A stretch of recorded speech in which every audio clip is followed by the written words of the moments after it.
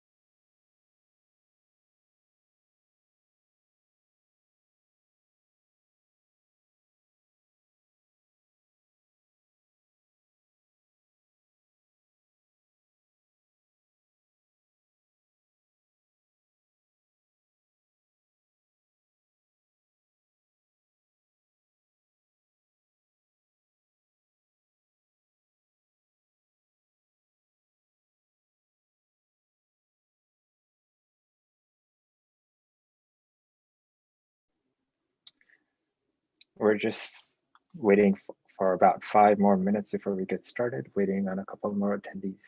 Thank you.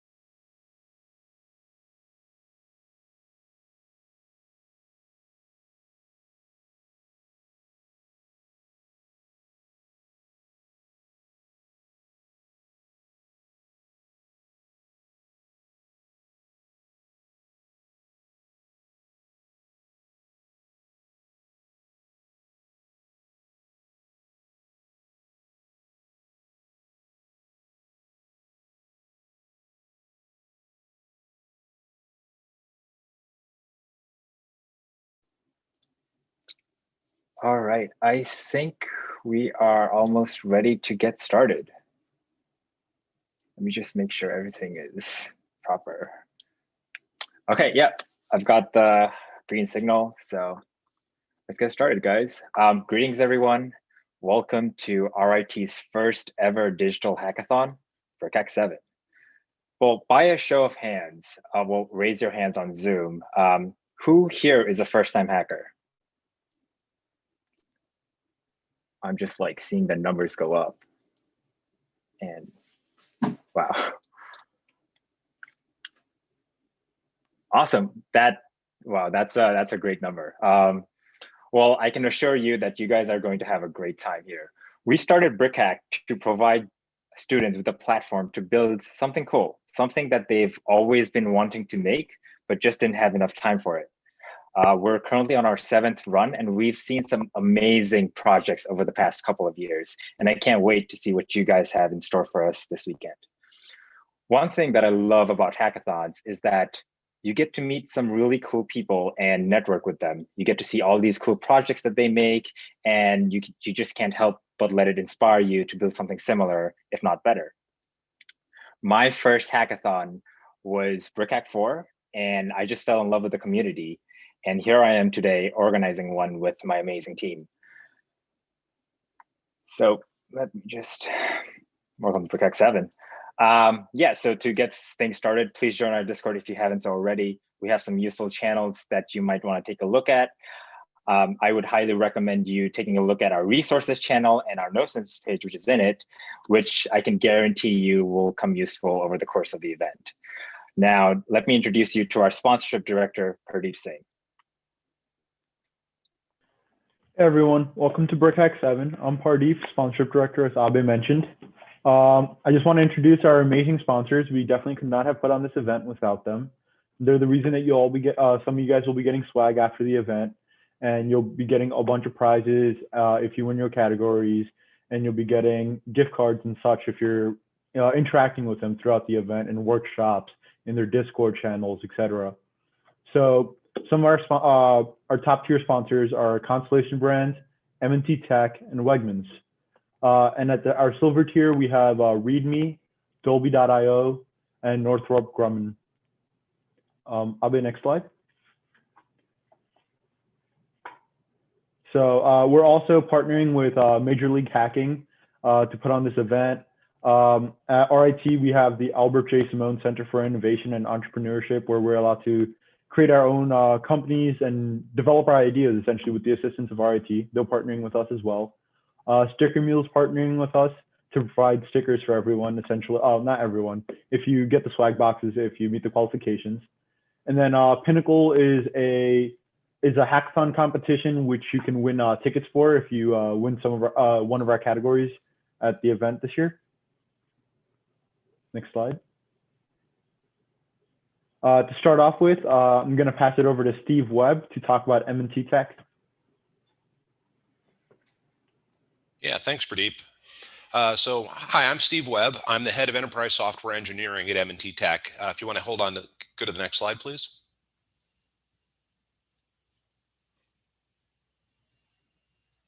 And you can skip this one. Just head to the next one.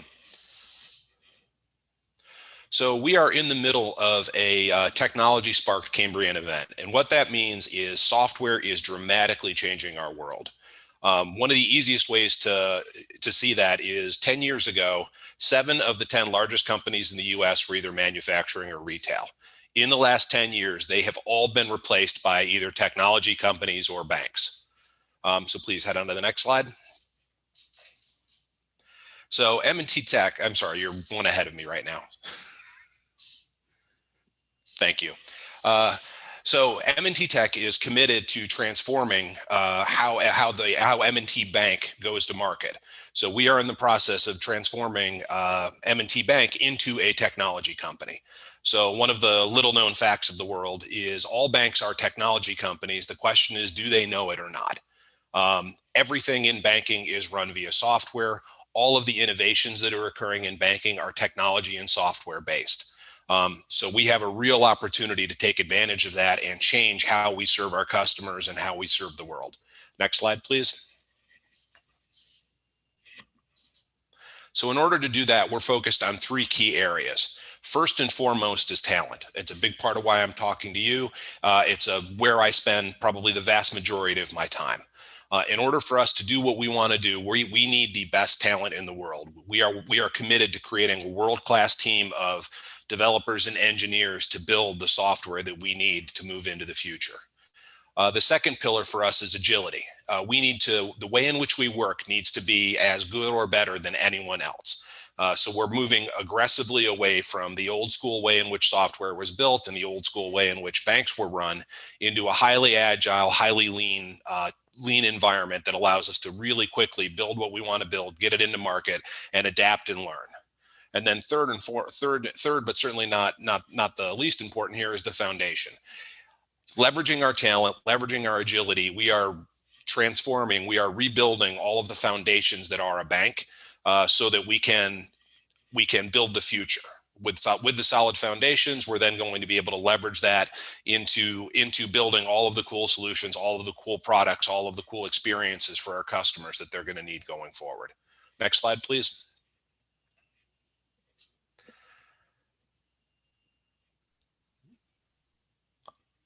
So we've got multiple ways in which we're engaging at BrickHack 7. We've got a series of mentors that are going to be available in Discord and in the mentor channels. We're going to be running a resume workshop.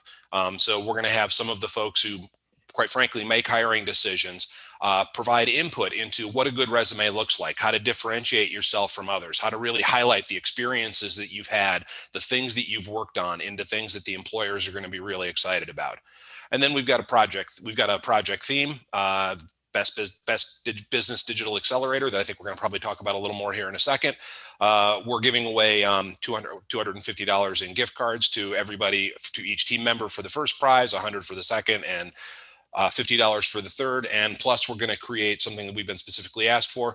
We're going to do technologist meetups. So we'll give you a selection of people that you'd like to spend some time with, and you'll basically do a coffee or fireside chat with them, so you can learn, get career advice, learn what's been successful for them, what hasn't been successful, and just kind of leverage someone who's got a lot of been there, done that, and can help give you some meaningful advice. Next slide, please.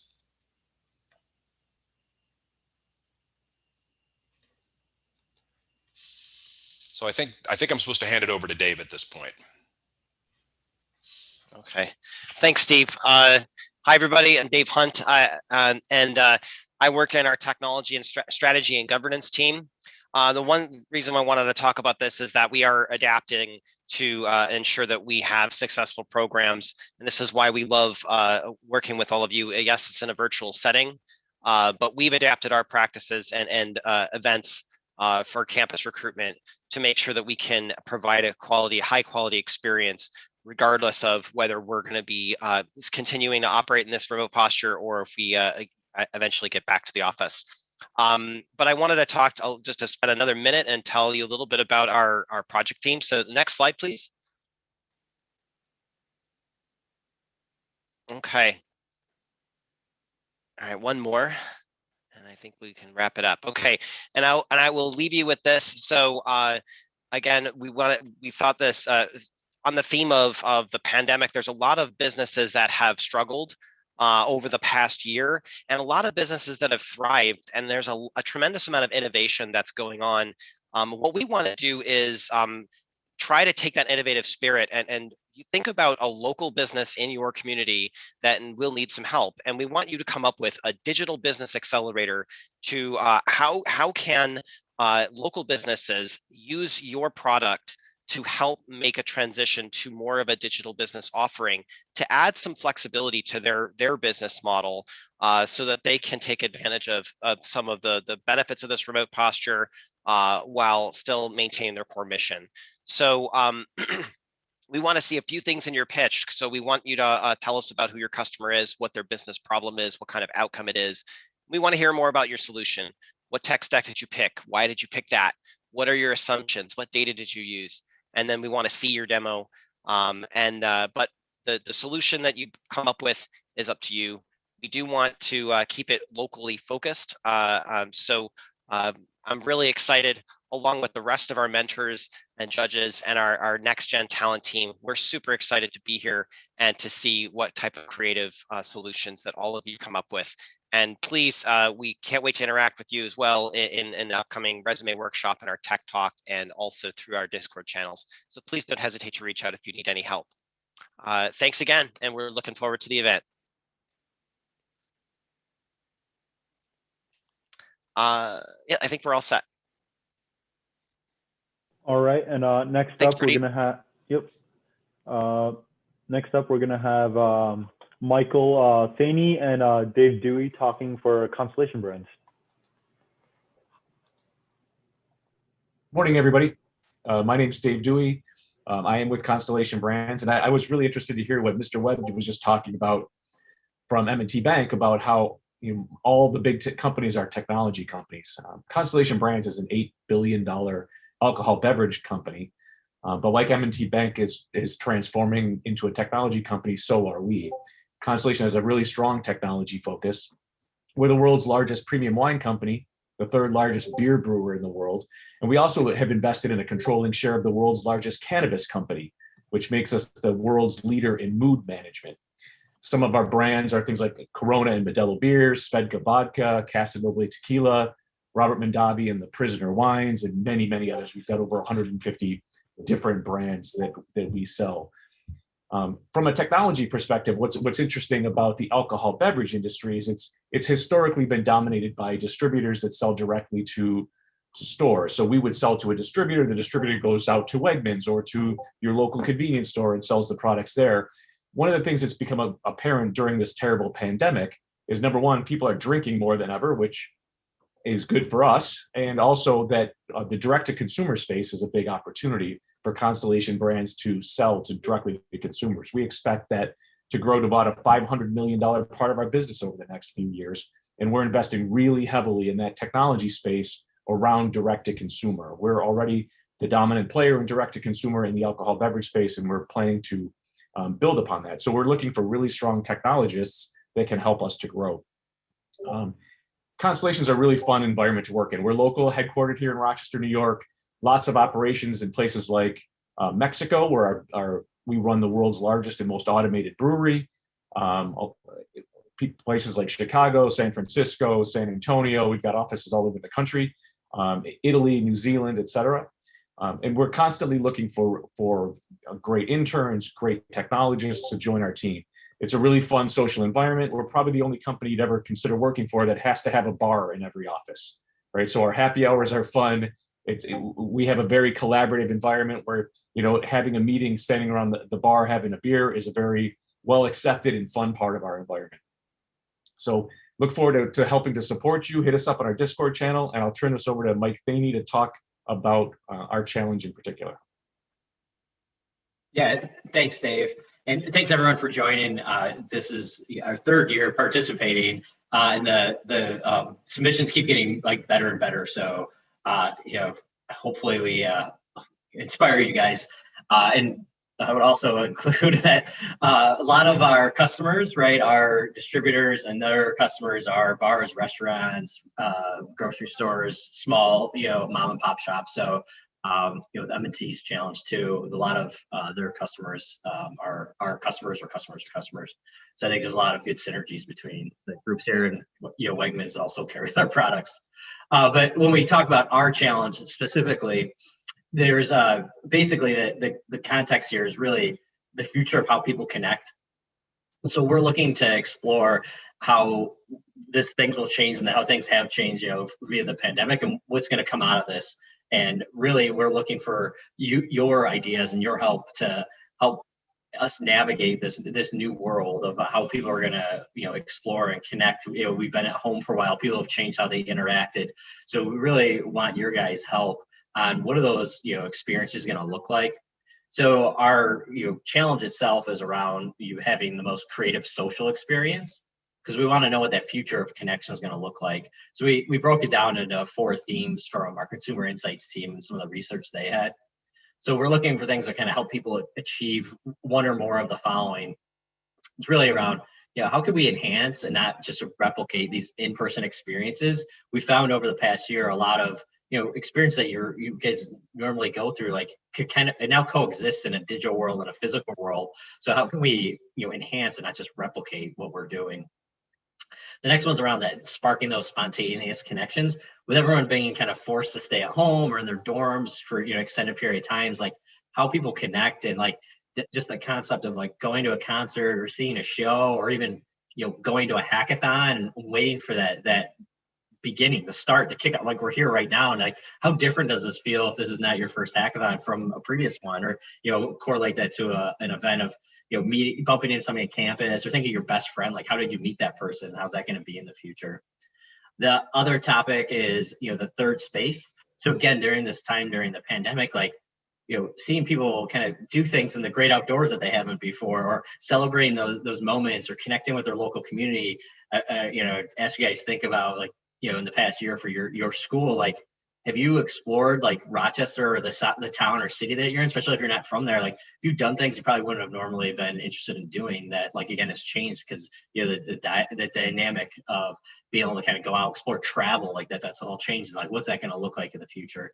And then the last one is, taking a stand. There's been a lot of like unrest and like people have been expressing themselves in different ways. So again, when we talk about social experience, like, getting together in local kind of communities, like that's all, there's different ways to do that in physical and digital world. So like, how do we bring that together and, tying that into, Constellation Brands, like, we've launched a female founder fund for our ventures group. We've also launched a $100 million, my support minority founders fund. So like, we want to know how we can help, and how we can be a part of that process.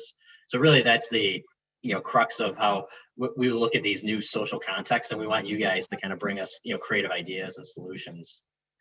I'm going to pause to see if we have Mark Foster with us, because I do want to promote, we're actually going to do a tech talk at 4 p.m. And if he's available, I'll let him chime in because he'll be the presenter. Yeah, thank you very much, Mike. So I'll be doing a tech talk at 4 p.m. It should be fun. It'll be my first time actually live coding.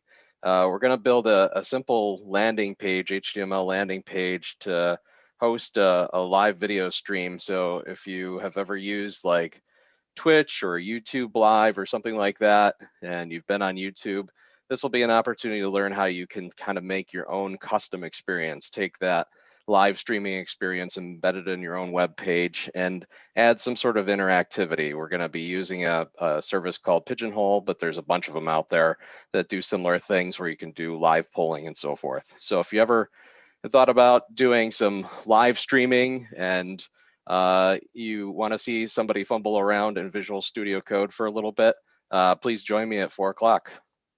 Awesome. Thanks, Mark. Yeah, and engage with us on the Discord channels. We have hiring managers here that will be looking for interns this summer.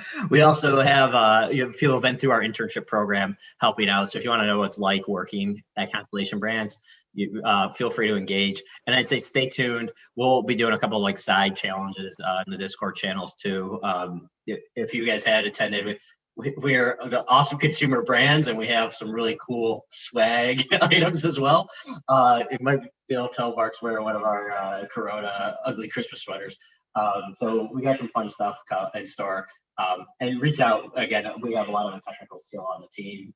Some of our folks signed up for the help mentoring, so we're here to help as well. Thanks, everyone.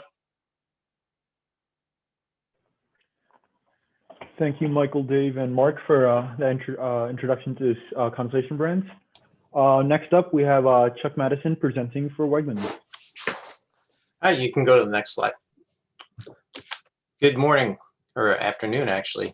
My name is Chuck Madison, and I'm an application development manager for Wegmans Food Markets. And Wegmans is proud to be a sponsor of BrickHack 7, because every year we're just amazed by the imagination, the innovation, and the skill that you participants show us. And Wegmans is a supermarket chain, and we have over 100 stores. But what you may not know is that we have an extensive IT department. So there are a lot of opportunities at Wegmans. We have over 300 people in our IT department. And we have so many people because we leverage all kinds of different technologies and applications to support our business. We have applications that support the supply chain, which enables our stores to order product from our partners or our warehouses so that product can be available and put on the shelves, provide to be there for the customers. We also have applications that support our point of sale systems in our pharmacies. And if you were to take a walk through each and every aisle of our stores, just think about, there's some application that's there running the refrigeration or making sure that we have enough product on the shelf. So go on to the next slide. So today we're going to have a lot of fun. At 3 o'clock, we have my buddy Harrison, who's going to be hosting the game you feel good about, which is going to be a bit of a trivia and some pricing. And Harrison, he wants to give out as many Wegmans gift cards as he possibly can during that hour. So come on over to that session at 3 o'clock, and he's looking forward to seeing you. I also want to talk a little bit about our prize category. Today, we are once again opening up the Wegmans API to enable you folks to leverage that and build the best and most original application using that. And the winning team will receive a $200 Wegmans gift card for each member in that category. Next slide. So you may be asking yourself, what can I do with the Wegmans API? Well, the Wegmans API that we're opening up today for you is going to provide you all the store information that you could possibly ever want. So all those stores that we have, you can get the name, number. You can even get the square footage of the store if you want to use it for something. Let's see, next slide. And we're also opening up our product information. So every single item that Wegmans sells is available to you through the Wegmans API. You can find the price of an item, how fast something moves, its velocity, and every single attribute that's available you can get from our Wegmans API. So if you think about it, over 100 stores and the thousands of items we have, that's about 19 million records that you could pull from the API. I don't recommend you doing that all at once, but you could get it. Next slide. So how do you get to the Wegmans API? Just head on over to dev.wegmans.io, create an account, subscribe to the Hackathon API group, and go through our Get Started guide. And if you run into any sort of difficulty, we've got mentors available to assist you right on Discord. We're looking forward to seeing what you guys can do. And so good luck, and we'll see you on Sunday. Thank you. Thanks, Chuck. Next up, we have Jason presenting for Dolby.io. Hi, yes, my name is Jason. I am developer relations for Dolby, and you've probably heard of us and are familiar with Cinema, Atmos, Vision, and Voice. But on the next slide, we have a rich history of, next slide, rich history of innovating the science of sight and sound. But what you might not know about on the next slide is what we call Dolby.io. This is our API platform for developers. And let me tell you just a brief introduction to what data covers on the next slide. We have conversations with movie quality sound. So if you want to incorporate real-time video and voice communications in an application that you're building, you can do that. And it includes noise suppression for crowded environments, such as being outdoors or with other people. And it includes spatial audio for having very lifelike conversations available as WebRTC as well as mobile native applications. On the other next slide, we also have what we call media processing APIs that allow you to create clear, consistent, and intelligible recorded audio. So you can think of this as social media, videos, podcasts, applications like that. Will help you identify audio problems early during the content creation process and deliver really interesting, and it's all available as REST APIs. So on the next slide, we give a little bit of overview of our prizes. So you can find out more and sign up for an account if you go to try.dolby.io/BrickHack7. We're looking for the best use of audio with one of our APIs in a project. We're also going to give a runner-up for one of each of the APIs. If you do something with media processing and file-based media versus interactivity and real-time communications, we'll have a prize for that as well. On the next slide is just a quick overview of where to start. We've actually stood up a GitHub page. It has a link to some inspiration for some projects you might, whether it's visualization of audio or actually including something in a web application or mobile application. As you can find out more about that on our website. We've also brought along some RIT alumni and others that can talk about careers at Dolby. We have our workshop later this evening, and of course, if you have any questions about whether your idea makes sense or how to use one of our APIs, we're available on the Discord channel. Happy to talk to you all. So good luck. Thanks, Jason, for that introduction to Dolby.io. So just next up, we have Major League Hacking with Michael. Hey guys. Next slide, please. Jamie and I are so glad to be your Major League Hacking coaches here at BrickHack 7, and we are so pumped for an awesome weekend. I am a junior at Penn State University studying information systems, and I am a hackathon organizer participant, and this will actually be my third ever hackathon as an MLH coach, so I am so excited for that. So I'm about to go through a lot of information really quickly. So everything you need this weekend can be found at hack.mlh.io. So don't be afraid to check that out for all the resources you will need this weekend. So what is Major League Hacking? Major League Hacking is the global hacker community with over 135,000 hackers, just like you and me, all around the world at our member events.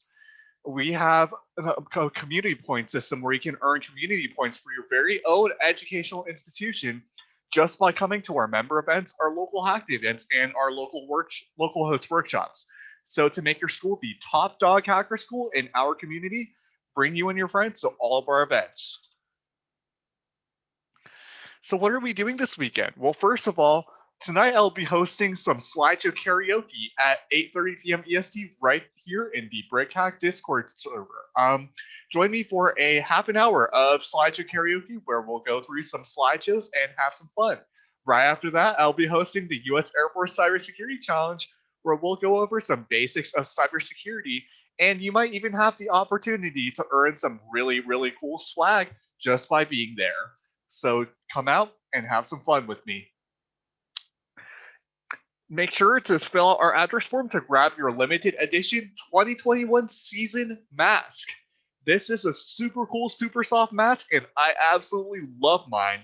So be sure to fill out the address form that I'm going to drop in the MLH Discord text channel right after this opening ceremony to make sure your address is in our system and up to date so you can get your mask as soon as possible.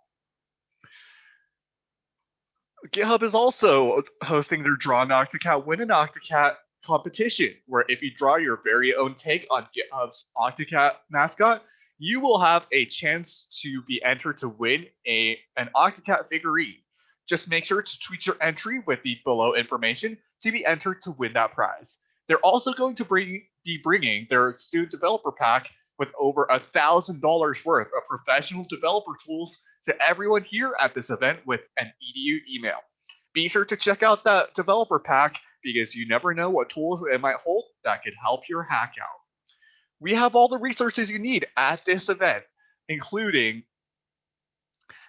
the free domain name from domain.com that you can grab just by being here. Claim a free .tech.space or .online domain today with the weekend code MLHFeb2021 at the URL in the bottom.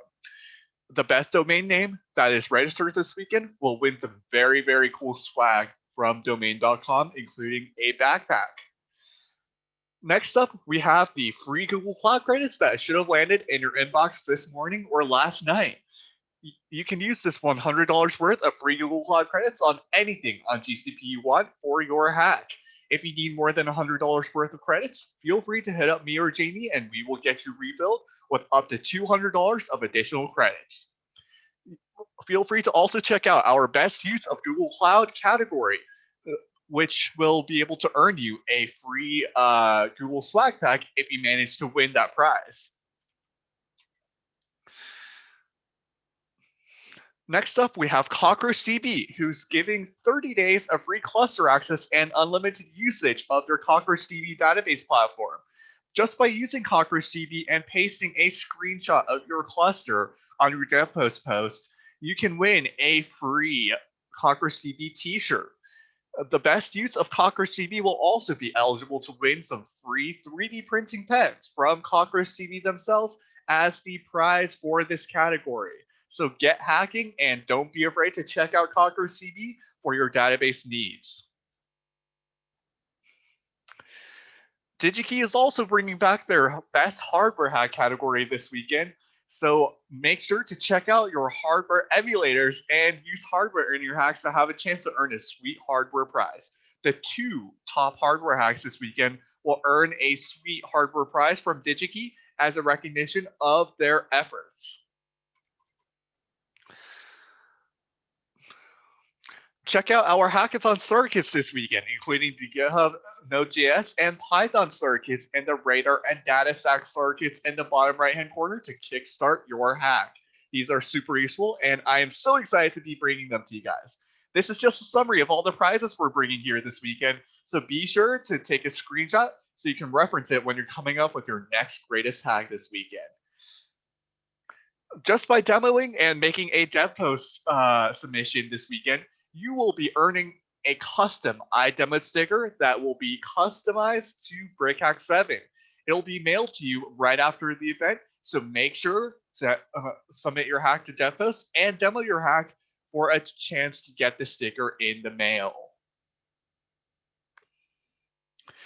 Are you looking for a career or an internship? We have got your back.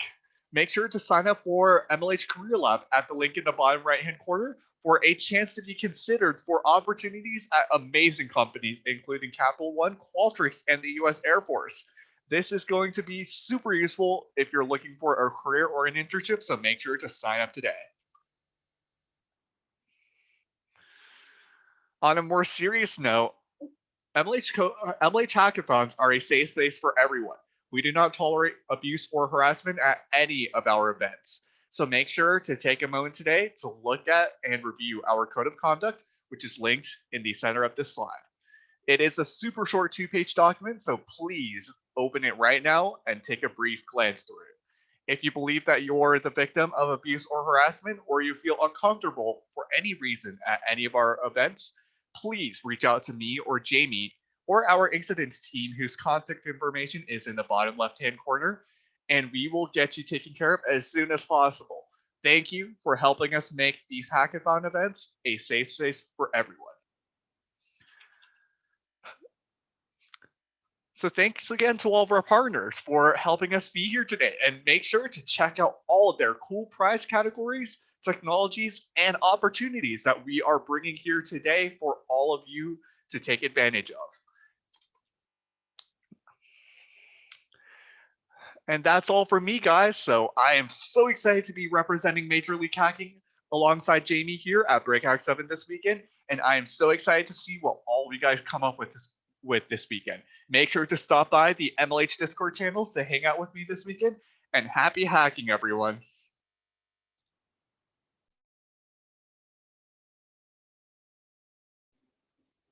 Thank you, Michael. But yeah, we have Pinnacle. So we just have a quick video for Pinnacle. So let's take a look.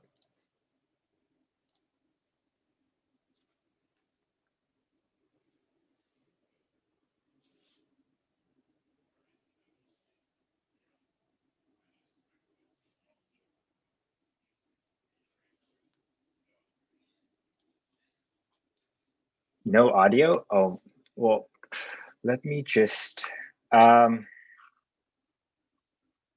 for this technical issue.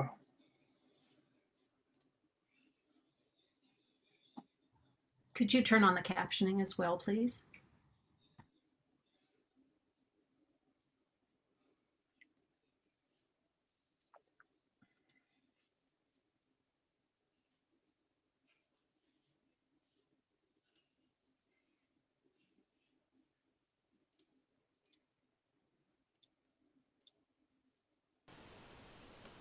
Hi everyone, my name is Jamshid and I'm here to tell you about Pinnacle, the Olympics of Hackathons. But what does that really mean? Pinnacle is a 36-hour hackathon unlike any other. We're inviting the world's top 50 collegiate hackathons to compete in an epic finale event. Each participating hackathon sends around 4 winners to represent them at Pinnacle, which is happening in fall 2021. If you haven't already guessed, you're currently competing at one of those qualifying events, BrickHack. If you win a qualifying event, you'll be flown out to San Francisco for the event on our dime. In addition, Pinnacle is inviting recruiters from competitive companies looking for someone to fill their next open internship or full-time position. Forget about winning. If you even participate in Pinnacle, you'll be one of the top 200 hackers in the world, a Pinnacle hacker. If you don't win this weekend, don't worry. There are 49 other qualifying events, including Hack Dartmouth, CalHacks, and tons more. You can view the full list of events on our website at pinnacle.us.org. If you want to help organize Pinnacle, apply to join our team of hackathon enthusiasts on our website. Be sure to subscribe to our mailing list and follow us on social media to stay updated about upcoming qualifiers. Once again, my name is Jamshid. If you have any questions, feel free to shoot me an email. Happy hacking, everyone!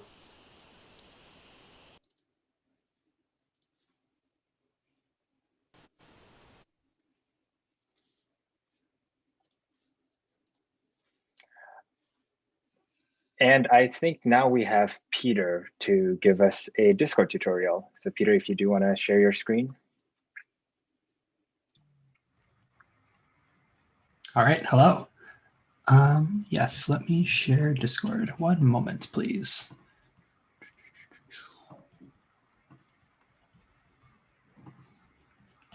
All right, this should be visible.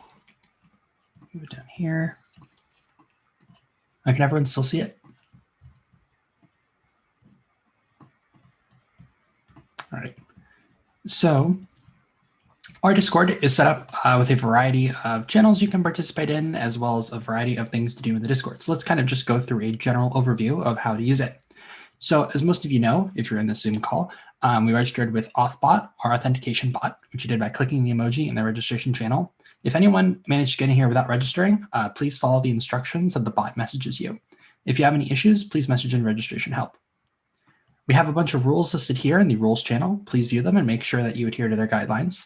And next, we have a bunch of different categories here for the Discord. So the first one is BrickHack 7. These are all of the general things for the event. So all of our announcements for when we have workshops and things like that go in here. We have the schedule overview here. Note that the time zone is in Eastern Standard Time. We have resources, which contains a lot of useful links and a link to our Notion that Pardeep and Abe mentioned earlier. We have our general text channel, which is a fun place to hang out, just generally.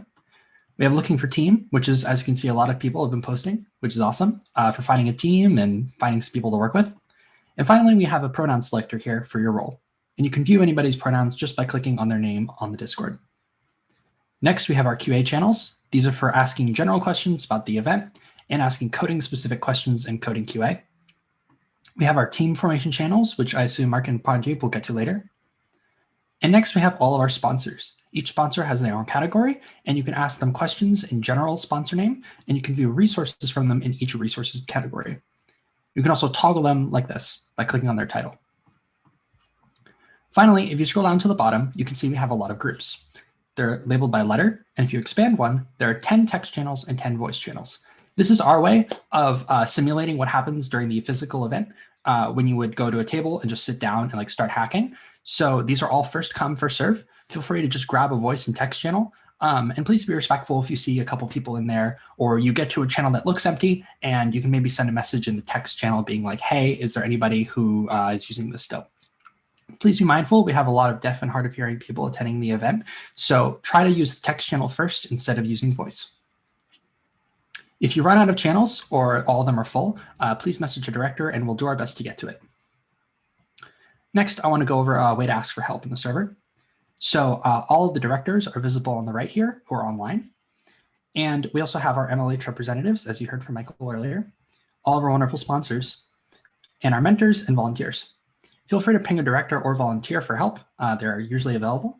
And if you have any specific coding questions or issues, instead of pinging a mentor, we actually have a custom mentoring bot set up, similar to Authbot.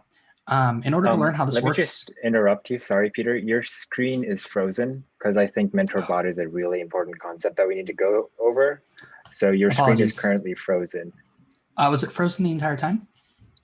Yes, but it was clear as to what you were talking about initially. All right, apologies. I'm sorry, I'm looking up here because I'm on the different monitor. That was the issue. All right, so yeah, so just a really quick overview. All of our channels on the left here, these are all the groups that we mentioned before. And on the right is all the mentor list. So for MentorBot, this is quite an important concept. If you go into resources and scroll to the top and click on our Notion link, this has more guides and details on how to use MentorBot exactly, written by Colby, the person who made the bot. And the way to use it is you go in coding QA, and we have a queue here that you can join for a specific event or for a specific topic. Mentors have further instructions in the Notion for how to use this.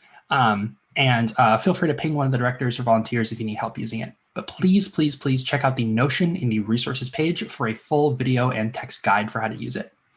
One thing to note is we prefer that you ask kind of more general explanatory questions in the mentoring channel and leave other questions just to generally ask in coding QA or in general QA. So for example, if you're getting like a specific error that you can Google, that's a good thing to message someone about. But if you want to learn, like for example, if you have like a Git issue or like you don't know what an API is and you want to learn, that's a good question for Mentor. We can have a little bit of a discussion there. We have a wonderful team of mentors who are ready to help at any point. And we have a wide range of experience, and you can see anyone's experience just by clicking on them and looking at what topics they are subscribed to. All right, that should be everything for the Discord server. Again, please ping a director or volunteer if you have any further questions. As a small note, if you see anything out of the ordinary, like you see someone spamming or something else, please get in contact with one of us as well. Thanks. Back to you, Abe. Yep, just quickly sharing my screen. Awesome. And yes, some additional infos. Please check our rules in our Discord. And yeah, and swag. I know I've been getting a lot of questions about swag. Please be aware that you must submit a project on a version control platform. It'll be GitLab, GitHub, or Bitbucket, and so that we can verify your project. And physical swags will only be shipped in the United States, whereas digital swags are open game for everybody who submits a project. Prizes. Please visit our dev posts to view all of our prizes. We have a lot of prizes for you guys this weekend. Some additional info, please check out our website on our, please check out our schedule on our website. And we have workshops. And if you attend one, you will have a chance of winning a $20 Amazon gift card. We also had pre-event workshops this BrickHack. This was the first time we were running it. We had a couple of people showing up, which was awesome. Thank you so much, guys. We will be announcing the winners of pre-event workshop gift card winners Saturday around 4 to 5 p.m. and which is today. And then winners for today's workshops tomorrow sometime before noon. If you have any other general questions, please reach out to us in Discord. And we will now move on to team building. So just to give you an overview of how team building is going to work, because we're in a crunch time, we're going to take around 10 to 15 minutes of team building on Zoom, and then we're going to hop onto Discord so that Peter, who is running our Git workshop, can take over. So that is it for our opening ceremony, guys. Thank you so much. And I hope you guys have fun. People looking for teams, please stay on this Zoom link for roughly 10 to 15 minutes, and then we can explain to you what's going to happen next.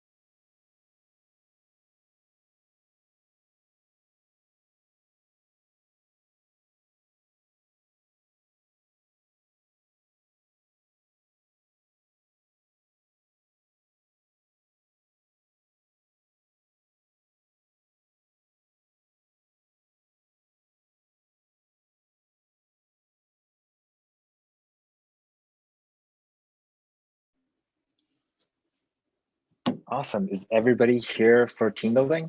Mark, if you want to take over. All right. Hello, can everyone hear me? Yep, you're good. All right. Okay, hello guys. So this is the team building segment. For those of you that are still here, you probably have come to this event without any team.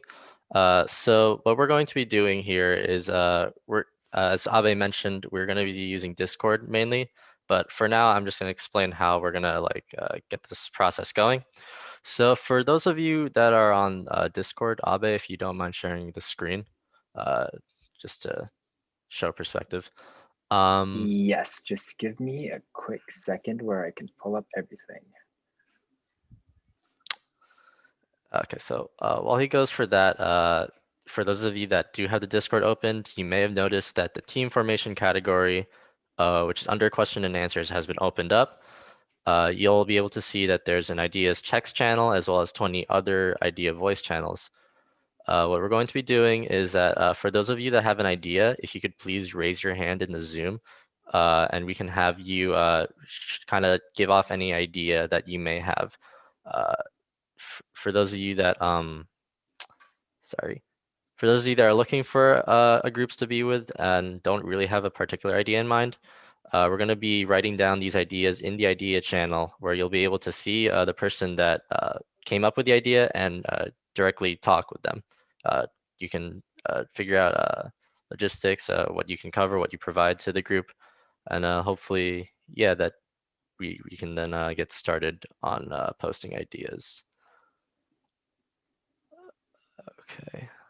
Awesome. Does anybody have any idea that they want to work on with this hackathon? Any brave soul want to go first? Okay. So let me just.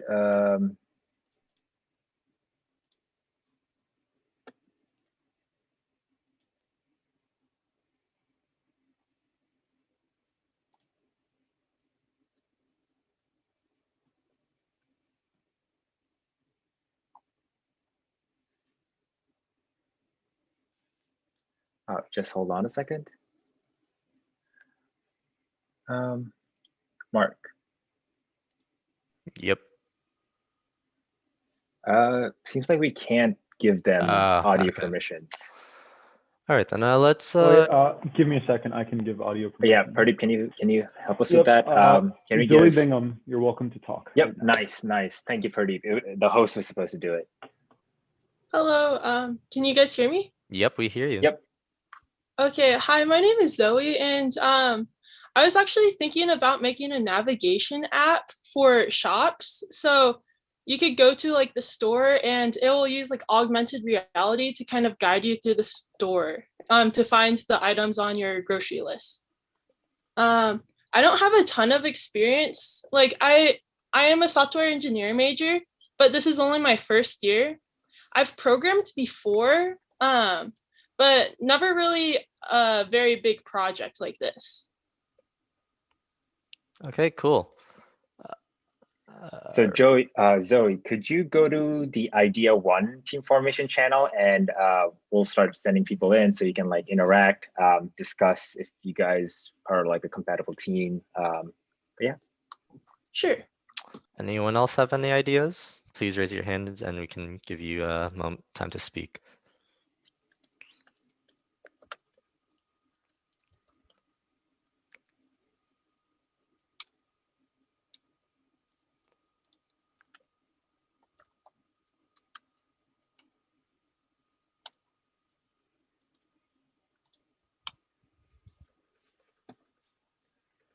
Anybody else have any ideas? Oh, perfect. We got a couple more. Alan. Pradeep. All right, Alan, you're good. Cool, thanks. So, hi, folks. My name's Alan. My team's looking for one more person. And what we're looking to build is an application that will connect people to do things perhaps in their neighborhood, like go to certain restaurants, parks, or movies. Right now, we're looking for someone, if you're good with Firebase, that would be super helpful. We're probably going to be building with a React on the front end to go in the back end, Cockroach DB, for that SQL, and then Firebase, Google Cloud Run, that sort of thing. So let me know. I know it's a lot of info. I see you trying to type that out on screen. But Yeah, feel I'm free sorry. feel free to shoot me a DM. It's Alpha Kilo 0001 on Discord. If you want to Can you hop on to idea 2, voice channel idea Yeah, 2? Sure. What type of people are you looking for in particular? Because You said really takes the most. Firebase. Yeah, anyone who knows Firebase, like the real-time fire store, would be super useful. Specifically because I think we have everything else covered pretty well. Okay. Awesome. Pardeep, can we give Giovanni time? Yep. Giovanni, you can talk now. Everyone, my name is Giovanni. Can you hear me? Sound check? Yep, we hear you. Yep. Great. I'm just putting out an idea, specifically looking for web development for essentially taking marine mammal vocalizations, like underwater sounds from hydrophones, from a well database, and the idea would be just to have a website that's real-time analysis of that audio that links out, that's able to classify the audio to which animal it is. And it would be cool to have a website that would send a Wikipedia link to that animal, just for educational purposes, and hopefully integrate Adobe I/O to enhance that audio as well.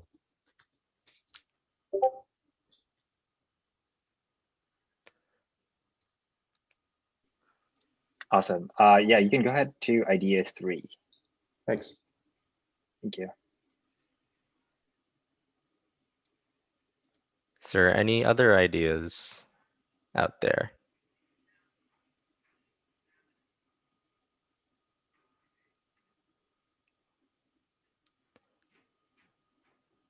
Awesome. So if you guys are interested in any of these 3 ideas so far, feel free to hop into their voice channel, discuss with them, see if you want to join their team. If not, we are here to give you some ideas, and then we'll help you build a team right here. Yeah, Mark, can you take over? I'm just gonna. Yep. Yeah. Okay, so I guess I just wanna, as a raise of hands, how many are first time, first years or novice programmers? Okay. A few of you. All right. Actually, quite a lot of you. That's perfect. Okay. So while the previous 3 people did mention some really cool ideas, hackathons are, to me, a great experience to sort of learn things that you've never tried before. I've only done 1 hackathon, and before I kind of self-taught myself how to go with mobile development. So some things to propose, maybe find out how to create a website, how to create an API, how to take data, put it in a database, and process it in any sort of way. All of those ideas are still really cool project ideas that can be used to apply for prize categories. So let's see, if that helps with anyone that has an idea, is anyone willing to come up with an idea?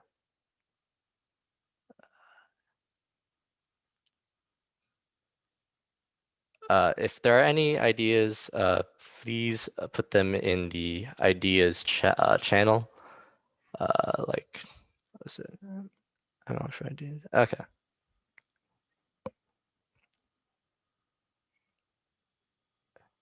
Actually, so.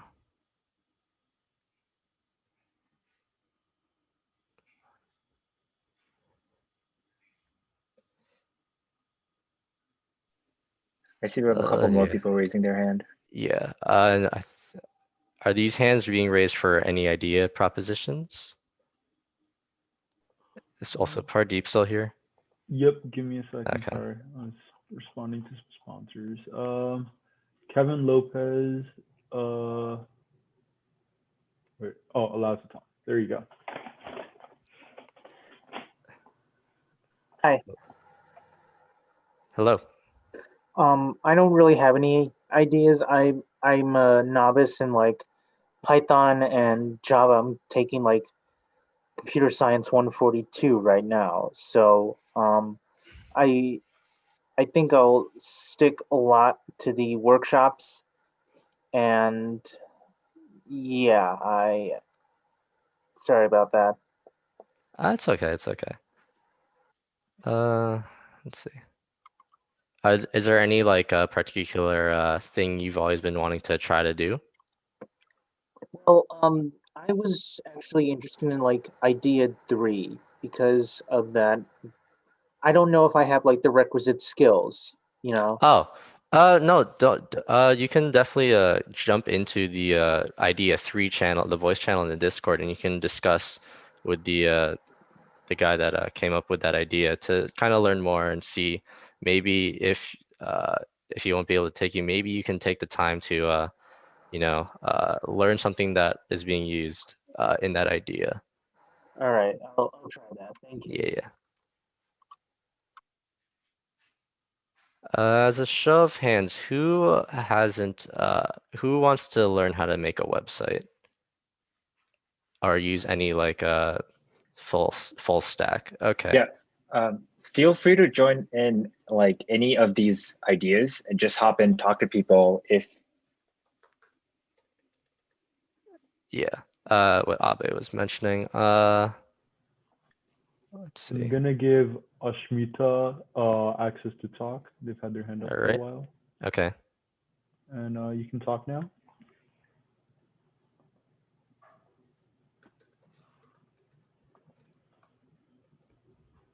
Hello. Hello. Hi, Mark. This is Ashmita. Yep. Okay, so this is my first hackathon, and I'm more of a DevOps person. So I worked for 3 years as a DevOps engineer, and I'm pretty much comfortable working with the languages like you can say Python or Java, but I haven't done like real full stack development anywhere in my company. But I'm looking forward to work with the people who are still working in the same field so I could learn something from them. Okay, so you're looking for people that have a full stack background. Is that what I'm? Okay. Yeah, but like as you said, like we can start building a website. That would be a good start. So I am open to that. Okay, cool. Would you mind sticking in idea 4? Any people that are looking to gain some full stack experience, learning how to develop back end, front end, Okay. please join in idea 4 to talk with Ashmita to kind of figure out a course of action from there. Oh, thank you so much, Mark. No problem. Ambar, can he be elevated? Okay. access Hello, you should be granted. able to talk. Hi, my name's Amber. Hello. Yeah, and I'm a first year. Well, I developed first year experience. I have developed a ground up though from. It's called Read Between. It was I've experienced it was using Ruby on Rails, Vue.js, JavaScript, and it was like a virtual book club app that I built. And so, yeah, I do have experience in that. And I thought what a good idea would be, or what I was interested in, especially during COVID, I feel like a lot of us are binging TV and shows and movies and stuff. But what I thought would be a cool idea for an app or a website. Oh, I'm sorry. I'm in an idea. Your idea, try to see. You don't have to wait for anyone else. I can just letting you know. Yeah, I can remove you from that real quick. Thank you. Okay. Appreciate that. Yeah, so a cool idea would be a website where you can probably integrate third-party apps to say like, I'm in a mood for a TV show or a movie, but I don't necessarily know if I want something particular. I just know that I really like actions. And maybe I'm in the mood to feel like, I don't know, I can't travel, so I want an action in London. So you'd be able to type in action, you'd be able to type in certain parameters and be like, okay, I want a movie that's action based, is based in anywhere in Europe. And then you'd be able to, in the back end, there'd be these third-party APIs that give you a list of all these different movies that fall into the parameters that you've searched. Okay. That's a really cool idea. If you don't mind jumping into idea 5, people that are interested in that idea, I think as you mentioned, APIs was used. Definitely reach out to Amber in idea 5 to see if you'd be willing to work together. Thank you, Amber. Yeah. Are there any other ideas out there? Hello, can you hear me? Oh, Pardeep, could you? Okay, thank you. Any other ideas that come to mind? Maybe like you don't need to do full stack. Maybe you want to like work with a database, work with, or you, other than back, and you can also try front end, create like a static HTML web page, anything like that.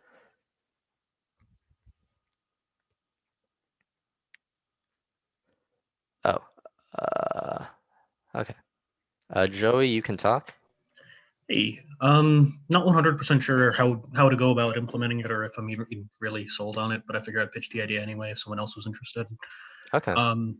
I was thinking about abusing Wegmans API to allow people to enter in recipes for stuff that they want to make that could work through their information, pull out local locations for ingredients, and automatically place them into a pickup or cart order. Okay, let me get that straight. Relatively simple. Wegmans API to enter recipes for food that they want to make and pull, essentially create a cart of that of Basically, those items. So having worked with Wegmans and knowing a lot more about what they're aiming to do with their category, this year, like specifically, they're going for most create. Like if you look at it's titled best and most creative use of the Wegmans category. They kind of want to see stuff other than shopping list or like an expansion on the shopping list, because like the idea of like we have a shopping list or we have a recipe, they feel like they've already done that and they want to see more creative approaches to using their Wegmans API. Just as a heads up. Yeah, that's fair. That's kind of why I wasn't sold on the idea myself, but I figured I'd put it out there if someone else wanted to grab it. Yeah, I mean, just like working like you can always take that and like you can do an AR thing or VR thing with it, and then it's a brand new idea. You're just adding more components to it, just trying to like throw some stuff out there that I'm And aware of.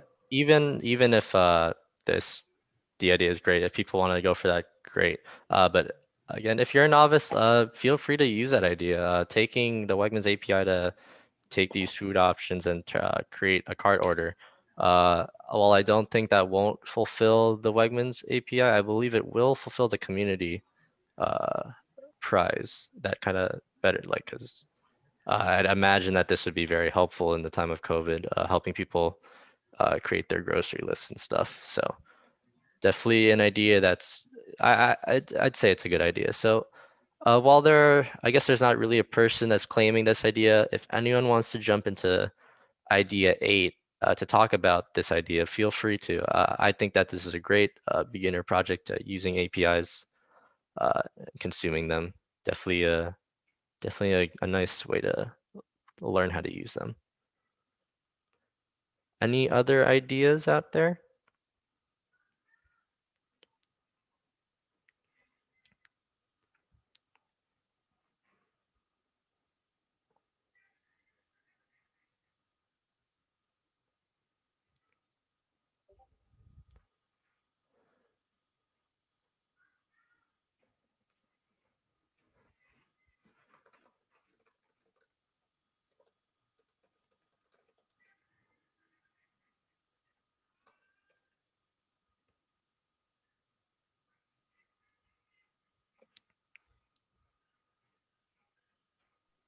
Just to check if you guys are like here, could you guys raise your hand just to see if anyone's AFK? Because we're trying to like figure out how we can like combine people with teams together, and then just see if anybody's not actually here. Please raise your hand if you're Yeah, actually please still raise your looking. hand if you're actively looking for a team.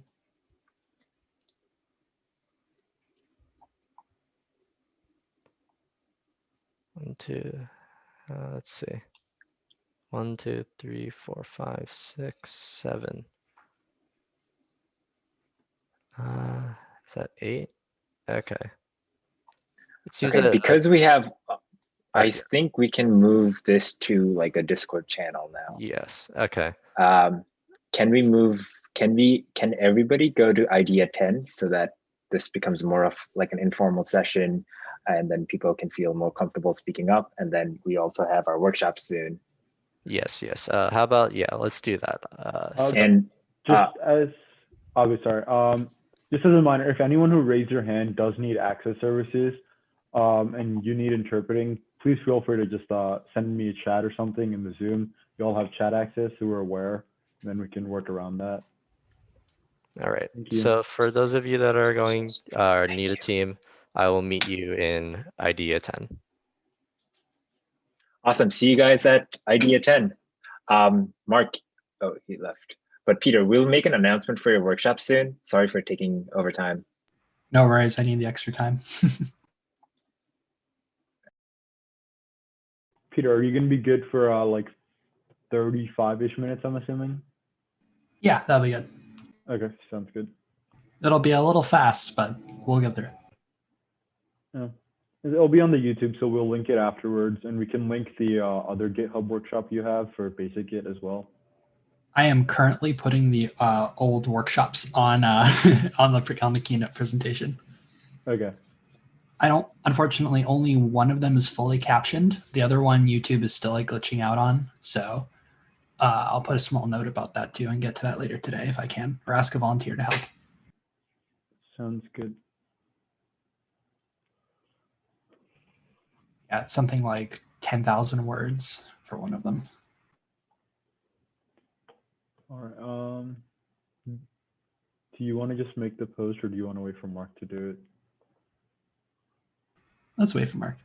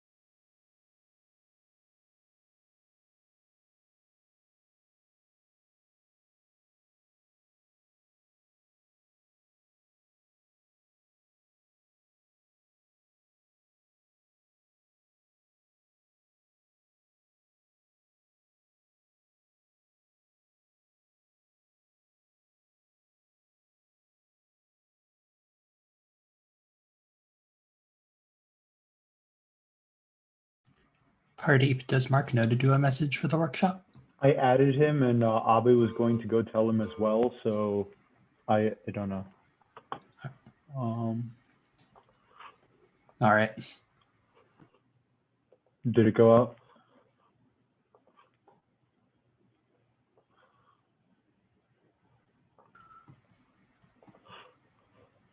No.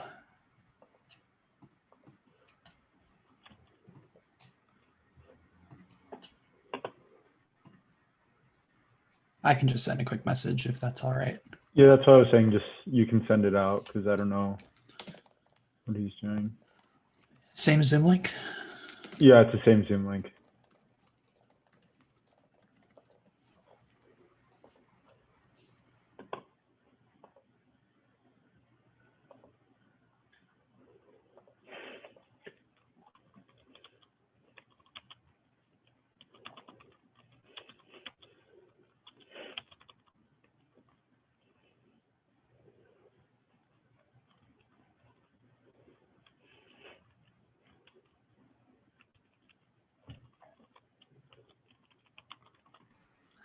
Discord. You're about to mention 400 plus people. Are you sure? Yes, I'm very sure. Are you using like a monitor on top of your normal monitor as well? Okay. Yeah. Yeah, because I feel like all my video is just me staring up for some reason. That's what I'm doing as well. I used to put my laptop on the right here, and so I'd always look like, hello, everybody. But this is like, you kind of a little better. Yeah, slightly. I wanted to buy a webcam, but they're hard to find and kind of expensive. So Yep. one day. All right, so we'll get started with the workshop in about 5-ish minutes, I'd say. There's 2 people with their hands raised. I don't know if they just never lowered their hands or what happened.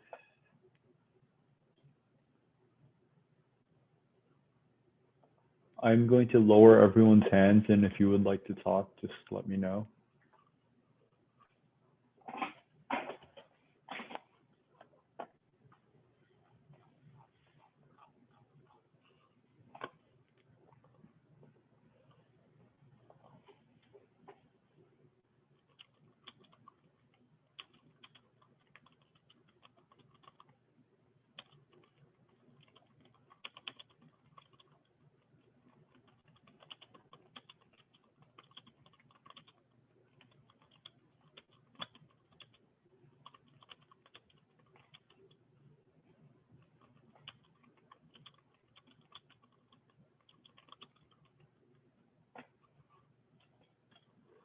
Peter, will you need me here for the Git workshop or?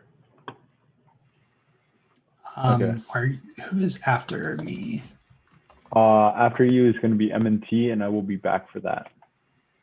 Yes, that would be amazing if you can help facilitate the handoff.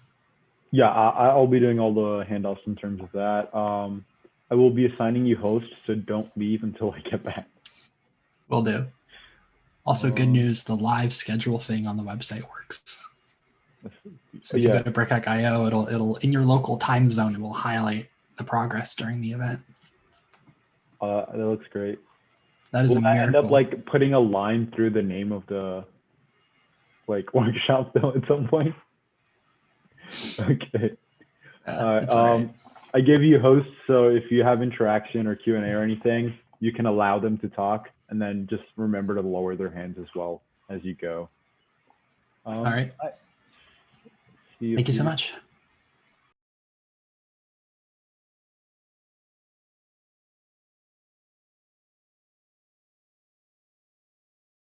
For those of you here or joining soon, this is where the intro to Git and GitHub workshop will be happening. So just wait in a few minutes for some people to come in.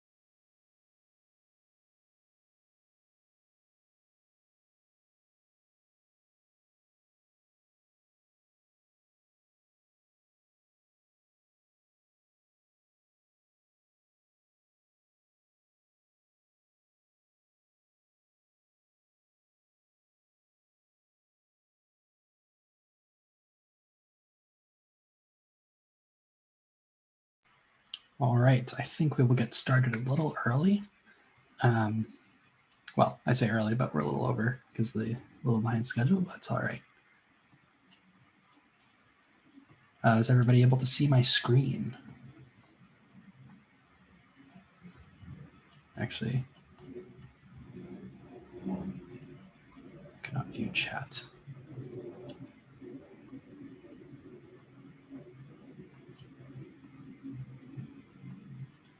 All right. All right, so I guess we will get started.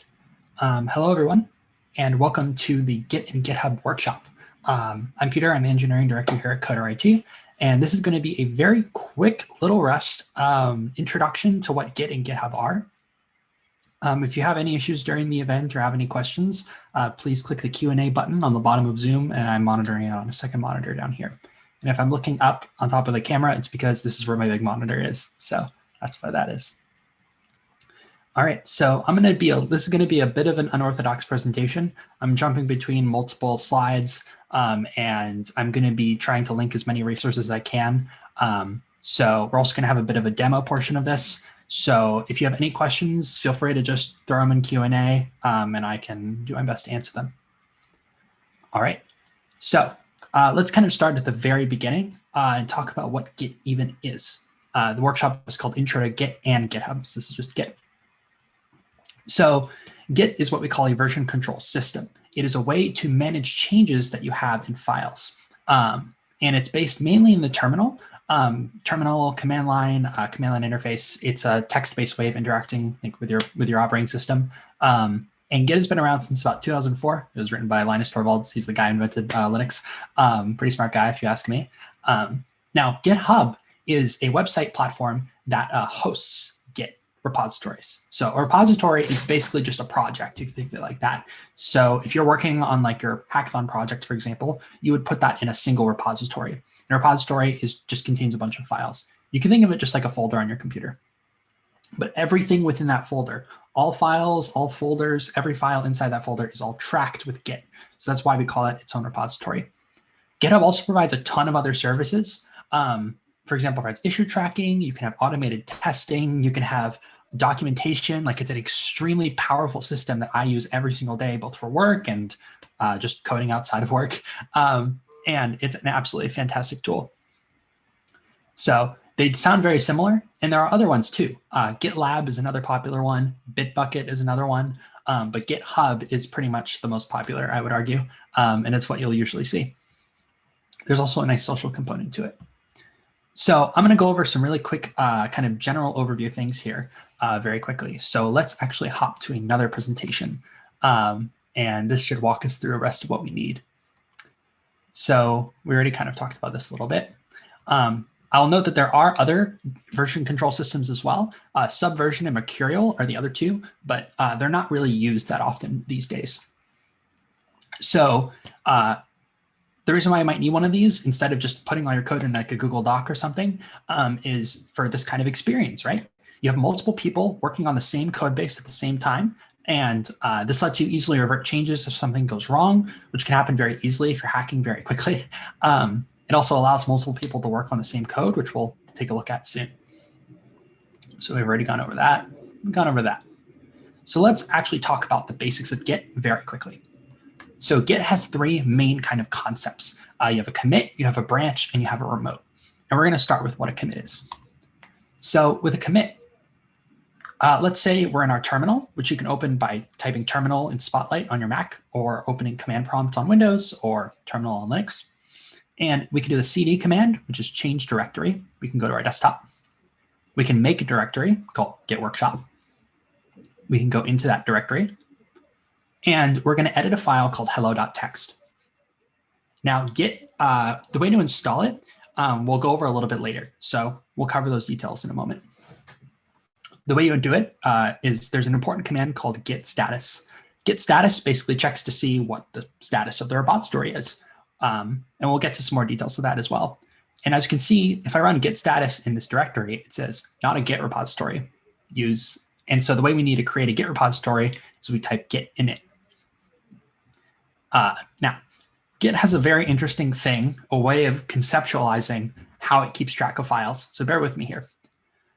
So the first kind of like area of things is called the working area. These are any and all files that you've changed. So if you, let's say, downloaded your hackathon project from online that you've been working on, the working area would be empty because you haven't modified anything relative to the history of the project.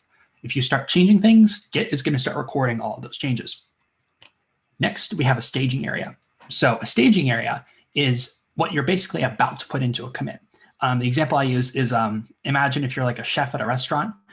You don't just, dump the food in front of the customer. You put it on a plate first, and then you give it to the server, and the server takes it to the customer. This is kind of like giving it to the server, saying like, hey, I'm about to give this to the customer. I'm not going to just put the food straight from the pan right on the table. And finally, we have our commit, which is like, kind of, to use the food analogy, like a finished meal. It's a finalized set of changes that get committed into the repository. And generally, we'll get to some best practices about this, but typically you can think of this like if you've added like a function or two functions, or if you've implemented some feature in your project. If you're building, if you're building like a website and you just added login functionality, that would be like its own commit. And the commands we use to put files into each of these areas is we use git add to add something to the staging area. And we do git commit to put something from a staging area into a commit. Now, I don't know why Git just doesn't call it git stage, but that's just how Git is. So now let's go back to our example from before. And let's say we go back to our example. We've created our text file.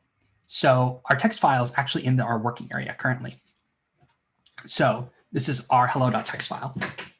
Now, if we type git status, we can see the status of the repository. And it tells us some very interesting things. The first is talks about this branch thing. Remember, we have a commit, we have a branch, and we have a remote. We'll get back to the branch later. And it says untracked files. Use git add to include what will be committed. And this is what we expect. So we can type git add hello.txt.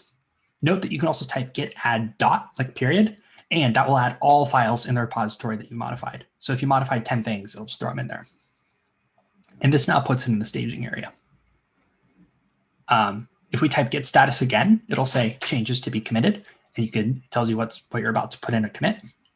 And if we type git commit -m and then a string of the message that we want for the commit, that's going to actually create the commit.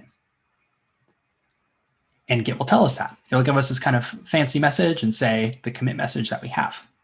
And the commit message is just a way of recording the changes that you made. So it's very convenient. Try to keep this as descriptive as you can, but don't go overboard. So for example, I would probably have just typed added hello.txt. You don't need to type a paragraph or a soliloquy, but also don't just kind of spam like ASDF or something, because when you go back in the Git history, if you need to look for anything, it's going to be really hard to figure out what you did. So if we type git log, we can see our commit, which is pretty cool. So that covers what a commit is. You're here and need interpreting service, but the chat is disabled. Is the Q&A the right way to go? Oh, I'm not sure. Do we have a captionist available for this presentation?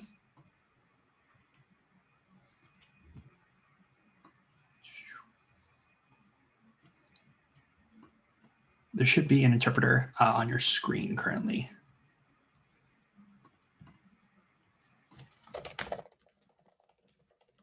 Sorry, one moment.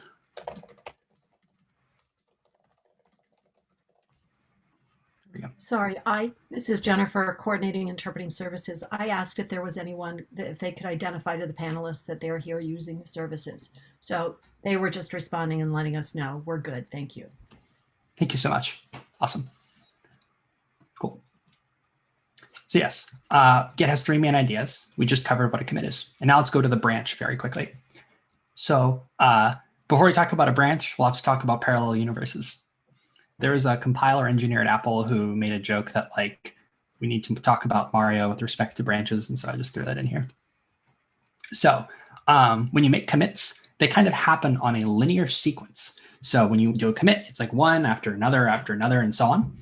And now A branch is just a linear sequence, and you could have multiple branches. You could have multiple linear sequences, and you could think of them like parallel universes. You have multiple, because a git commit chain effectively is just a history of what you've done. You could think of it like another branch is like having an alternate history. It's like, okay, imagine we live in a world where we didn't do these things. This is what it's going to look like. Now, I would not worry about creating branches too much in your actual hackathon projects. Might not be necessary, but please feel free to look further into it to figure out more details about how it works. So the more important one is a remote. And this is what you'll need to do in order to actually upload your project to DevPost. So you have your local repository on your computer, and that's fantastic. That's great. But unfortunately, you got to get it up on GitHub or something else in order to submit it. So we need a way to actually keep these two things in sync, because if you make a bunch of changes, the GitHub doesn't know about it. It doesn't know where it is. So the way we do that is we use push and pull. Push is how you push data up to the server so you can save your entire repository up, and pull is how you pull new data down. And the reason why you want to pull is because, remember, this is a distributed system. This is for multiple people to use at the same time. So the way to do this is you would make a bunch of changes and you do a git push, and one of your other teammates can do a git pull, and that would pull all the changes that you just made from the server. Note that you cannot push without pulling. So if you have things that you've not brought down, Git's going to say, hey, please make sure you push, or make sure you pull first before you can push. So the way you would do this is if you just try to type git push in your repository after we did all that initialization stuff, it's going to say, hey, no configured push destination. Please add the URL, and it will give you the command to use. And we'll go over a quick demo of this later. So the way we typically call this is git remote add origin. It's just kind of convention to call this remote origin because it's like the origin of wherever it's stored.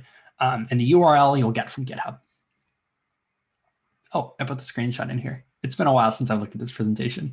Yeah, so when you create a repository in GitHub, it's actually going to give you the URL, and that's what you would paste after this commit, after this command down here on the bottom. And there we go. So we don't need to go over downloading a repo. Actually, we do. The way you would download a repository, so if one of your team members uploads it to GitHub, you would just do git clone, and then you paste the URL that comes in from GitHub, and it'll download it into a directory. So something to note very quickly, for those of you familiar with Git, you'll know that there's pushing, pulling, and there's fetching. So pulling is not actually telling the whole story.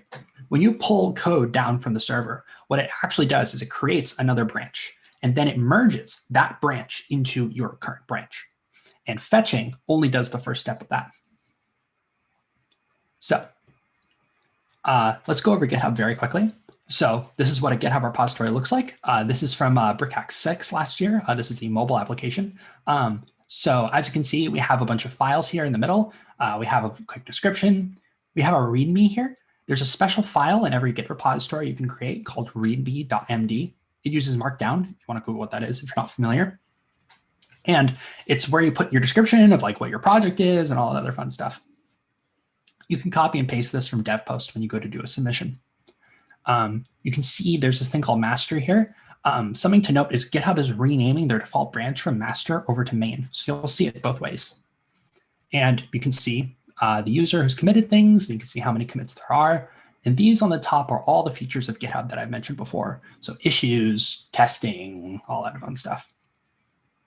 So you might be asking, wait a minute. I just spent this entire time showing me all this terminal garbage and typing in the command line, and you show me GitHub, and there's a website I can just do this on? Well, not exactly. So remember, GitHub has additions. So GitHub is not actually used for managing a Git repository. It's not used for actually making a lot of changes. It's mainly used as a way to like, okay, you've written all the code. How do we actually deal with all the code that's done? So kind of think of it in that way. You can kind of think of it like Dropbox, where you go on your computer and you edit your files, and then you upload them to Dropbox, and you can like share from there, but you're not actually editing files on Dropbox. All right, so I'm going to hop over to the other presentation here. If anyone has any questions, please ask in Q&A. All right, so we talked about that. So now let's get into some more practical stuff here. So I'm going to do just a quick brief overview. We have a few possible code editors you can use. These are just some ones I picked that I'm familiar with. So if you're working in HTML, CSS, JavaScript, Python, Ruby, if you're trying to build a website, if you're trying to build a backend, I personally use Sublime Text. I love it. The only downside, it does not have code completion, so it's a little difficult to use. So I would actually recommend VS Code if you're brand new to coding or if you're just getting started. But Sublime Text is pretty fast. Android Studio is for Android development. Xcode is for iOS development. Now, something to note too is if you do some Googling around, you'll note that there's actually some graphical Git clients. There are ways to, instead of using the terminal and typing like git status and git push, git pull, git commit, instead of doing all that, you can just use a graphical interface. And now there are two kind of main ones available. So GitHub makes their own. It's called GitHub Desktop. It's free. It's amazing. I personally use one called Tower. It's paid, but if you are a student, you can actually just enter your .edu email and they'll give you a free license, which is absolutely amazing. Or you can just use the trial for the duration of the hackathon. So I'm going to quickly, all right, we also have the CLI stuff. So on Windows, Git might not be installed by default. On Windows, Git is a little annoying to use on its own. So there's a tool called Git Bash. So I'm just going to Google Git Bash, and you can see, oops, Git Bash. Yeah, here it is. If you go down to gitforwindows.org, this basically installs Git for you on Windows and is a very easy, nice way to get set up. If you're developing on a Mac, I would highly, highly recommend Homebrew. So if you go to brew.sh, you can copy this command in your terminal, and this will give you a tool, a package manager that lets you install a bunch of stuff you need. So you could do like brew install git, and it'll work. All right. We already talked about those things. Now, something to kind of mention here is we have 2-hour-long talks available on our Coder IT YouTube channel. Apologies for the link on the second one. If you just search for Coder IT on YouTube, you should be able to find our channel. So we have the intro to Git and GitHub presentation, which is mainly what I covered right now. But we also have a longer, much more in-depth intermediate Git presentation. This goes into all sorts of things. This goes into like best practices for writing commits. It goes into how to merge two branches together. It goes into the internals of how Git works, how Git keeps track of all of your files. It's absolutely fantastic, if I do say so myself. We've also captioned only the first video, unfortunately. YouTube's kind of glitched out with the captions on the second one, so we'll try to get to that as soon as we can. As a brief overview, these are the kind of commits that we have available. So if you'd like to take a screenshot, feel free. So remember, we have git init, which lets us create our repository. You have git add, which adds to the staging area. We have git commit, which commits from the staging area into a commit with a message. Git status is our like command whenever you're stuck, whenever you don't know what you're doing, you can just do git status and it'll tell you what's going on. And we can also push with git push, and we could pull with git pull. Fairly straightforward. All right, so I figured we would actually go into a quick live demo as we have about like 20 minutes or so. So what I'm going to do is I'm going to go to github.com. If you don't have a GitHub account, please create one. I assume you can all create an account and create your account. Now, one thing I will note is GitHub gets a little annoying. So remember, Git and GitHub are separate. Git locally has its own configuration of your name and your email. And this is what it puts whenever you make a commit. You may run into some issues. If you do, please message Encoding QA, and one of our mentors will be there to help you. We have dedicated Git mentors, which is pretty awesome. So if you run into any issues kind of connecting your GitHub and your Git account, please let me know, or anyone else who's in there. I'll probably do like a specific session on that. All right, so let's actually just create a little test repository. So I'm going to go over on the left here and click New. And we're not going to select a template. I'm going to call this BrickHack project. And you can name this whatever you want. I'm going to give the description of this is my awesome project. Make sure to make it public. So when you link it on DevPost, we, the judges, and anyone else who's checking for things can actually view it. So that's very, very important. Please make it public. And you have some options here. So a README file is what I mentioned before, right? It lets you actually provide some information about what your project is. A git ignore is very interesting. So if you're using Gradle, or if you're using like Python or something, or if you're using JavaScript, and you have a node modules folder that has like a bunch of garbage in it, this actually lets you ignore things. So if there's certain files that you don't want committed, you can actually just add it to this special file called .gitignore, which you can Google for if you want more information, and it will actually have more details. Actually, we covered this in our intermediate workshop video. So if you kind of skip near the end, we'll go into that more detail. So I'll click create repository. One other thing to note is GitHub does have a dark mode, not by default, I don't think. So if you go into your profile, you should see a switch on the right here. But if that does not show up, you can actually go into settings, appearance, and dark mode. Highly recommend dark mode. All right, so GitHub is extremely helpful. They're so nice over there. And they've given us a bunch of options for actually setting this up. The biggest and most important thing to note is there's two options here. There's HTTPS and there's SSH. So if you're trying to set up Git and GitHub and connect to them locally, you have the option of using an SSH key or using HTTPS. What I personally would recommend, and this is going to be a little convoluted, so please let me know if this is not clear.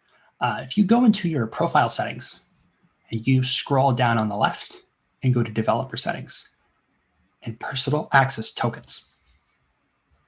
These are basically a super fancy way of authenticating.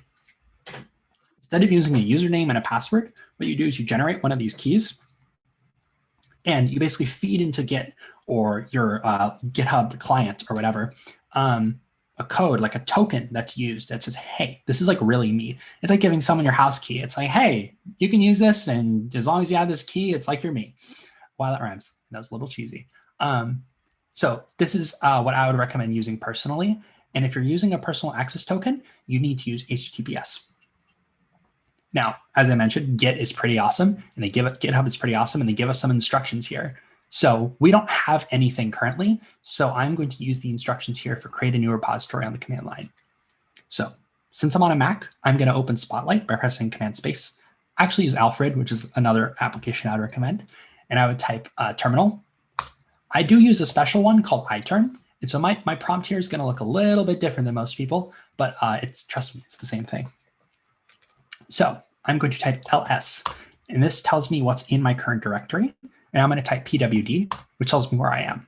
So I'm currently in my users, me, code, GitHub, and I'm in a specific folder.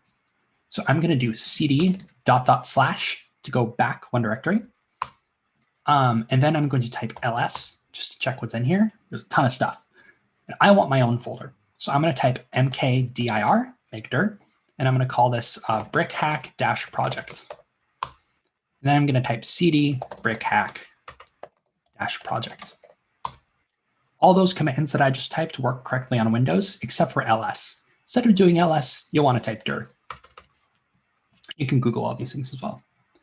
All right, so I'm going to type clear on Unix to clear the screen, just a little cleaner. I'm going to type ls.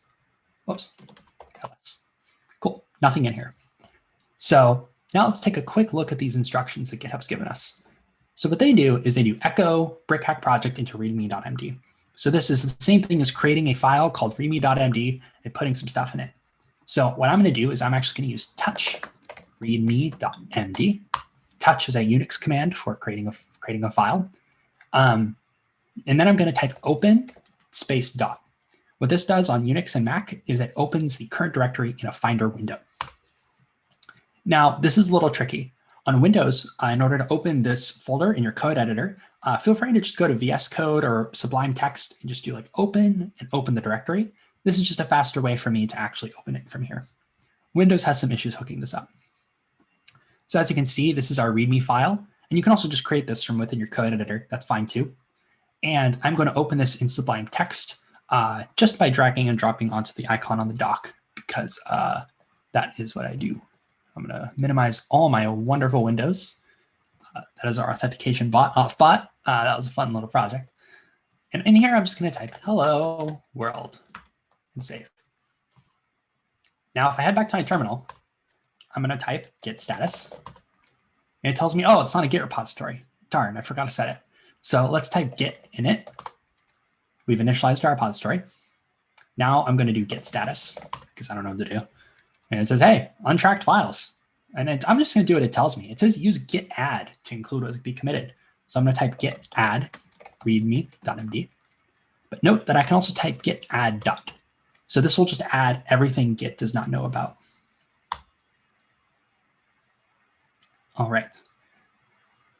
So now I'm going to type git status. And it says, hey, no commits yet. Changes to be committed. New file. We're in the staging area.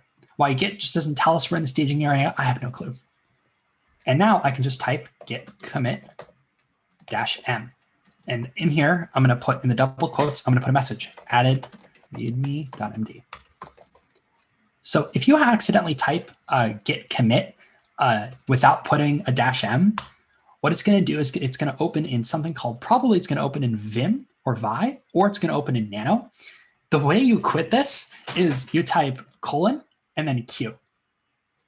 And so this will just get out of that. So in case you get stuck, try that. If you're in Nano, it'll say on the bottom like a way to exit. So feel free to ask in coding QA if you get stuck. So remember, you do git commit -m. And I'm going to do added readme.md. It's created the commit. And I can type git status again. Nothing to commit because we've already committed. We've made our change. We've told Git, hey, I've done this one thing and I want to call the thing I just did adding readme. And so if I type git log, I can see, oh, that's what I did. So it's pretty cool. All right, so what does GitHub tell us to do next? So we've added the file, we've committed. Now it's going to do git branch -m main. All right, that's a little strange. So git branch -m main.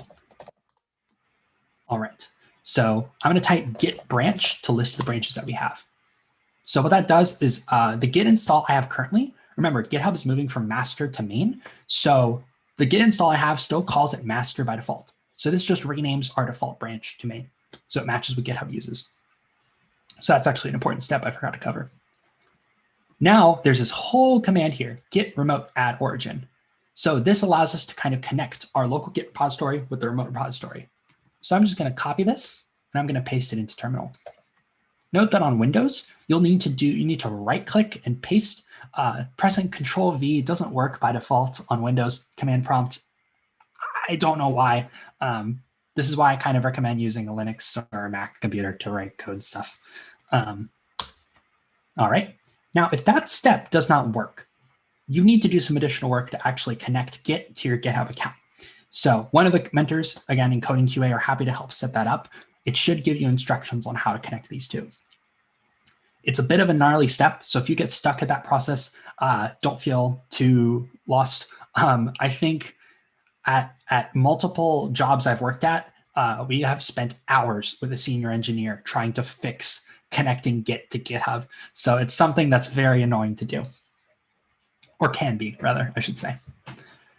But once that's done, now I can just type git push -u origin main. Now there's actually a little nuance in this command that I have to point out. So git push, remember, we're pushing what we have up to the server. -u is a shortcut. So this is actually a shorter flag for --set -upstream.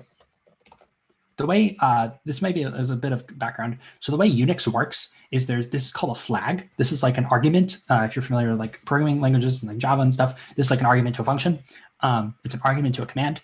And there's two types. There's long and short. If you have 2 dashes, that's a long command. So you'll generally type the full thing. So this is the long command called set upstream. And -u is like the shortcut. It's the short command. It's the same thing, but you can just type 1 or 2 letters instead. So, but this -u flag does is it says, hey, whenever I type git push, I want to track the local Git branch main with the remote origin branch main. So this is how Git knows when someone else has pushed changes to the server. It kind of does that check for you, which is actually amazing. This is called branch tracking if you get stuck at this step and want to Google it later on.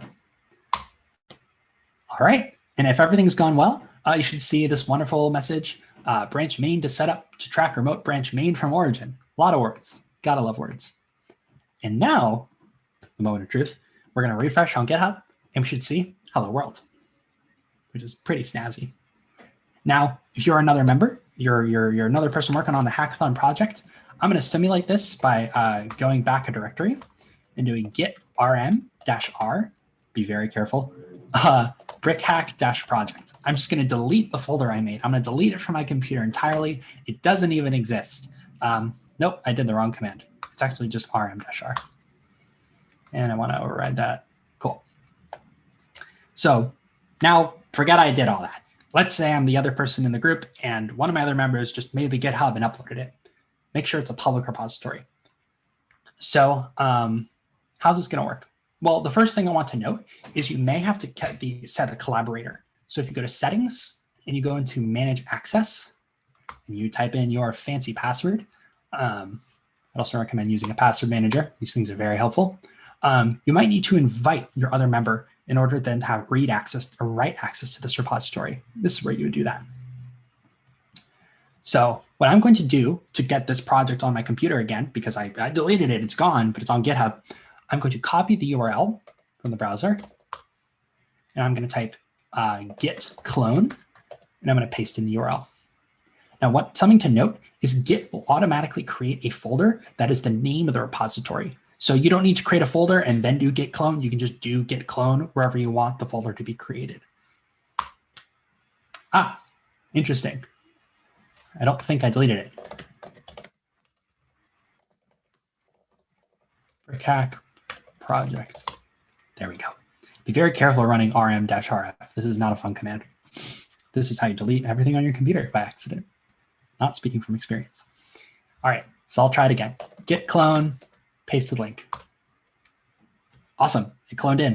If I type ls, this will show me all the directories, and I can see that, where is it? BrickHack project is right here. So I'm going to cd into it, type ls. We see our README file. I'm going to, I got a special command called s that opens this in Sublime Text because I do this all day. I got to figure out ways to make it faster. As you can see, we see our hello world.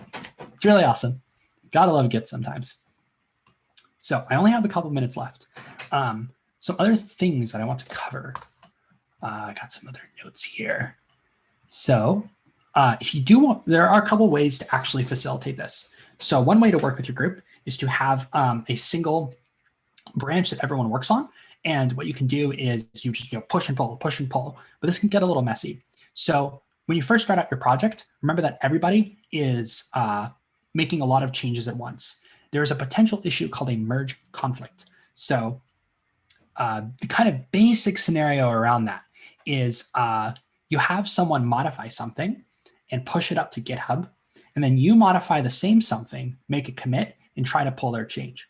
Git has no idea what to do. Git treats all commits equally. It has no idea who's right, who's wrong, which one came first. Well, it does know which one came first, but that's not how it does things. So you may run into something called a merge conflict. So what I would recommend is when you first start your project, have only one person create a bunch of files, start off the scaffolding of the project, and try to only have one person work on a file at a time. That way you can kind of prevent an issue. If you do run into a merge conflict, please check out the intermediate Git video on our CodeRIT YouTube channel. This goes into much more detail about how to fix it and what to do. But of course, reach out to a mentor if you have further questions on that. One other thing too is the branches. I'm aware I only have a couple minutes. So one thing you can do is you can create a separate branch for working on your changes. So if you have two people, you have Bob and Alice.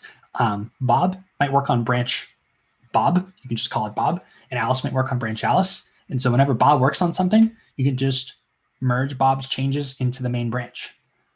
However, I personally am not a huge fan of that. When I've tried it, it gets a little messy because Bob's branch doesn't tell you anything about what Bob does.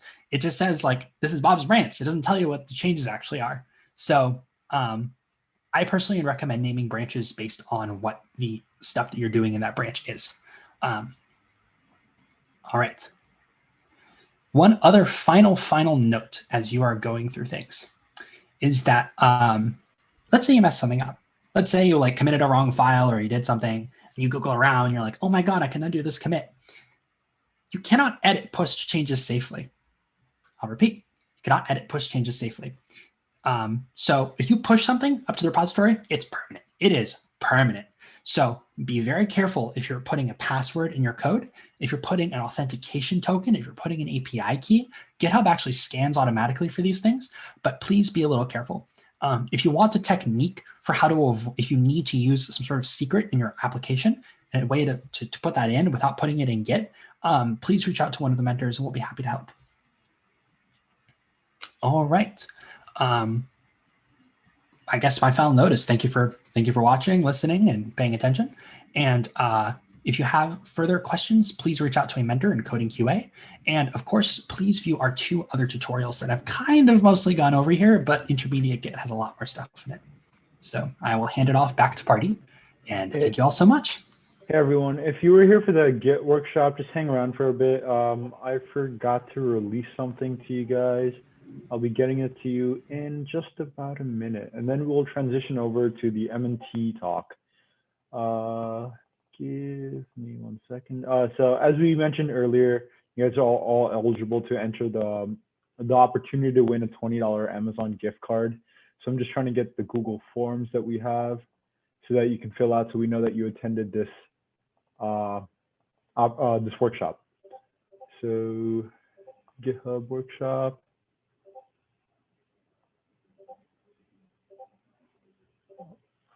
Peter, can everyone hear my pinging of Discord?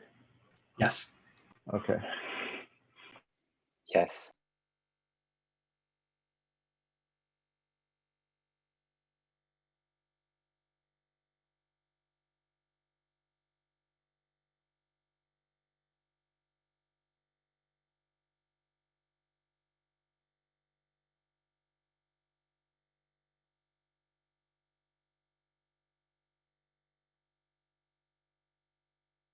I've dropped the form in the chat. Feel free to fill that out. And then I will be adding a M&T form as well at some point if you're here for the M&T workshop. So right now I'm going to be handing it over to our sponsors from M&T. They're currently not here yet. Give me a second.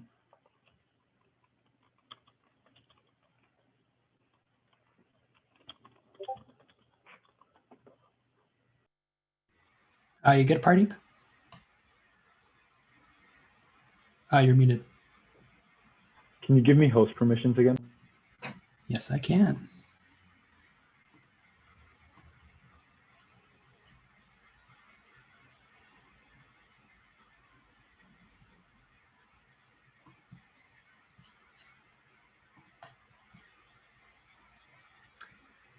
Pardeep, make sure to check Q&A. There's a few people with questions about the form.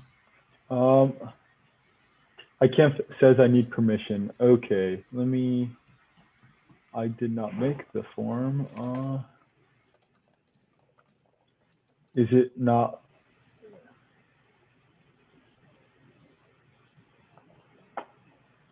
I pressed send and then copied the link. Oh wait, do we have it set to RIT only permissions? Says you need permission, It's, can Abe or Peter, can you guys kind of go, do you know where the forms are? Yeah, so what you guys can do for now is hang on to the forms for a while. We'll probably move to the next workshop. We're fixing on permissions right now. So if you can just redo the forms in about within 10 minutes. And the same link should work. Yep. Oh, it's working now. Perfect. Cool. Yeah, Michael fixed it. Awesome. Cool. Thanks. Okay, and I'm currently adding all our sponsors in.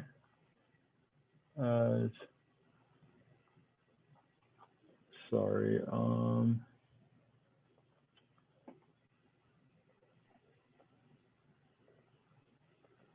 Hi there. Hey, hi, Colleen. Could I get Erica's last name? I can't find it. Tozer? T-O. What, could I get a It's spelling? it's Tozzer. I can't find her in here. Hey guys, can you hear me? Oh, I There turned she she's it here is. already. Yes. Okay. So for Colleen, Mike, and Jason, could you guys just rename yourselves to have the proper name? Just because right now it's your email, so it might be a little confusing for our attendees. Josh too. Josh, I will find Josh. They don't need to present, but they will be speaking. Yep. Everyone.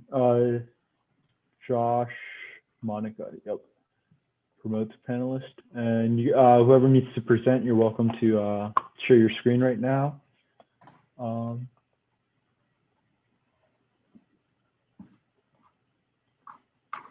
Okay, and then for anyone that's still here from the GitHub workshop, it seems like the form is complete.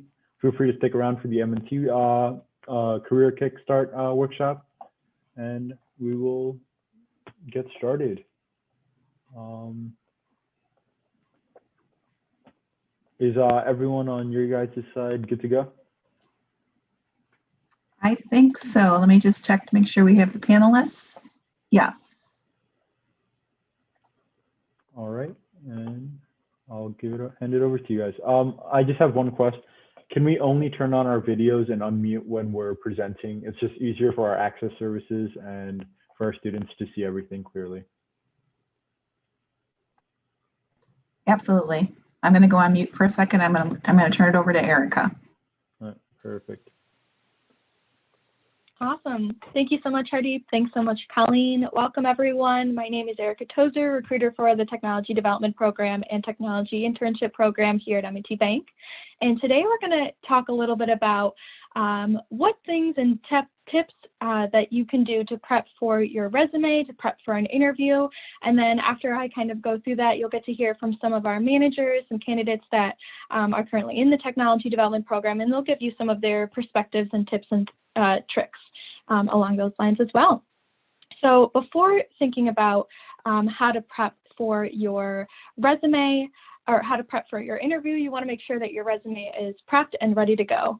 So first things first, we want to ask you guys, what do you think are most important items to incorporate in your resume?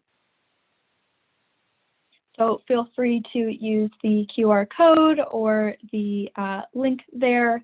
And Colleen, I'll start collecting the data as soon as, let's give everyone a little bit of time. I don't see any responses yet, so, and then I'll share the screen.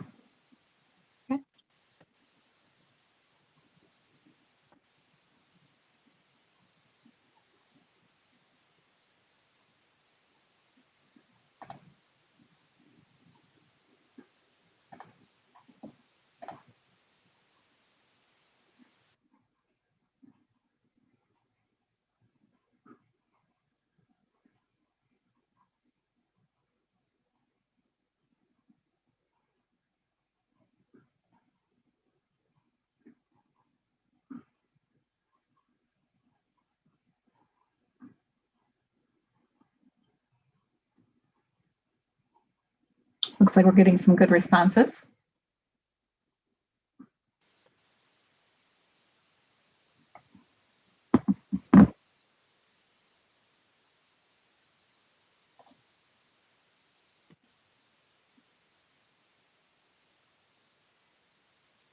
awesome. Projects, skills, absolutely. Experiences, work experiences, GitHub link, that's huge. Email address, work, absolutely. Oh, that's great. Leadership skills, definitely. Perfect. So now that we have a good sense as to what things to incorporate and add onto our resumes, Colleen, I'm going to take that right over. All sure. right.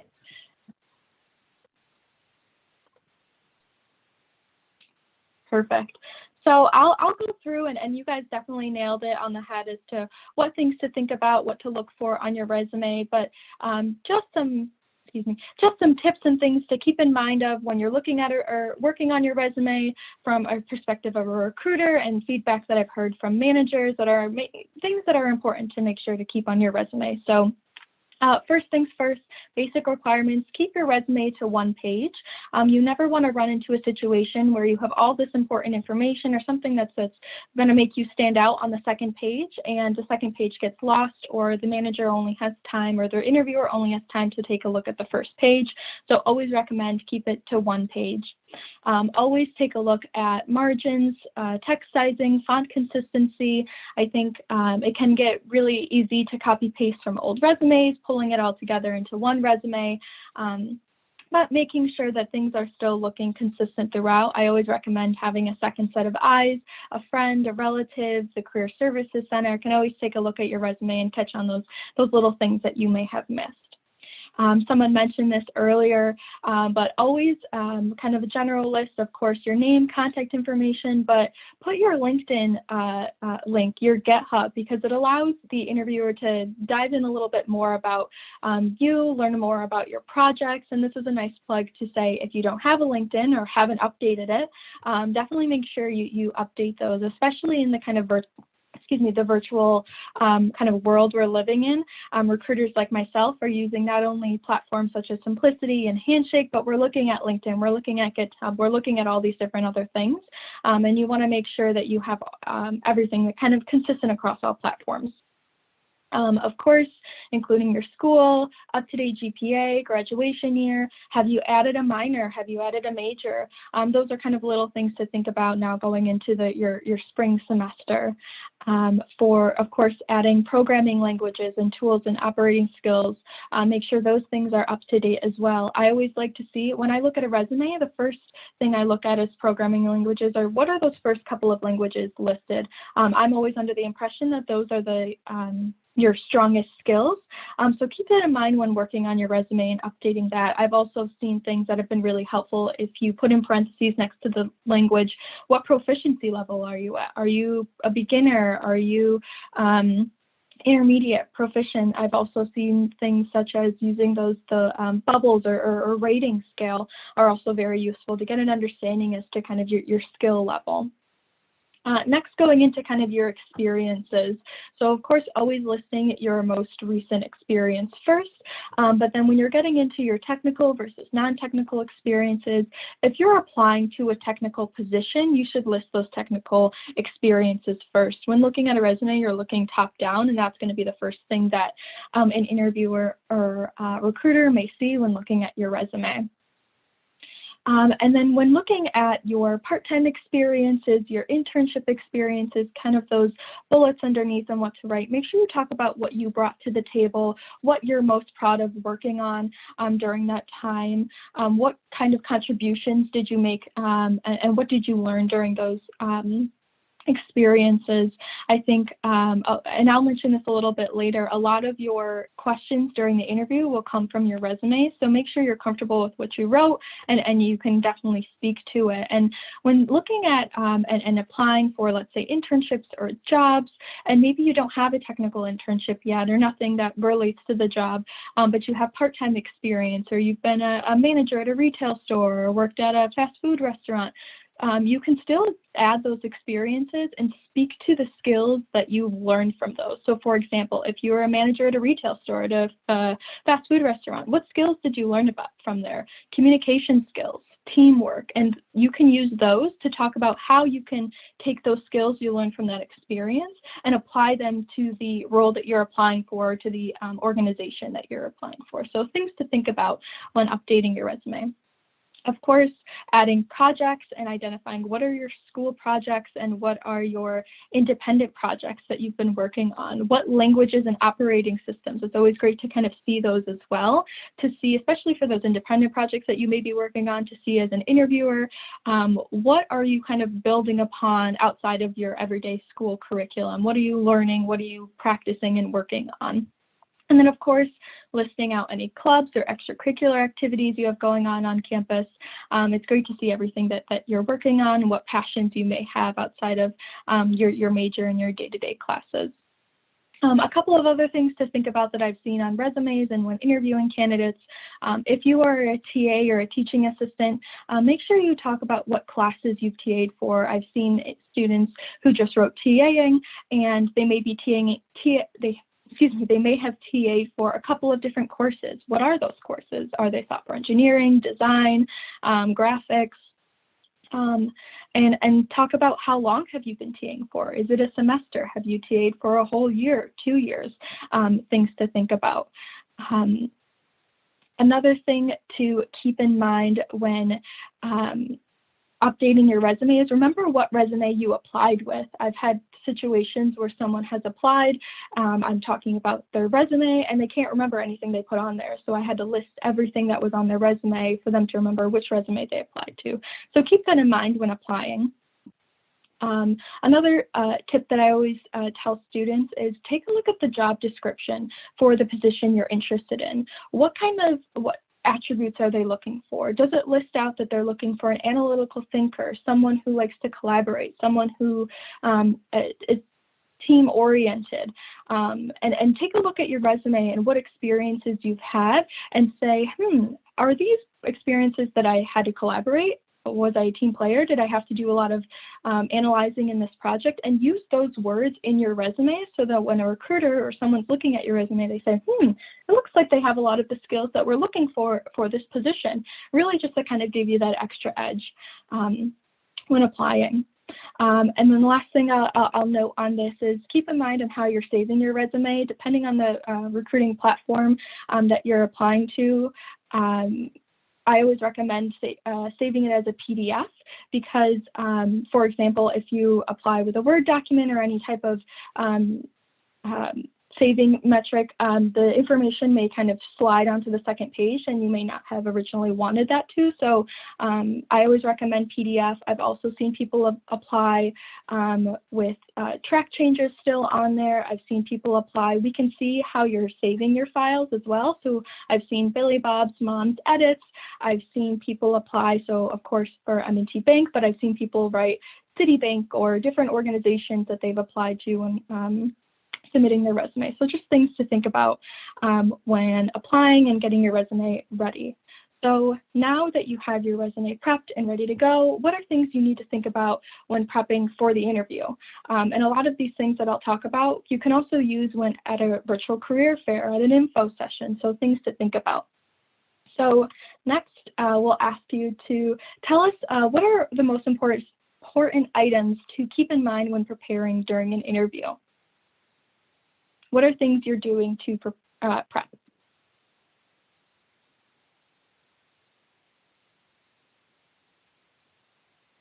So again, use that QR code or the link. And I'll let Colleen let me know what she's seeing.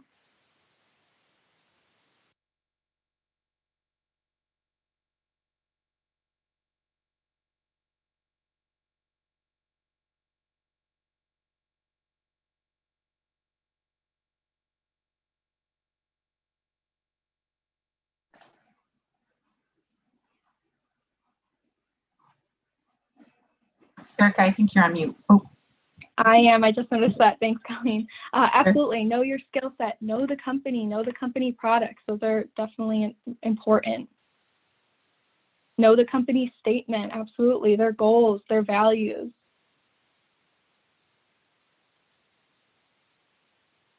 Recruiter's background. Definitely.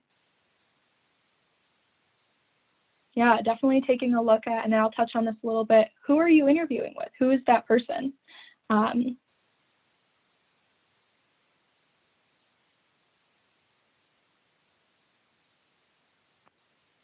Okay, great. Colleen, I think I will take this away from you. These are great points. Oh, company reviews. Yeah, that's important too. I will share my screen again.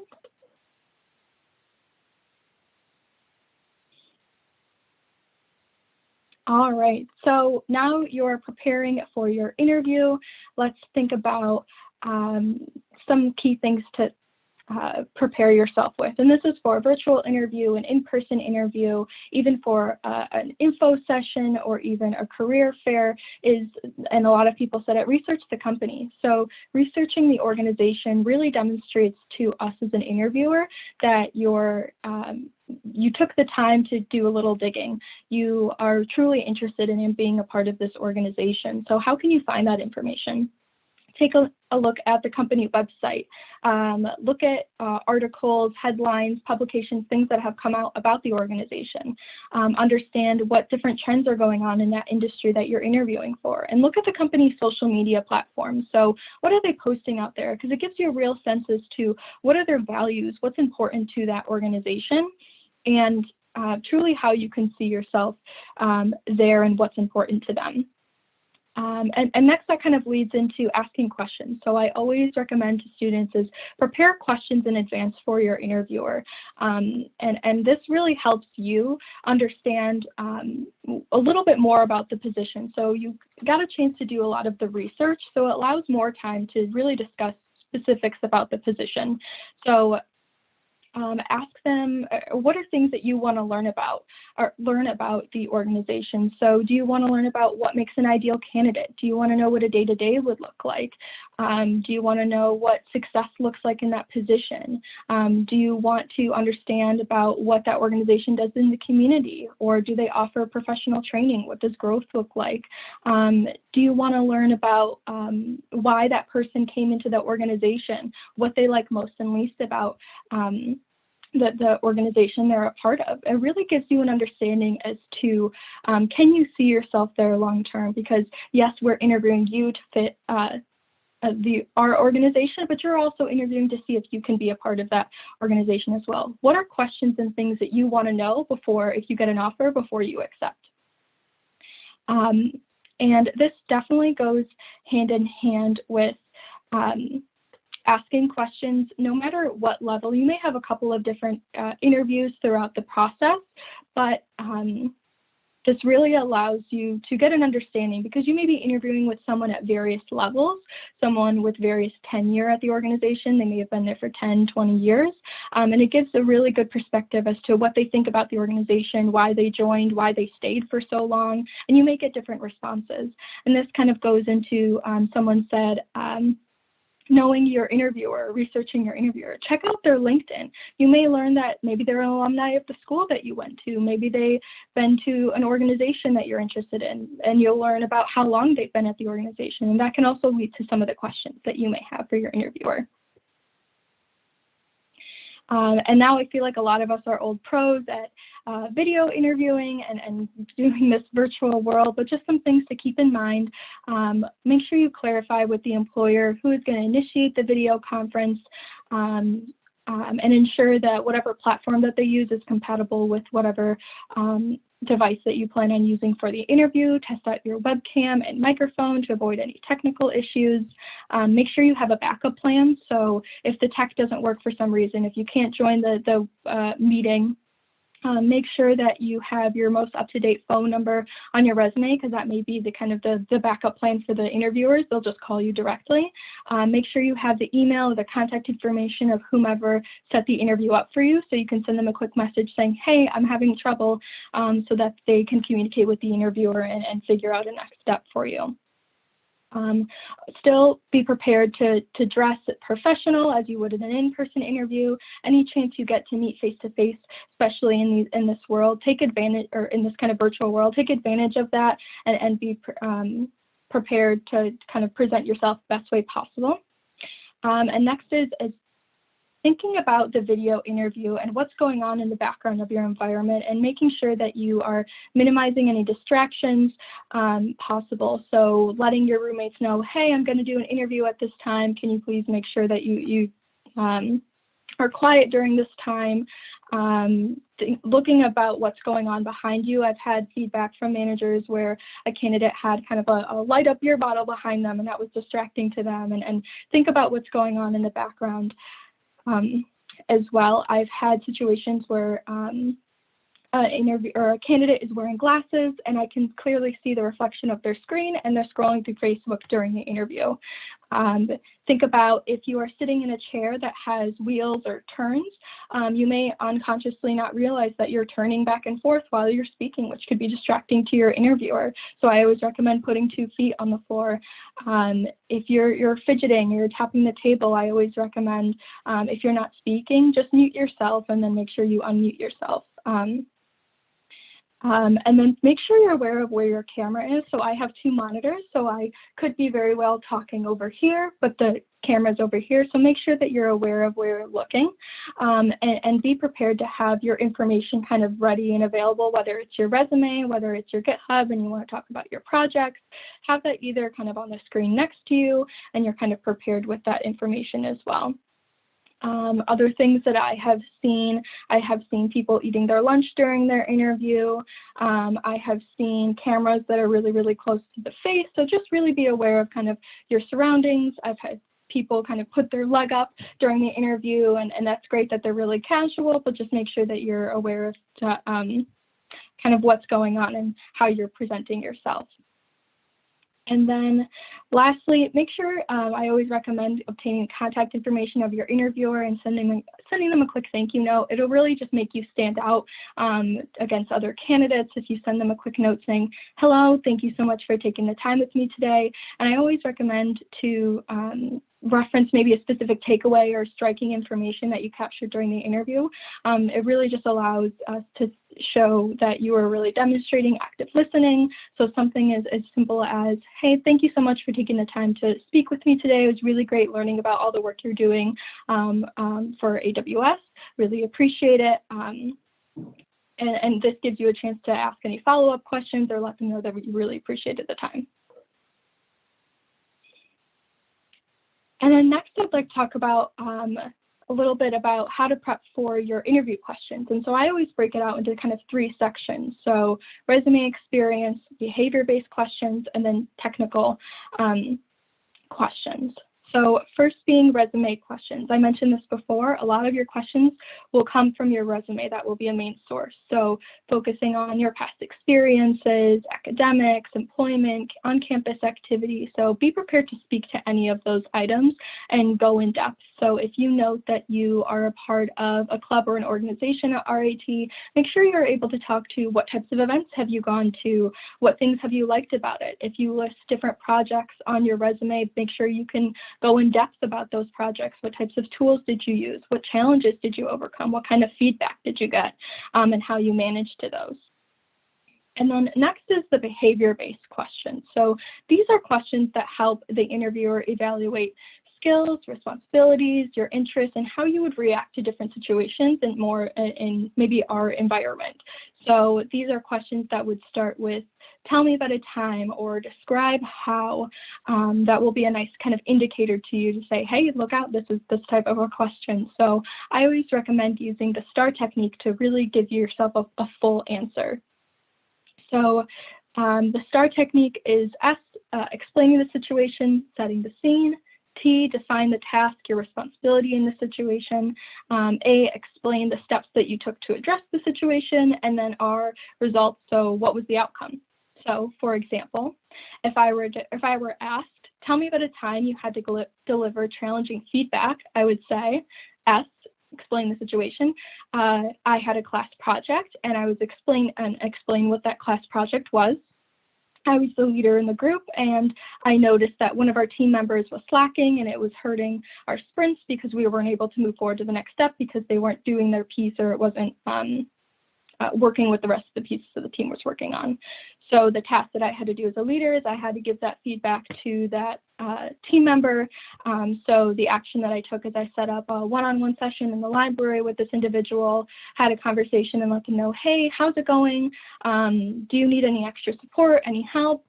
We just want to make sure that we're on task with the project. And the key thing to know about these types of questions, make sure you talk about what the the feedback that you receive from that other individual. So in this case, my partner said they were struggling with the class, didn't understand the material. So as far as actions, results, what happened next? So I set up an hour session every other day with this individual to work on their piece of the project. And in the end, we got an A in the class. So something along those lines to really give that kind of full bookend story. You may seem like you're talking for a really long time in that answer, but that gives a full kind of explanation as to what you did, what was the action, what was the result, and how you handled that situation. And then next is technical questions. So be prepared to speak on your technical projects and skills. If you are listing different languages on your resume, make sure you can speak to that proficiency of those languages, what you're interested in learning. Make sure that you can talk about how you debug different projects. If there is an organization that has you do a coding challenge of some sorts, make sure you remember what languages you use, what that challenge may have been, because that will most likely come up in an interview to talk a little bit more about. And make sure most important is don't lie and say, yeah, I'm super proficient in Java when really you may not be. And be honest, because in the end, an organization can always teach you and help you and be better, but you don't want to make it just misleading in any way to your interviewer. But at the end of the day, be your authentic self and really give them your answers and your experiences and really speak to kind of your interests and really show why you're interested in that organization and being a part of that organization. So next, if you have any questions, definitely, I think there's a chat. I can answer them there. If not, you can always send me an email. I'd be happy to look at your resume. I'd be happy to set up a mock interview with you. My team that I work with, the Next Gen Talent team, definitely are great team members and resources as well that we can definitely help. I think I might turn this back over to Colleen. We have a great team of panelists today that will kind of talk a little bit about what they've seen as they've been interviewing candidates. Perfect. Thank you so much, Erica. It's wonderful. Do you mind sharing the survey link? I think it's the next page. Yeah, that would be great. Yeah, if you guys want us to scan this QR code and give us a little feedback in regards to how this experience was, we're going to go ahead and give out some Amazon gift cards, if you wouldn't mind doing that. And then I'm going to jump actually right into our panelists to do a quick introduction. My name is Colleen McGuire. I am part of the Tech Talent team and Next Gen Talent team.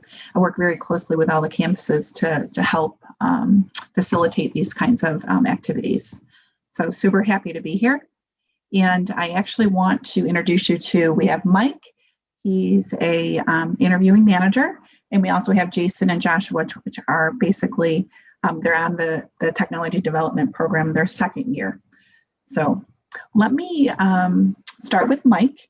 Mike, if you wouldn't mind introducing yourself and tell us why you chose M&T Bank. Why did you come to work for us? Okay. So hi everybody, I'm Mike Saharkin and I am a technology manager at M&T Bank. And I just realized my 2-year anniversary was yesterday at M&T Bank. So how about that? A little bit about my background. I am an RIT alumni. So I graduated many moons ago. I'm a professor at RIT, so I do some teaching. So maybe some of you have had my classes before. I teach SWEN 261, Intro to Software Engineering. And I currently teach SWEN 514 and 614, which is Intro to Cloud Computing. Why did I pick M&T? Well, let's see, 2 years ago, I was basically laid off. I worked at a company called Thomson Reuters. So if you know Rochester, you know Thomson Reuters. They left town and I was looking for another position. I kind of knew that this was coming up. And so I've been interviewing in a few companies that were local to Rochester and then also in Buffalo as well. The one thing I really liked about M&T was there was a really great opportunity because they were really putting a big investment in technology. and they were turning the corner on a lot of technologies and trying to get into agile and trying to really modernize their technology stack. And so that to me was really important from a challenging standpoint, and I really liked that opportunity. The other thing though that really struck with me was whenever I was in an interview, one of the questions I always ask back to the interviewers, I go, what do you really like about M&T? And the same thing I heard over and over again from the interviewers is M&T really looks out for its employees. It's a great place to work. I love working with the people here, and I really enjoy the experience. So to me, that was really the selling point of why I wanted to work at M&T, because there were a few other opportunities that I had. But the fact that the company really looks out for you, really provides just challenging opportunities and all that, and does a lot for giving back to the community, was really the main reason why I decided to work for M&T.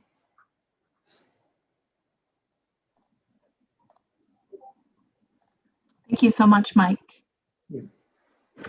I'm going to turn it over to Jason Lamb. If you can do a quick introduction and tell us why you chose the Technology Development Program at M&T Bank. Of course. So hey everybody, my name is Jason Lamb. Like Colleen said, I'm a 2019 TDP. I graduated from RIT in 2019, my degree in Computing and Information Technology. Within M&T, my current rotation is with Infrastructure Platform Automation. And as to why I chose M&T and the Technology Development Program, I think the biggest thing that appealed to me during the interview process was I could tell that M&T was committed to bringing in a group of young, talented professionals that could actually influence change at the bank. And I would like to say that, in the year and a half or so that I've been at the bank, we have been given opportunity after opportunity to make change in all areas of the bank. And it's been really great so far. I've really enjoyed it.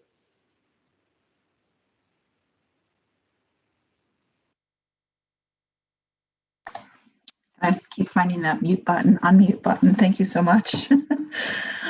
So let's move on to Josh. Please introduce yourself and let us know why you chose M&T Bank and the Technology Development Program. Hello, I'm Josh Monica, and I also am an alumni of RIT. I graduated in 2019 in the same program as Jason, so we graduated together. Why did I choose M&T in the Technology Development Program? I chose M&T in the Technology Development Program because for me, it was one of the best options, really. There's a lot of room for growth and learning, and I wasn't exactly sure what I wanted to do in technology yet when I was accepting jobs. Based on that, the opportunities provided, and my brain just blanked. I apologize. Yeah, that's basically it. I can't really expand upon what Jason said and Mike said too much. That basically the exact same reasons. Well, thank you so much. I was trying to share my video, but I'm blocked, so you can all hear my voice though. Oh, Colleen, yep. There we go. Okay, thank you. I do want to show that we are sharing our screen right now. There's two programs that we're talking about, the Technology Development Program and the Technology Internship Program. There are links to that if you want to check that out. It's also in our resource channel on Discord. So let me move back to Mike and ask him, what do you look for when you're looking at resumes? Because Mike is, he interviews for both of these programs. Okay, all right, you can see me again. Good. My video was turned out. So what do I look for on resumes? I guess when I check through them, I really look for what really sets you apart from some of the other candidates. A lot of candidates have the most of the common skills: Git, Java, .NET, UI skills. That's great. Some other things I also look for is links to GitHub projects that you've worked on. So a lot of students, they see like to build up a portfolio, share that link. So sometimes I'll take a look at some of the projects that they've developed. So providing a GitHub link is really, really helpful. The other thing that's also important are what are some of the independent projects and things you've done outside of work? So maybe you participate in hackathons, your internships if they're relevant, or maybe some self-learning that you've done. You've picked up a technology on your own, you've built a new project. So to me, that shows a lot of ambition. So I really look for things like that on a resume.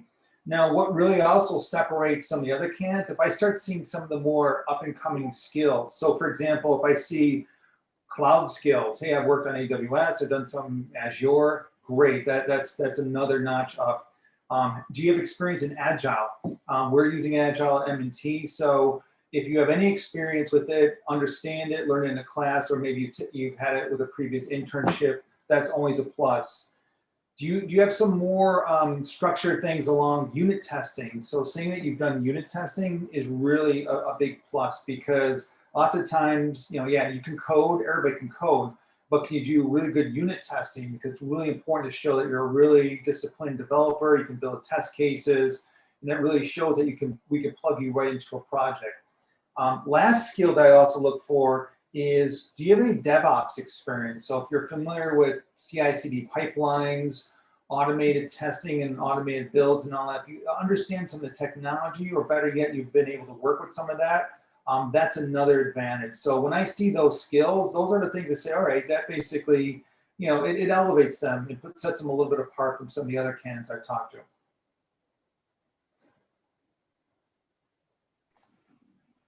Thank you, Mike. I'm going to turn to Josh. Can you tell us what types of projects or skills you worked on in college that helped you at your current job now in this program?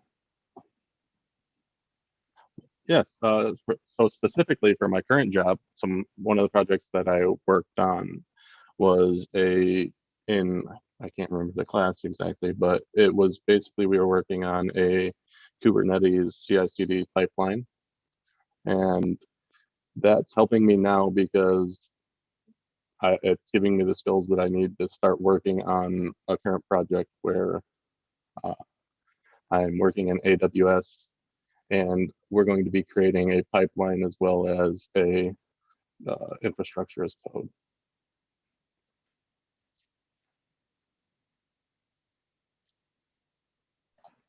Awesome, thank you. Jason, I think I'm going to turn to you and ask you the same question. Like, what types of projects or skills did you work on at school that kind of helps you with what you're working on? All right. I can't start my video, so I'll just talk, see if it comes enabled again. Oh, here we go. All right. So the projects or skills that I gained in college that help now. So, okay, so in terms of projects, I think a lot of the projects that I did in college were a lot more application focused. They were a lot more write this code to build this thing, to read this database, to do this, to perform this function. And because of my position at the bank, obviously the experience has helped me. But a lot of it has been learning new technology, right? I work a lot in Ansible, Python, stuff like that now. A lot of my experience at RIT was a lot more Java-based, traditional programming, more so than writing scripts or playbooks. But I think the key thing here is skills that help. And I think one of the biggest things that helped me in college was the ability to work in a team. I know that, right, a lot of times whenever a professor says, hey, get together in a team, you usually run to your best friends because you know them, you know what they're capable of, and they're people that you want to work with. But I think that because of the classes that I was taking, I maybe knew 2 or 3 people in each class, but I didn't, have a group of friends I could always rely upon. And so learning to work in a team of people that you don't know, I think that really helped me a lot when I came to M&T, right? Right, you're joining a new team every year in the technology development program. And so you really have to understand how to work with other people, other people's working styles, their communication styles, and stuff like that. And so Yeah, I mean, I would say it was more the soft skills that I learned in working in projects that helped me have success at M&T.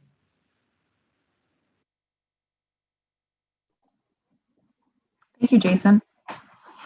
Now let's go back to Mike. Can you tell us, like, how do you go about reaching out and making connections? So it's a little different for me, but one of the things I'll recommend is a couple things. One, LinkedIn is really good for getting connections. And so with that, a couple suggestions. If you're just in the market looking for a job, connecting with the recruiters of companies is really good because the recruiters are always posting openings, and that's a great opportunity in your LinkedIn feed to actually see that company is posting positions. So that's one area that I would recommend for getting connections. Another one is, if you go to any sort of like conference, I mean the virtual conference, for example, connecting with those people, because there may be some follow-up opportunities there. The one thing I'll say is any opportunity, any connection, could be an opportunity. So try to make sure you expand those as well. I'll circle back to LinkedIn, just tell a really quick story of why I think it's really important. Years ago, I had interviewed somebody for a position for a manager on my team, and this person came in and was extremely technical, very impressive, but just was not a good fit for the position. And I really liked that person. I really wish I could have hired him, but for whatever reason, it didn't work out. Anyways, afterwards, he sent a thank you note, which again, that was definitely a good thing to do. But he connected with me on LinkedIn. And then what happened was he periodically just check in, say, hey, just see if there's any openings and all that sort of stuff. As luck would have it, probably like 6 months later, I had an opening for an architect position. And this person was perfect for that role. And so just by the fact that he continued to stay in contact with me, I reached out to him. I said, here's a position I think you'd be perfect for. I hired him, and he was one of my top workers I ever had when I worked over at Thomson Reuters. So like I said, just any connections you can make, you never know that could lead to other opportunities.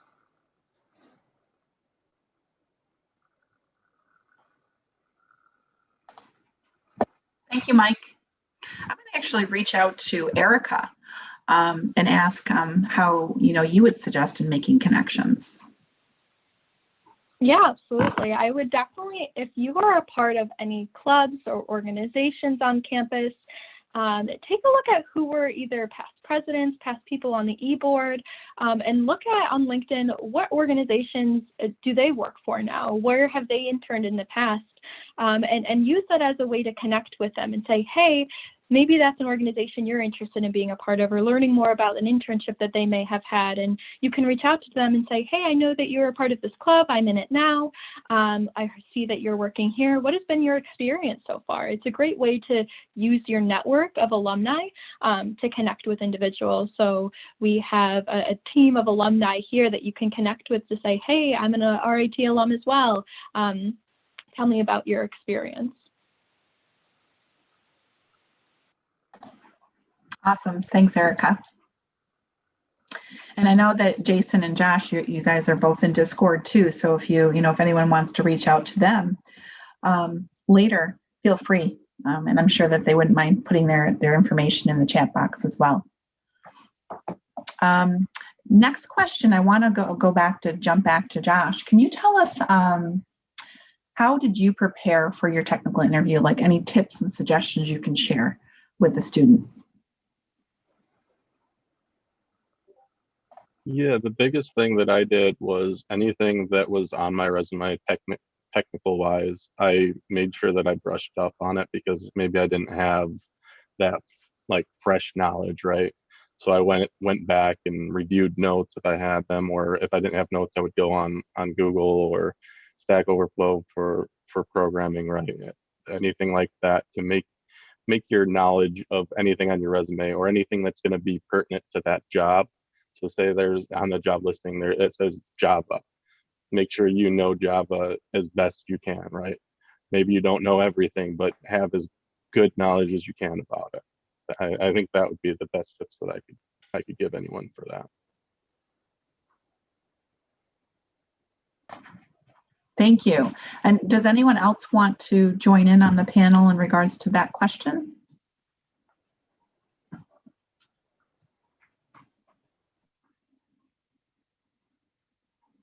Okay, I'm sure that the feeling's all mutual.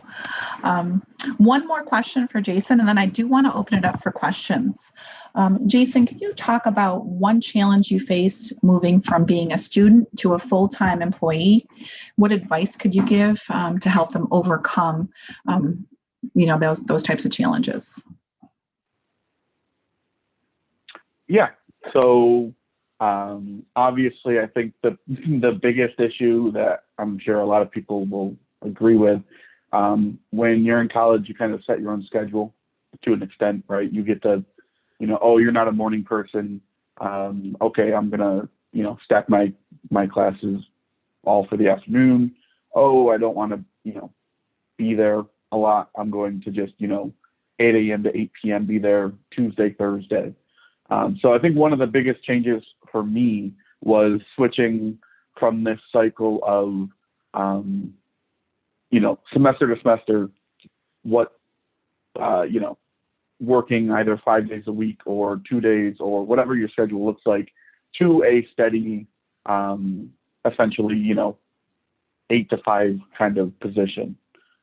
I think that the best thing that you can do is try to keep your schedules while you're in college as consistent as possible. But I also realize that sometimes there's no possibility, right? Sometimes you have to take that 8 p.m. Java 2 class or something like that. So that's probably the best advice I could give for preparing to move on to the professional world. Thank you.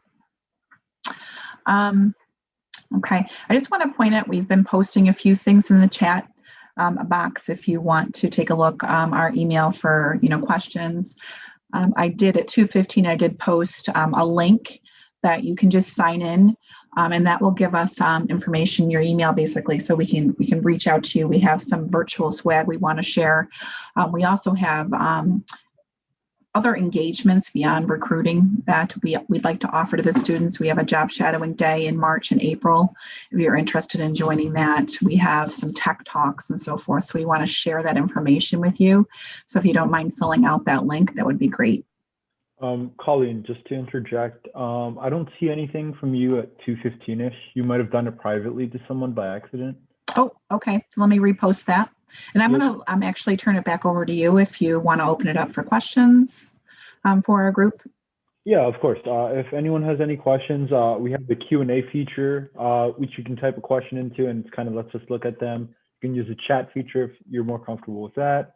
Or if you raise your hand, I can give you permission to talk and you can turn on your video and talk to us if you want. And then just as an addition, I had also dropped a Google form in at 2:33 in the chat for you guys to fill out a form for the $20 Amazon gift card that you have an opportunity to win from us, BrickHack 7. This is independent from all the giveaways M&T is doing. So please feel free to fill that out as well.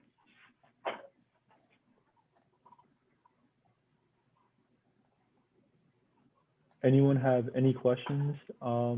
Also, if you guys don't have any questions at the moment, always feel free to jump into their Discord channels.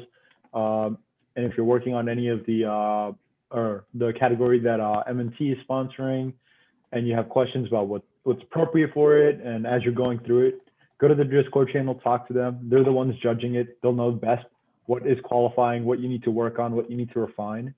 So yeah, engage with them. Try and keep the conversation free flowing.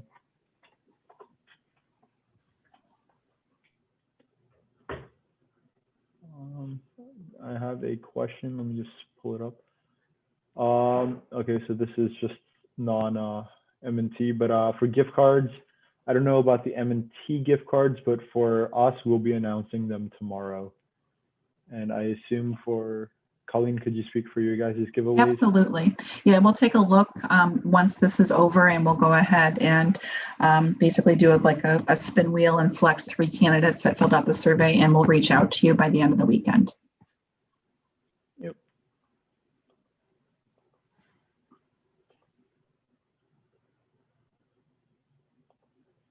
All right. Does anyone have any other questions? If not, I'm gonna end this workshop, and you guys, if anyone wants to revisit any information that was discussed, the YouTube link is posted. So this is being streamed live on YouTube, as it's been mentioned a few times. So you can always just go in and look at the recordings. You can go back and forth as much as you want and access any information. I know someone is asking for emails, something that was presented on a slide. You can get that from the recordings and such as well. And for M&T Tech, if you guys, some of the links you dropped in here, you might want to drop in terms of the information and your emails in the resources or general, so people can easily access them after the fact as well. Awesome. Thank you so much. Thank you for having us. Of course. Yeah, stick around for a bit, and we'll be transitioning over to the Wegmans workshop, which is, sorry. Yep.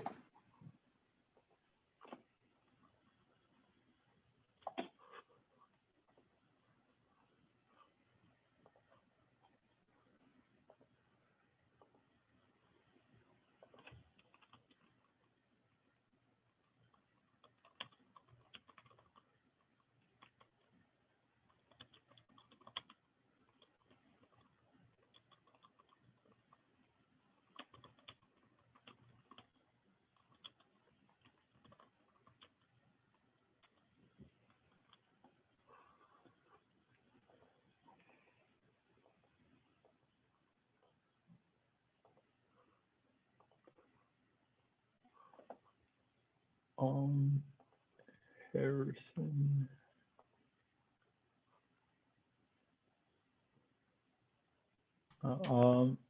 Is there anyone else I need to promote to panelist, or are you running everything?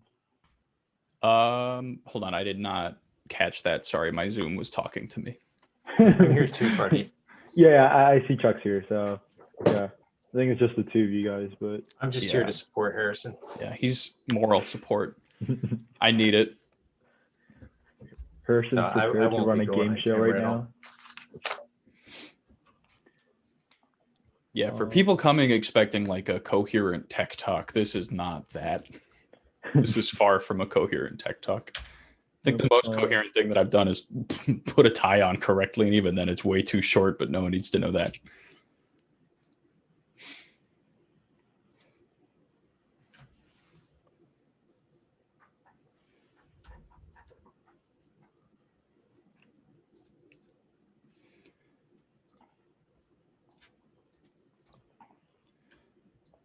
Is the chat open to everybody here? Yes, the chat should be open to everyone. Okay. If any attendees want to type some stuff in and test it, go for it. Yeah, that would be amazing. So I'm having an internal debate right now with myself, trying to figure out if we should play the game that we do normally, which is like a 4-person panelist, like going on stage. But I had this wonderful idea last night that we should just let everybody here spam chat. And the first person to guess the right number wins. But now that I'm sitting here and thinking about that, I'm like, oh God, that might be a disaster. So if there's a ton of latency and stuff, I might change the rules a bit, but that's all right. There are like 14 gift cards that we have ready to give away. So a whole lot of opportunities to win for folks.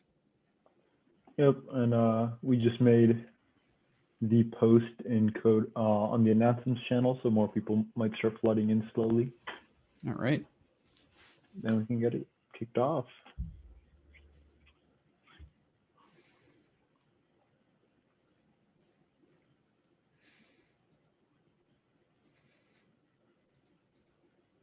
All right, I don't see anything in the chat, and In what?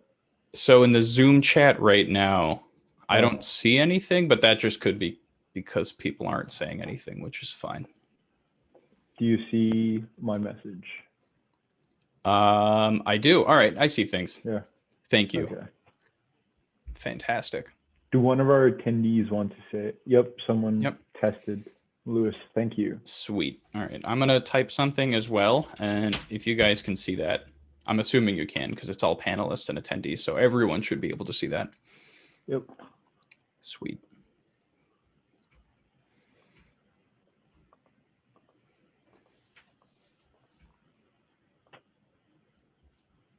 And how's my volume? Is it okay? I tried to lower it a little bit. I set the level to like 40% because if I start screaming, I don't want to, everyone's eardrums to just get blown up. Oh. It's good. Cool. Cool.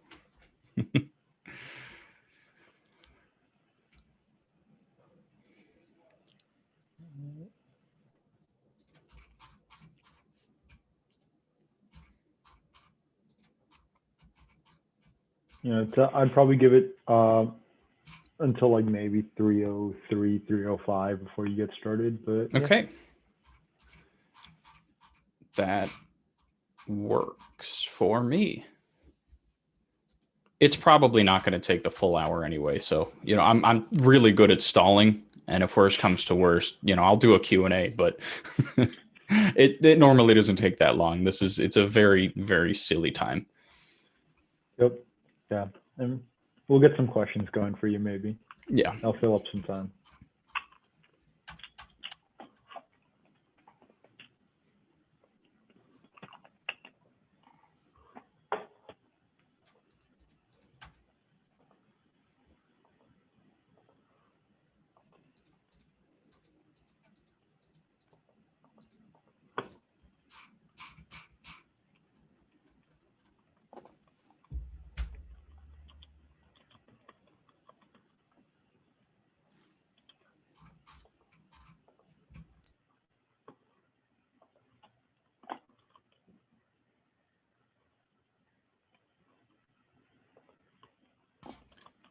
All right. So for the folks who are coming in now, I'm not going to go over everything just yet or share my screen just yet.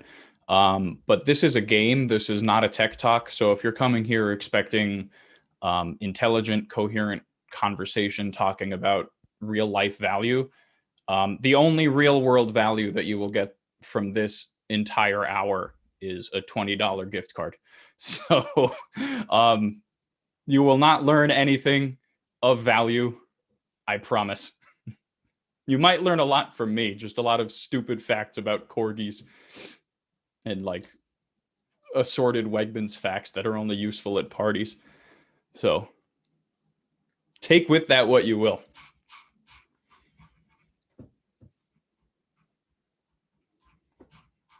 And for those of you who haven't seen the game you feel good about, normally this is done in front of a whole like live studio audience type thing. And unfortunately, we don't have a live studio audience. So this is the game you feel good about COVID edition.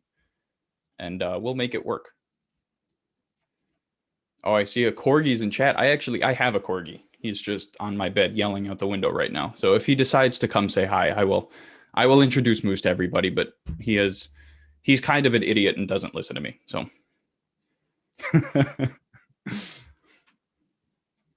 all right, it is 3:02. It doesn't look like there are any more participants coming in. So I will share my screen. We can get this show on the road.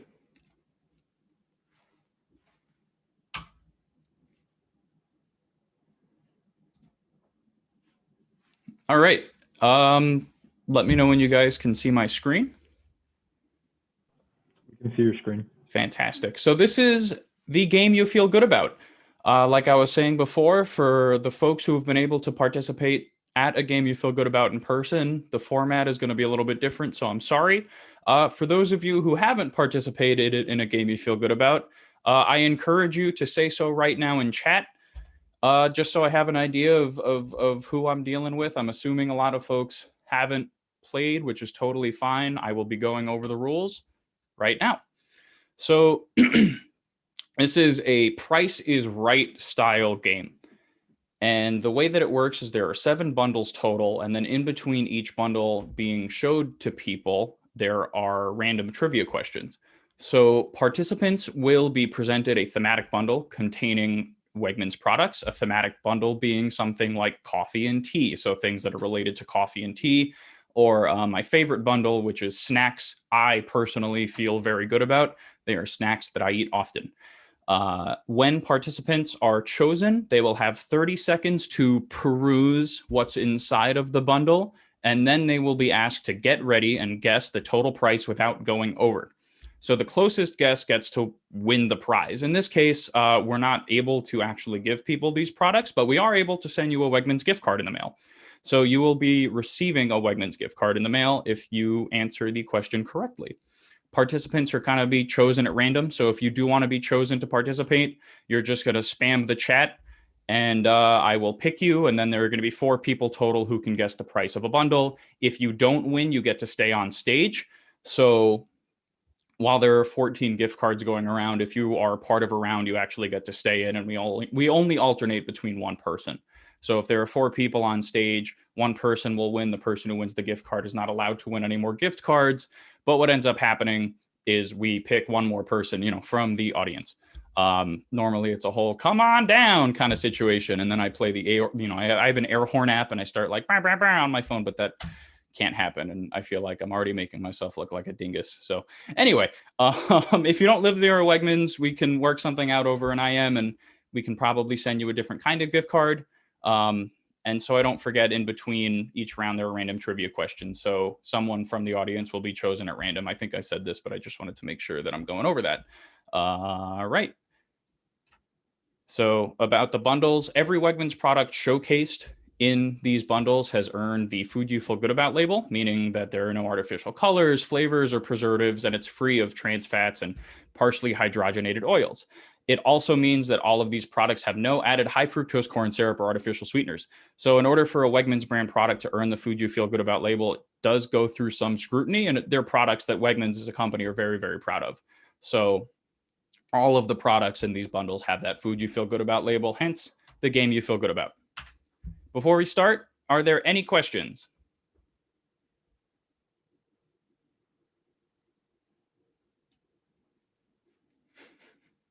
I don't know if there's a delay or not, so I'm just chilling for a bit, but it doesn't look like there are any questions. I will give it some more time to see if anyone has a question that comes through. Hopefully there are participants. If there aren't participants, that's going to be a huge bummer because I am not that good at stalling. I'm good at stalling, but I'm not that good. All right, it doesn't look like there are any questions. So the first bundle that we're going to be doing is all about tea and honey. So in this bundle, there is the Wegmans Just Tea. There's a green and hibiscus tea bottle, 4 boxes of tea bags, and then a wild and raw honey. So for the folks who want to have the chance to win a Wegmans gift card, just start typing me in chat, and then I will pick you, and you'll be able to guess the price. Hopefully I start seeing me's because someone has to win free money.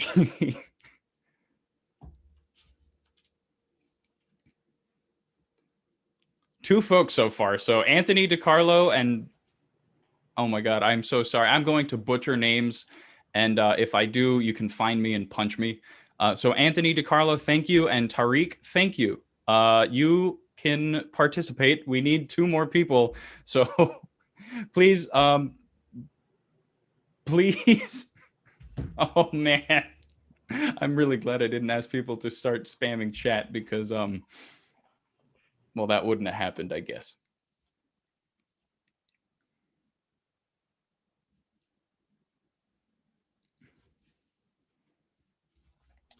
All right. Harrison, just use the hands up. So there are seems hands up. to I be didn't some- see that. There seems to be some Q&A on Can You See Chat. Austin, you might need to alter it to make sure it says all panelists and attendees is what you're sending it to. Not the okay. Q&A section. I didn't realize that people were putting their hands up. Oh no, I am so sorry. This is my fault. So for the first round, I'll just go with people who put their hands up because I feel like that's a little bit easier. But Anthony DiCarlo and Tariq and Josh Cranes, if you can see that, you're more than welcome to go. And Nathan Appleby. Let's go with these 4 folks. You're gonna need to give me some. What were the last 2 people? It was Josh Cranes and Nathan Appleby. I recognize Nathan's name because he bullied me about World of Warcraft. The four of you guys have been promoted to panelists. So if you want to turn on your video, you're welcome to turn on your video and you can unmute yourselves. For the record, I did not bully you. So how do I do this? So you're going to have 30 seconds to guess the price of the contents of this bundle without going over. So like in a Price is Right scenario, like let's say the price of a bundle is $15, for example. You're going to say how much you think it is, and then the person who gets it right without going over wins the bundle. So this has been up for a while. So if you just wanted to put your guesses in chat, you're more than welcome to.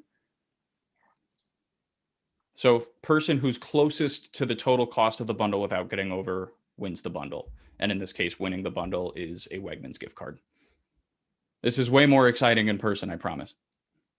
I'll go with $20. All right, so we have a $20 from I'm going Anthony. 21. A 21. That was Nathan. Yep. Josh, Anthony, could you type that just so it's there in chat? I did type it, but I don't know if it's going through. It might not be to me because I am a panelist. Awesome. Thank you. I'm going to lowball it here, and I'm going to go 15. Okay. Well, Josh wins the bundle. The price is $19.53. So unfortunately, Anthony, Tariq, and Josh wins, but Nathan, the three of you will be able to stay on stage. Josh, congratulations. Yeah, now, thank you. What we're going to do is I'm going to write down Josh Cranes, and now we're going to go to the trivia round. So the three of you guys who couldn't win this bundle, you guys can stay up here. And now I'm just going to pick somebody at random who has their hand up to be able to answer the trivia question. I encourage you to ask questions about the trivia question. This isn't, if you get it wrong, this is my fault. So it is totally my fault if you don't get the trivia question right. And this name that I have been staring at for a long time, I feel terrible because I always forget how to pronounce it. And is it Siobhan Gannon? Am I pronouncing this correctly?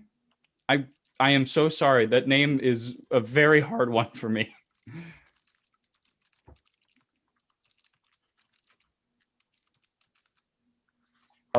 Sorry.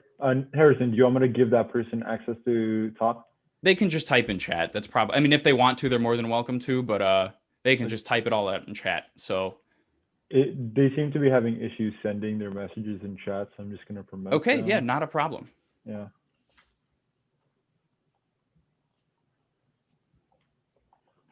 Hi, Siobhan. Welcome to the stage. I'm so sorry if I butchered your name. If I did, No, you that can... was perfect. Okay, All awesome. right. So your question is all about biodynamic. In this case, it's about biodynamic coffee. So when you think about the word biodynamic, what do you think it means? What's the buzz about biodynamic growing? Well, D is pretty tempting, but I'm gonna go with C.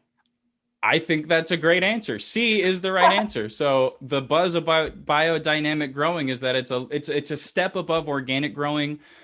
Some people will say that it is in fact a total shill, but as a enthusiastic coffee drinker, I actually believe that the regulations that come in place with biodynamic growing support a whole lot more than just things that might taste really good, because it requires such a serious investment. A lot of biodynamic growing helps strengthen orchards in general. So Siobhan, thank you so much. I'm going to write your name down. Congratulations. You will be receiving a gift card in the mail. In the meantime, I will be picking the next person to come on stage for the second bundle. Let's see. Okay, so I'm just clarifying. So Josh Cranes, he won, so he's done, right? In terms of he won't be talking Correct. anymore. Yeah. Let me just remove them as panelists. Okay, and then Shaban is also, they won their prize and it's done? Correct. Okay. Yep. So now we have Anthony, Tariq, and Nathan Appleby who are up here. And then, let's see. is it Maisha Iqbal or Maisha? And if it's none of those, I'm so sorry, but I'm going to pick you to come on stage to try to win the second bundle.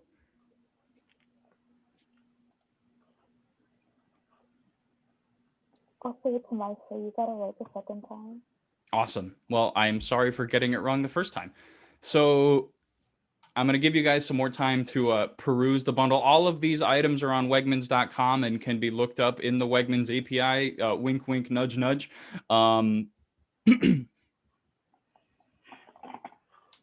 Give you guys like 10 more seconds and then...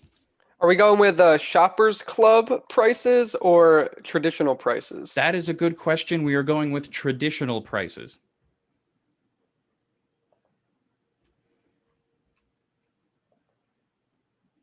All right, I'm going to close this out. Obviously, you can keep looking. All right, we have a 1450 from Tariq. Any other guesses? Maybe higher, maybe lower. A 15 from Nathan. Oh, 1550. All right, it's going up. And or we're going to lowball it with 650. Why? Okay, whatever. Well, I have not seen it go that low before, but total price is $17.95. So Maisha, congratulations. You win the bundle. I'm still laughing at 650. I'm so sorry. So I'm going to write down your name and we will reach out to you after the game and figure out how we can get you a gift card. Thank you so much for playing. Congratulations to everybody else. You guys get to stay on stage and 650. Why would you guess that? Oh man, it's going to be one of those games, huh? Awesome. So here is the next trivia question. So I'm going to pick Vanch Pahuja, if you would mind either popping in chat where you think we might be opening the next door. To give you a hint, it is south of, it's the most south, I guess. So please don't get this wrong. And yeah, please don't get it wrong, because B, congratulations. Yes, our next store is being opened up in 4 days on February 24th in Chapel Hill, North Carolina. So Vanch, congratulations. Thank you so much for participating, and thank you for not getting the question wrong, because that would have been just a really awkward. I don't know how to tell people that they don't win anything. So thank you. All right, third bundle.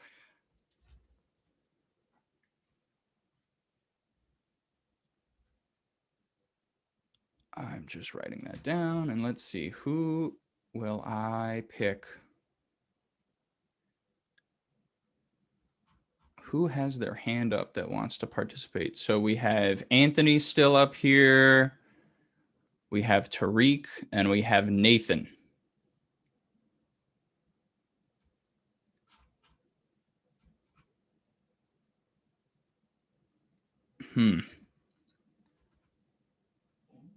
No one's saying anything in chat, so I'm just gonna go by the hands up here. How about Divya?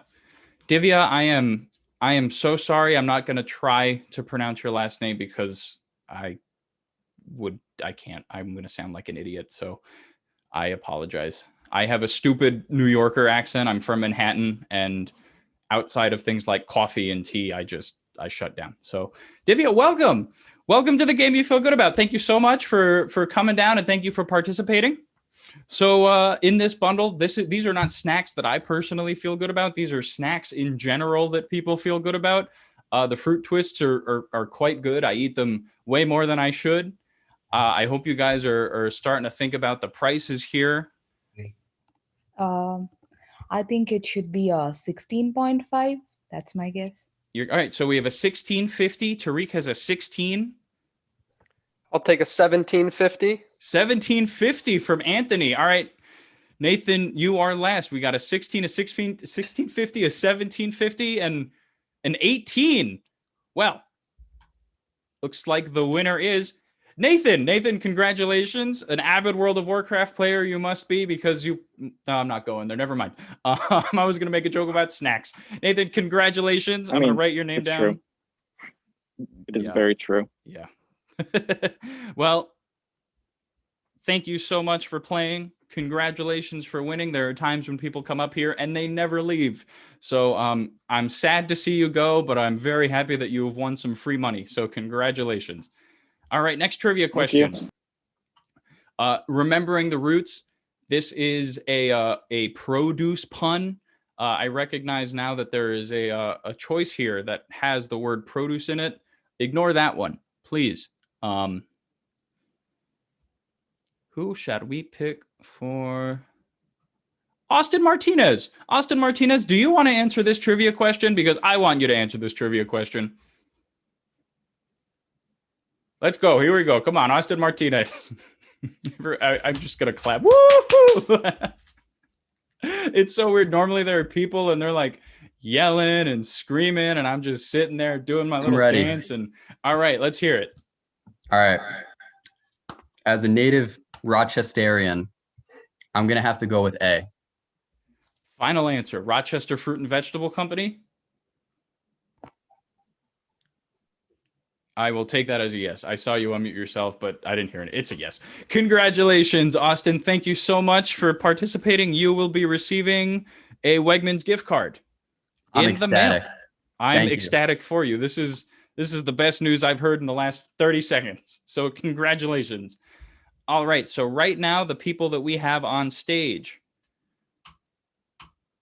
are, I should probably talk about this. Yep. So in 1916, brothers Walter and John Wegman decided to learn the food business while working at their parents' grocery store. They opened up the Rochester Fruit and Vegetable Company, which marked the beginning of Wegmans Food Markets as we know it today. So staying true to our roots as a produce vendor, hence remembering the roots, produce pun. We take a lot of pride in the produce that we sell our customers and that we provide to our communities. We actually have an organic farm in the Finger Lakes that I've been able to visit. There are bunnies there. They're very, very cute. I would recommend driving past it if you could. It's a cool place. All right, fourth bundle. So we have Divya up here. We have Tariq, and we have Anthony DiCarlo up here. I'm going to pick...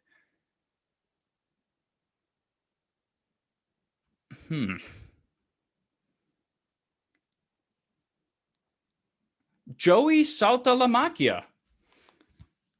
That is my pick. Joey, come on down and guess the price of these Wegmans items.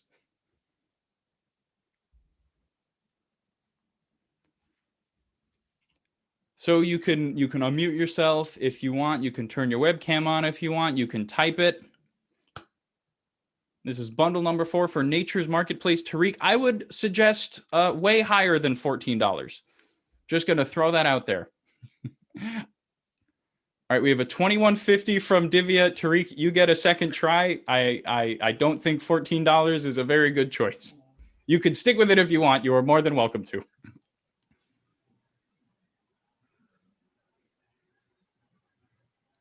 $21.51. This is cutthroat. All right, 23. I'm gonna go with 1985. 1985. Well, maybe I gave Tariq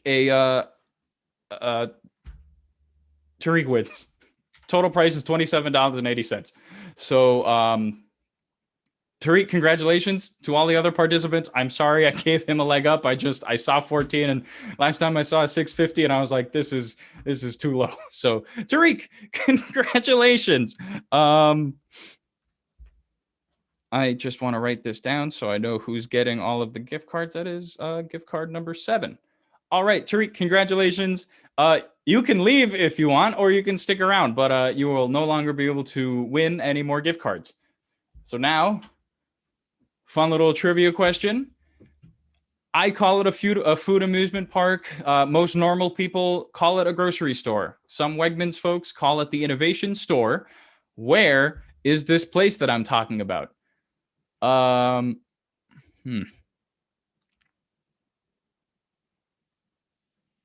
Sunny, I'm not sure if it's one or the other. I'm so sorry. Last name is Khan.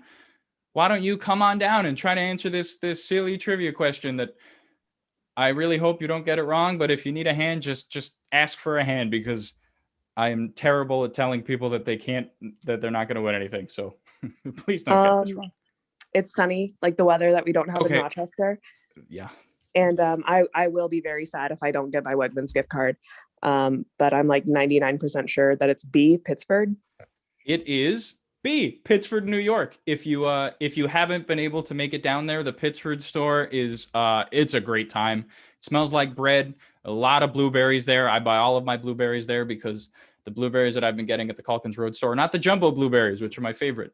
There are trains. Sometimes Danny Wegman shows up and he takes selfies with you, and it's a great time. So, Sonny, thank you so much, and thank you for correcting me. Congratulations on your Wegmans gift card. Thank you very much. This is one of my favorite bundles. Bundle number 5 are fancy college student food. It's like college student food because it's pasta and sauce and stuff. Contrary to popular belief, I'm 24 years old. I'm not that old. I know I'm losing my hair and I'm wearing a sport coat. I am a child. And like many of you, I was in college. I graduated, but I empathize with eating pasta often. That's where this is going. So let's see. Who should we pick to participate? If you want to say it in chat, I'm a little bit intimidated by a lot of these names. I'm not going to lie. And I feel stupid because I'm just babbling to a wall. This is so awkward. I'm used to streaming and stuff, but oh my God, this is weird. I'm like, people are listening to me, but no one's saying anything. So, all right. No one's saying anything in chat, which is totally fine. Michelle, it's just Michelle. Michelle, congratulations. I'm picking you. Come on down. Try to guess the price of this bundle. Congratulations, Michelle. All right. So there is Divya, Michelle, Joey, and Anthony. So feel free to type how much you think this bundle is. I'm going to give everybody a hint right now before you put anything. Michelle, that one doesn't count just yet. It is more than $20. So Michelle, if you want to keep your 23, you are more than welcome to. This is more than $20. So if you want to put a different number in, you are more than welcome to. But if you don't, keep it. Totally fine. It is more than 20.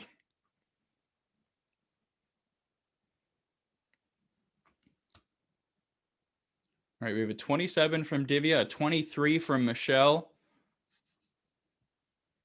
24-25 from Joey. Getting accurate with the cents here. And 24, Anthony again. Well, Anthony, congratulations. It is $24.95. So beating Joey by 1 cent. That was cutthroat. Anthony, congratulations. It really sucks to see you go because you've just been here for so long, so unbelievably long. But, sometimes you got to break a few eggs to make an omelet. And congratulations. You have won a $20 Wegmans gift card. That's okay, Anthony. So do I. I don't know if you can hear it. My dog is sitting next to me and crying because I haven't fed him yet. So my priorities are here. What can I say? All right, trivia time. Ashesh, I've seen your name for a while. I'm so sorry if I mispronounced your name. But Ashesh, please, here's a trivia question for you. Please let me know if you have any questions. I would really hate to see you get it wrong. But this is all about a restaurant. Wegmans has a number of restaurants, but attached to our East Avenue store is an Italian restaurant featuring homemade pasta, homemade sauces, which you could buy in our stores now, wine pairings. If you ever decide to go and visit it, the name of that store is blank.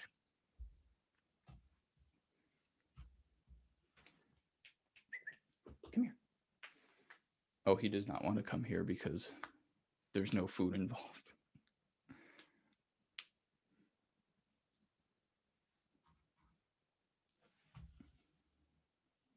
All right, Michelle is giving Ashesh a hand. D is your final answer, yes or no? Please say yes. Please say yes. Yes, fantastic. Yes, the name of the Italian restaurant attached to our East Avenue store is Amore. Check it out. It's quite good. Ashesh, congratulations. I'm going to write your name down as a winner of a prize, and we will reach out to you about receiving your gift card. And all right, let's pick bundle number 6. There are 2 more, or there's 1 more bundle after this one. There's this one more bundle, so 4 gift cards total. So we have Joey up here, we have Divya, we have Michelle, and Daniel. It's the only Daniel with his hand raised. Daniel Montegudo? I tried it and I shouldn't have. I'm sorry if I butchered that, but congratulations, Daniel. Come on down. See if you can win yourself some sweet dosh, which is money in a. I shouldn't have said that. That was a stupid thing to say. Daniel, congratulations. All right. We have a 17 from Michelle. Just feel free to, you can say it or you can type it, but we have a 17 even from Michelle. Also, just a hint, if you haven't had the frozen cookie dough, it's pretty good. I've eaten a lot of it, and I'm not ashamed of it. All right, a 19 from Daniel and a 25.50 from Divya. And a 16 from Joey. All right, well, Michelle, congratulations. The total price of the bundle was $17.26. I tricked you with the 8-ounce for the pomegranate arrows because some people might look at that and go, oh, it looks like 4 ounces. This is the 8-ounce one. So, Michelle, congratulations. If you could do me a favor in Discord, just so I know your last name, if you could please send me a private message so I can... Hey, Harrison. Yes. Have them send that to me, please. Oh, all right.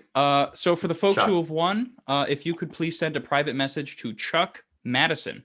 That would be wonderful. We will figure out how to get you your gift card. So next trivia question. Abriti. I am so sorry if I mispronounced your name, but come on down, answer this trivia question. One of these. Okay. Hello.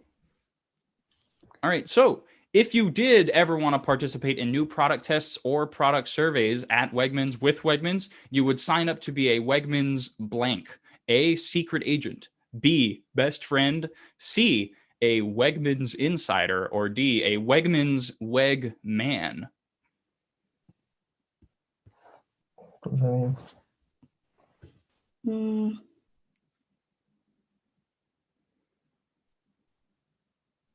I will go with D. C, insider.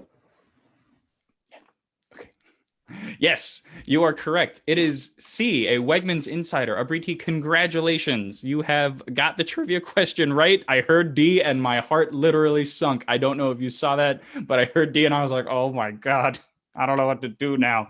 So thank you so much for changing it to C, and thank you so much for participating. I really, really appreciate it. Congratulations. So that being said, you can sign up online. Wegmans insiders have the chance to participate in new product tests, either shipped home or picked up from a number of different stores. We do product tests outside of just Rochester. And there are also regular gift card giveaways. If you have a shoppers club, you can sign up to be a Wegmans insider now on Wegmans.com. So congratulations. Let's go on to the last bundle. Snacks I feel great about. For what it's worth, this is the most expensive bundle that we ever provide because I like expensive things and I eat a lot of mostly sugary things. So that being said, it is the most expensive bundle. Right now we have Joey, Daniel, and Divya. Looks like there's a Michael with his hand raised. Michael, you're the only one with your hand raised. So come on down. Oh, wait, Michael, are you the Major League Hacking guy? Yeah, I am. Oh, is that allowed? I've never been in this situation before. I don't want the gift card. I just want to participate so I can have fun with the rest of you guys. Oh, okay. Well, that's totally fine. Cool. Yeah, I don't know. Yeah, but yeah, no one else had their hand raised and no one else said anything in chat. So, yeah, no, I just want to have fun and be able to participate in this activity, you know? Cool. Well, welcome. Thank you so much for participating. We're happy to have you. And, guess wrong. Great. So we have a 25 from Daniel. I would go with let's say $40. A $40 from Michael. All right. That I would agree. That is an excellent guess. 32 from Joey and 43 from Divya. Well, Daniel, congratulations. The total cost of this bundle is $29. So it looks like everybody else went a little bit high. I might have sold it a little bit too much when I said it was the most expensive. Unfortunately, it wasn't that much more expensive. So Daniel, congratulations. Thank you so much for participating. Please send Chuck Madison a private message in Discord, and he will get everything coordinated for your gift card. There is one more trivia question left, and it doesn't look like there have anybody with their hands raised. So I think Divya, you've been here longer, right? So Divya, why don't we give you the trivia question? See if we can give you an opportunity to win a gift card. So I couldn't think of any other Wegmans related questions, mostly because I had to add more bundles and then I ran out of ideas and I got stressed out. So this is a question about me and my terrible irresponsible tendencies. Staying true to the do today mentality. When did I finish making this PowerPoint? Is it A, literally an hour ago, B, February 14th, C, July 8th, 1996, on my birthday, the day of my actual birth, or D, this is a trick question and I paid somebody else to make this for me? I think it's A. You would be right. It is, in fact, A. I finished this PowerPoint an hour ago. Nice. Yeah. Divya, thank you so much. Send a message over to Chuck and we will figure out how to get you a gift card. And that's the game. Really sorry we couldn't do this in person. I love doing these at hackathons, and unfortunately, with everything going on, we had to make it work. And I really appreciate everybody's participation. I'm so sorry I didn't make anyone. If I made anybody cringe so hard, your face imploded. Sorry. But thank you to everybody who participated. Congratulations to everybody who won. And if there are any questions, I'd be happy to take questions. I do have a job. I do work in the IT department. I graduated from college like a year ago. So if anyone has like real life questions, I'd be happy to talk about stuff. Just as a comment, I dropped a form in the chat, guys. That's for a $20 Amazon gift card from BrickHack 7. You have a chance to win that as well. So more gift cards. Feel free to fill that out. It's just before every workshop we're doing that. Awesome. Mira wants to see my dog. Give me one moment. Moose is standing. I have to get him a cookie or else he will not talk to me. So I will be right back.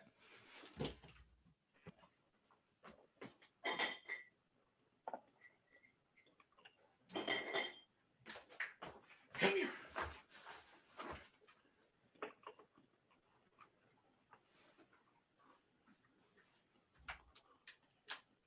Oh, hold on. I gave him a cookie and now he is walking away from me. He wants nothing to do with me. Oh, he's very chunky.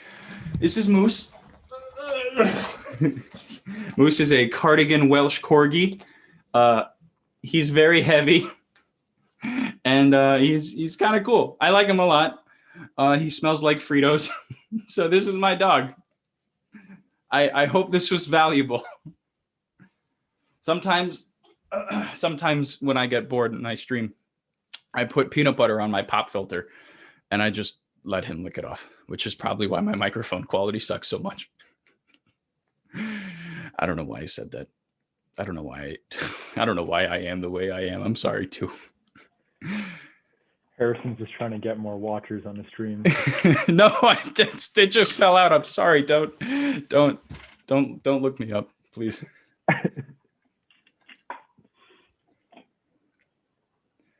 Right. I don't know if there are any actual valuable questions. Not that bringing Moose around wasn't valuable, but any real life questions? I don't know. Any questions about technology? I write code. I can talk about that for a bit.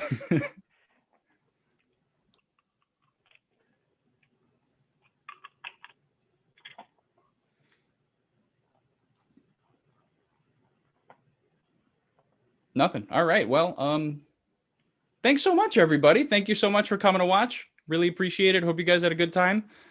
Hey, everyone. Thanks for participating. I'm trying to get to everybody that won. Be patient with me. and I'll get to you shortly. Thank you. Great. I will stop sharing my screen. I don't think anybody needs to be staring at a "that's the game."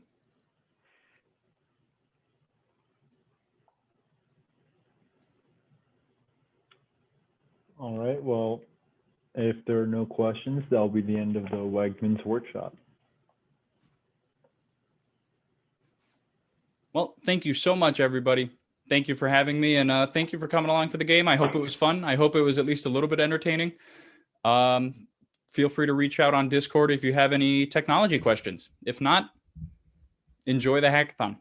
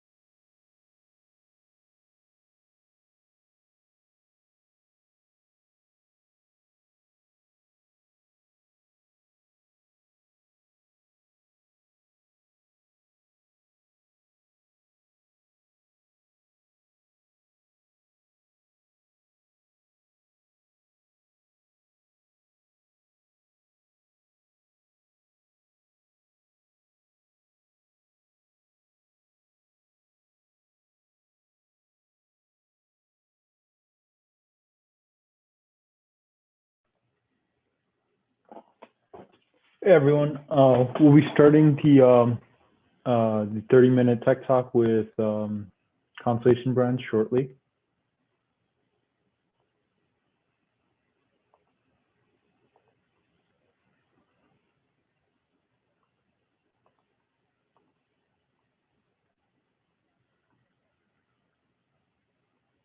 Hey Mark, you should have access as a panelist now. All right. Can you hear me? Okay. Yep. All right, cool.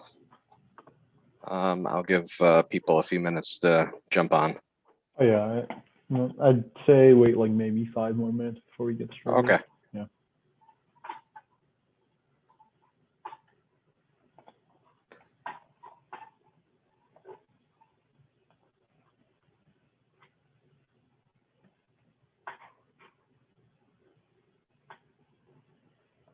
Hey, Mike.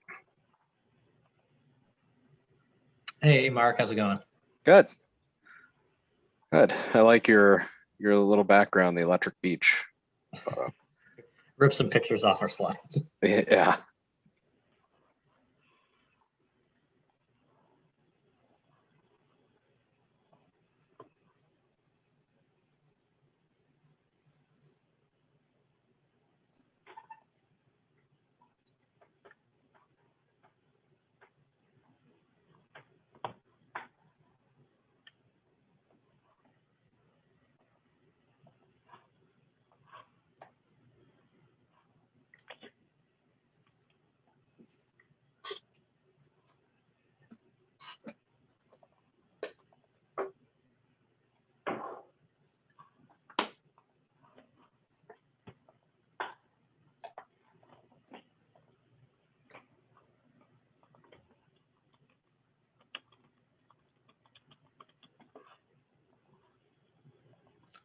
All right, we're just waiting for see if a few more people join.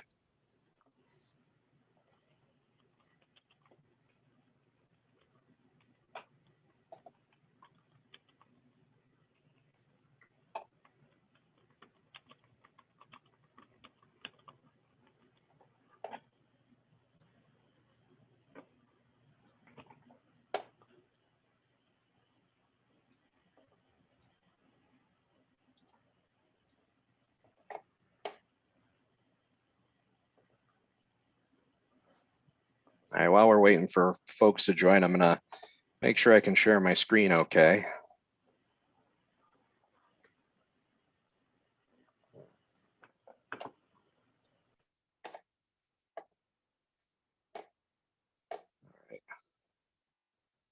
Are you able to see my screen? Yep, we can see your screen. Cool.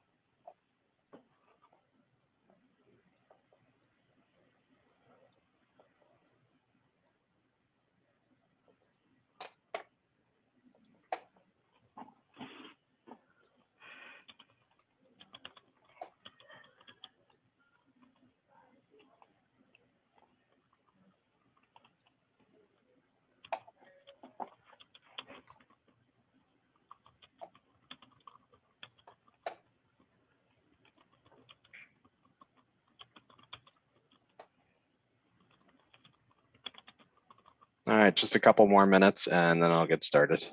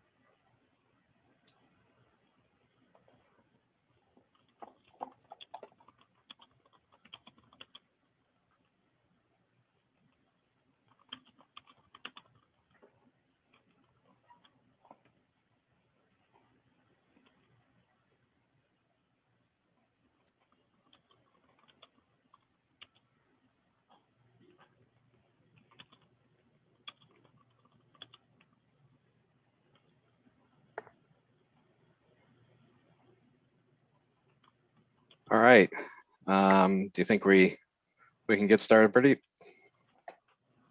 Yep, you should be good to go. Okay. All right. So thank you all for joining me. This is going to be my first live coding demo, so hopefully it'll work out. But definitely a little outside of my comfort zone. But I think that's a good thing to do. But first of all, I wanted to say, pat yourselves on the back for being a participant in this hackathon. And even if you don't win the hackathon, I do like to tell people, make sure this is something you put on your resume, that you participated in a hackathon, and maybe make a mention of the project you worked on. As I do hire interns myself, and I do go through resumes, and one of the things I do look for is, in addition to all of the coursework you've done, have you participated in a hackathon, and what have you built? So with that said, I'm going to get started. So the focus on this little live hackathon is to show you how you can build your own live stream landing page. So you might have seen Twitch. So a lot of gamers use Twitch to live stream their games, and it's really popular with the esports crowd now. And then YouTube has their own live stream offering. And usually, you go to YouTube or you go to Twitch, and you can kind of surf around on their websites and find content. But what if you wanted to create your own event? You wanted to create your own landing page because you have your own audience that you want to bring to that landing page. Well, it turns out that you can embed your live stream from Twitch or YouTube. Today, I'm going to be demoing Twitch, hopefully, if it works. And see, embed that right in your own landing page. In addition, we're going to try to add a little poll/quiz using a service called Pigeonhole, so you can add some interactivity.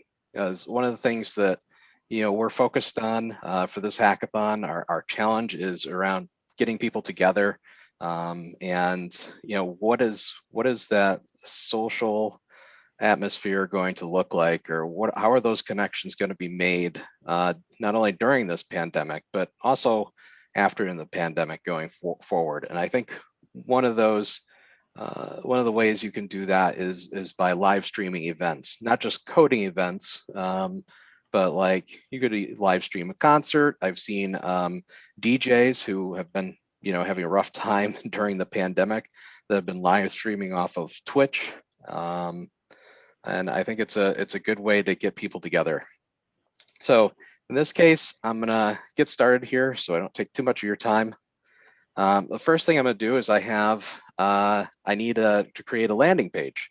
So I created an index.html file, and I'm gonna host this on Netlify. If you're not familiar with Netlify, it's a great service. They have a free offering. If you just want to build a static web page and put it out there and make sure it has an HTTPS URL, you can do that with Netlify. So without further ado, I'm going to get started.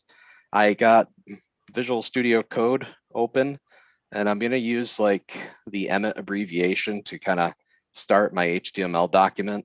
And that kind of fills in a lot of the stuff for me. I'm going to do a title. We're going to call this a live page demo. Oops, there we go.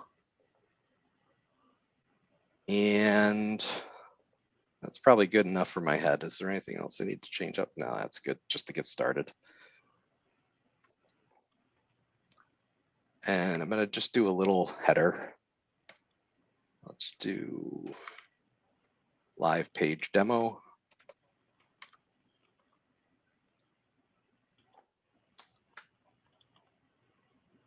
And then what I'm going to do is make an iframe for my Twitch stream. So this is where I should tell you a little bit about Twitch. So if you want to stream your own content off of Twitch, you can go to Twitch, twitch.tv, and sign up for your own account. And then once you signed up for an account, you can download this thing called Twitch Studio. I'm not actually going to stream off of this laptop because I need this the camera on this laptop so you can see my screen, but I'm going to stream off of another machine that I've set up. And so on this other machine, I have the Twitch Studio, which I've downloaded from Twitch, and I've set up. And you go in here, and one of the things you got to do is edit your stream info, like give it a title, set up your notifications. And then on Twitch, you have to set a category. You must set some sort of category. So I did for this one, I did science and technology. They have other categories like just chat. And then if you're doing streaming from a game, they have categories for all the popular games that are out there. And then you can put tags on it. I didn't put any tags on this because this is not a thing that I really wanted to make super public on Twitch. But once you're done and you start streaming, you are streaming to a live, your live public channel on Twitch. On YouTube, you can just stream to a kind of a private channel. So if you only have the URL, which is kind of handy if you don't want to accidentally get discovered while you're just testing things out. But on Twitch, once you start streaming, you're live. One of the reasons I chose Twitch over YouTube is YouTube, to use it to live stream from YouTube, you have to get approval 24 hours in advance. So you have to submit it and say, I want to do live stream, and send it to YouTube. And then YouTube, once you do get it, they do allow you to live stream, but you have to tie it to like their ad platform. And I didn't want to do that. That's a little too many hoops to jump through. I think if you're just trying to get something up and running, Twitch is a little bit easier to use. But know that YouTube's out there, and there's a ton of other streaming services as well. Like if you want something for corporate, like a corporate account, you could use Vimeo. So for now, I'm going to close this because I'm not really going to stream off of this machine. I'm going to stream off of another one, but just know I have this window up and running on a second machine that I'm going to start streaming from soon. So to do Twitch, to embed Twitch on here, I'm going to do an iframe, and they allow you to copy and paste this. So you see me filling this in, but you can, once you get set up with Twitch and you're in Twitch Studio, there's a place in there where you can just like copy and paste all the embed information. So I'm going to cheat a little bit and just like copy most of the stuff over here.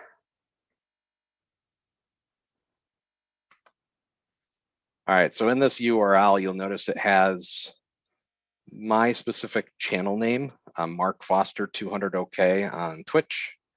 And then it has the parent web page that I'm going to be hosting this landing site on.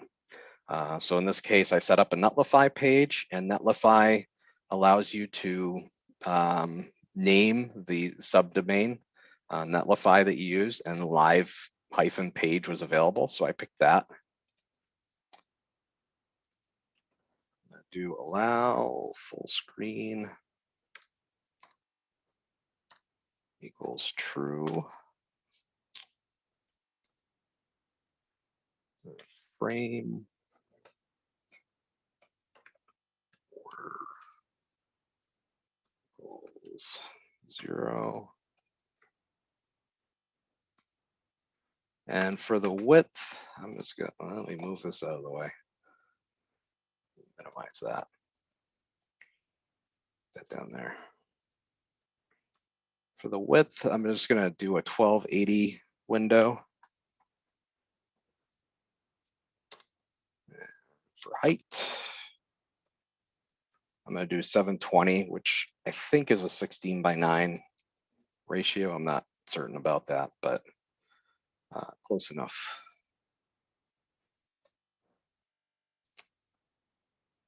And I think that's it. All right. So that should do it for embedding Twitch. So I'm going to save this document. And then I'm going to open up Explorer here. And I got my live page folder. So this is just Windows Explorer showing you the live page folder where I have my index.html document. This is a new machine, so I haven't exposed the file extensions, but know that that's index.html. And then I'm going to open up my Netlify window. Now, there's a couple ways you can deploy a web page to Netlify. You can check it into a GitHub repo and then point Netlify at that GitHub. But in this case, I'm going to keep it super simple. I'm just going to like drag and drop my folder to Netlify. So I can go to production deploys, and then they have a box down here where you can just drag and drop your folder with your index.html file to, or any other files that you have for your static website. And then hopefully it says it's published. So let's go hit livepage.netlify.app.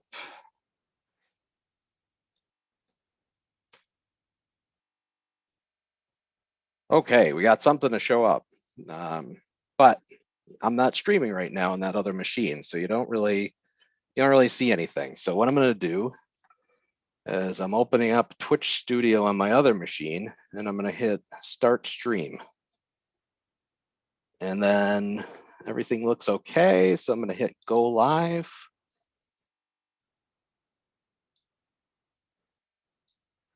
And then hopefully, I'm going to make sure I'm muted so I don't like get any weird feedback stuff going on. Okay.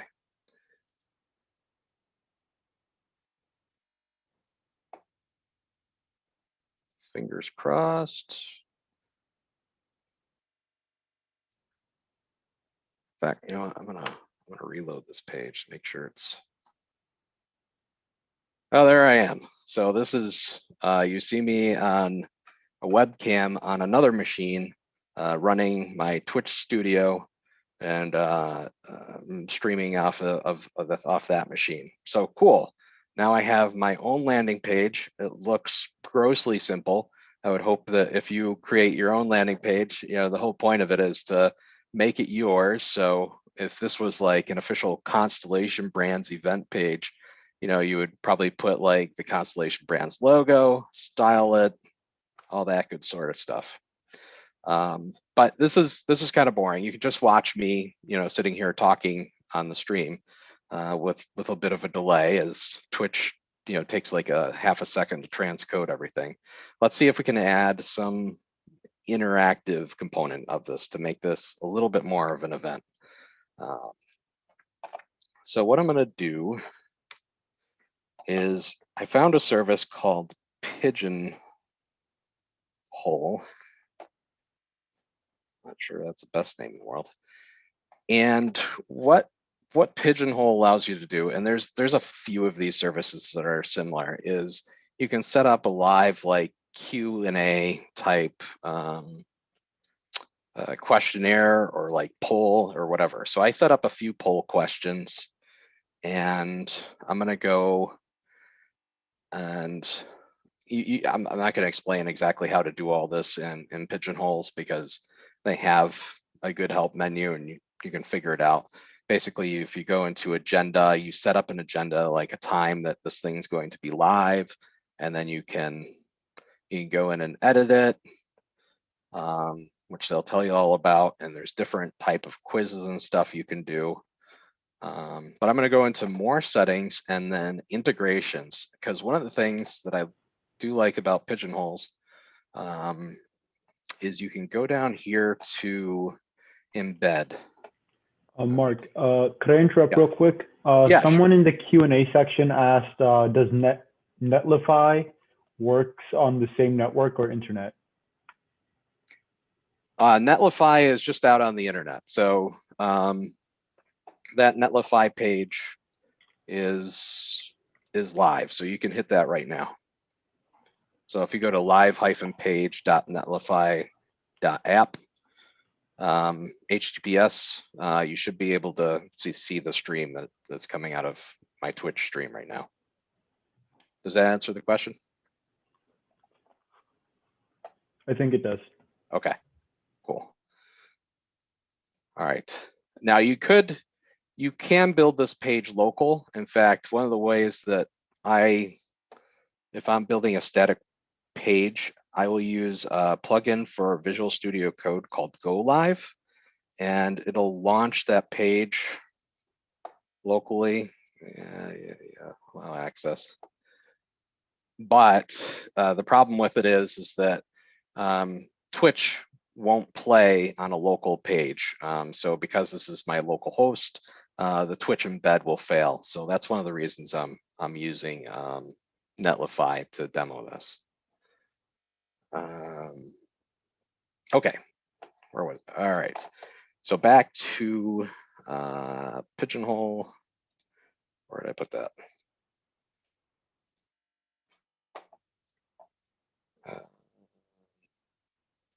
Did I close that out?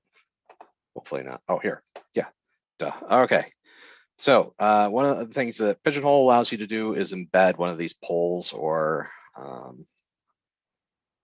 quiz questions. So you can specify what the embed looks like the width, the height, and all that stuff. I think that you can adjust these. So don't think that this is fixed. I'm pretty sure you can go in and you can, if you are handy with JavaScript and you wanted to make this more responsive for mobile devices, you could adjust the width and the height. I think it's just using this to control what you see when you get the embed tags. So I clicked on the embed button. It gives me some code. I'm going to copy and paste this, and it says to put it immediately before my body tag. So I'm going to go in here and stick it in there.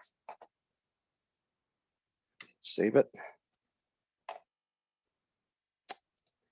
And then there was one other piece I need. I need this div tag because this is gonna be like the holding spot of where the pigeonholes embed goes. I'm just gonna stick it right under the iframe right here. All right, and I think that's all I need to do. Yeah, so here's the width and the height. So you could probably, control these just like you can on the Twitch embed. So you can make this thing more responsive than I did. One of the downsides with the way I did this is that it probably looks horrible on a mobile screen.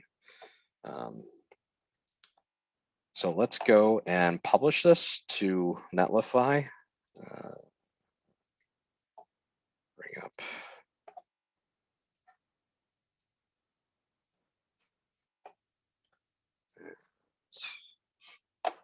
Let's see, make sure I got the Netlify drop space there.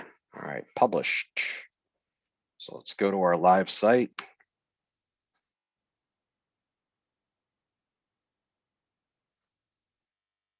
And see if anything happened. It's not showing up. Did I save that? I probably didn't save that. Oops.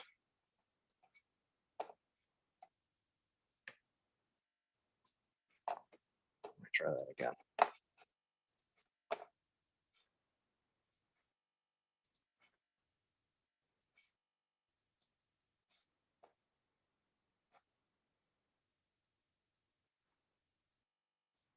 Let's see if that just publish. Oh man. I'm not sure that took.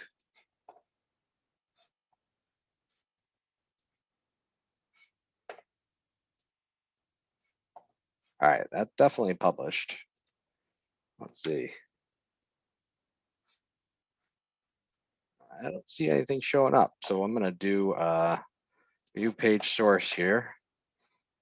Let's see, there's definitely some JavaScript coming up. But it's not happy with me about something. So let me take a look here. Looks good. Mark, there's another question asking whether this will be posted to a GitHub repo for people to reference later or not.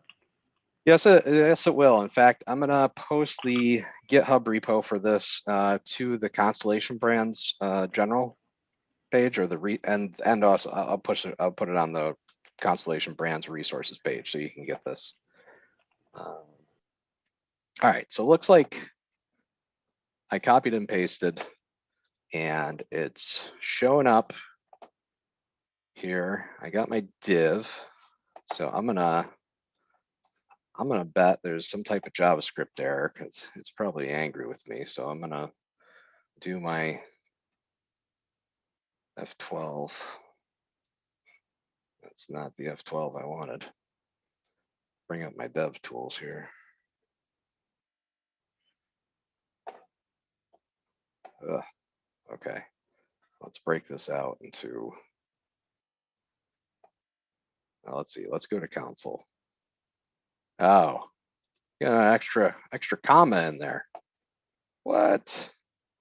They gave me bad embed tags. All right. I took out that extra comma. I think it should be good now. So now I'm going to close out my dev tools, and we're going to go and publish this thing, and everybody keep your fingers crossed. Reload this. Ah, there it is. Okay. So if you go this, you can go to this website, and now you can pick, answer one of these poll questions. Now, as I'm streaming here, if I am running an event of some type, I could say, everybody put in your guesses. I'll give you a few seconds so you can pick one of these answers, say Corona. And then as part of their offering, Pigeonhole offers like a backend admin page. So I could say, all right, everybody put in your votes. Yeah, I wish High West Distillery was our #1. That's one of my favorites, but yeah, it is, and Modelo is pretty popular. That's cool. You all are getting in there and voting. Cool. But yeah, it's the #1 brand, the best-selling brand we have is Corona. So I'm gonna jump to the next one, and all right, what new hobby have you picked up this year? And this is just something silly we posted out there. So pick the one you can most identify with, even if you didn't necessarily do it. Supporting some sustainable brands, that's a good one.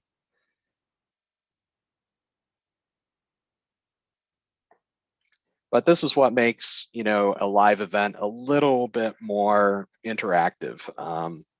So you get kind of the safety of live streaming, so you control the streaming, so it's much harder for somebody to Zoom bomb because they don't have their own like audio platform, but you can still kind of make it a bit interactive for folks, and provide like these Q&A, these polls. So I'm going to jump to the last one. All right, what do you look forward to doing with friends once it's safe to gather? Outdoor adventures. I am right there with you. I am looking forward to going to my favorite summer place, which is Acadia National Park up in Maine. Is one of my favorite summer destinations. All right. Well, I think I'm just about out of time, but I think I delivered what I was hoping to deliver. So we got a live stream landing page. It's very ugly. Hopefully you'd make something much more creative. But I'm interested to see what you can come up with.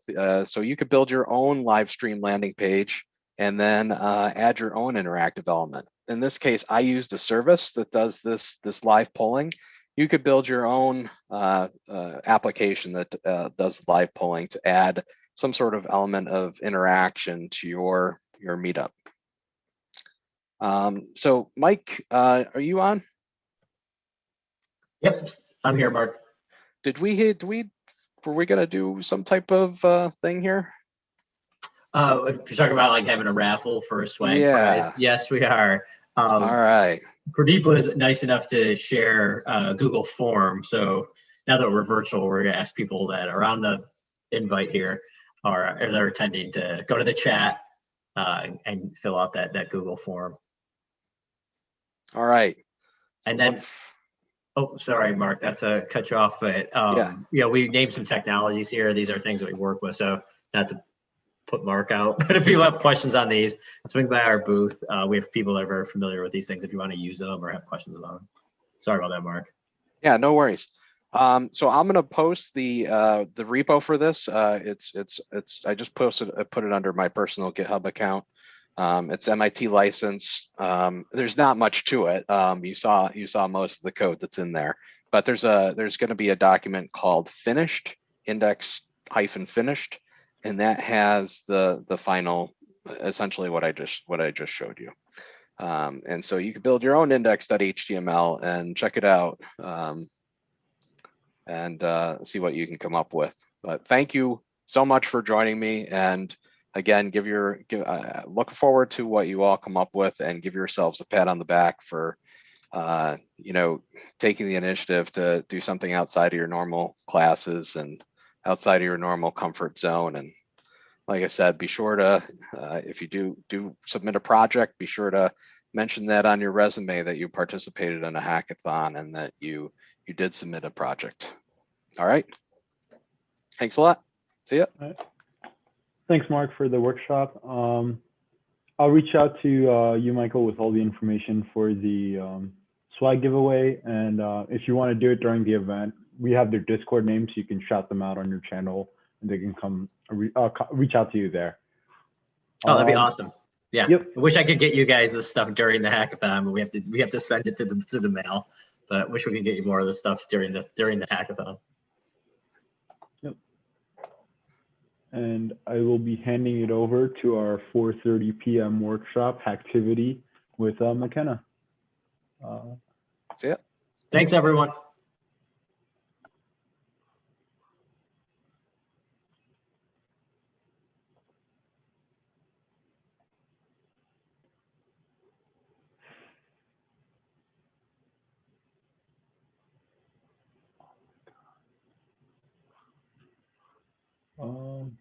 Can't.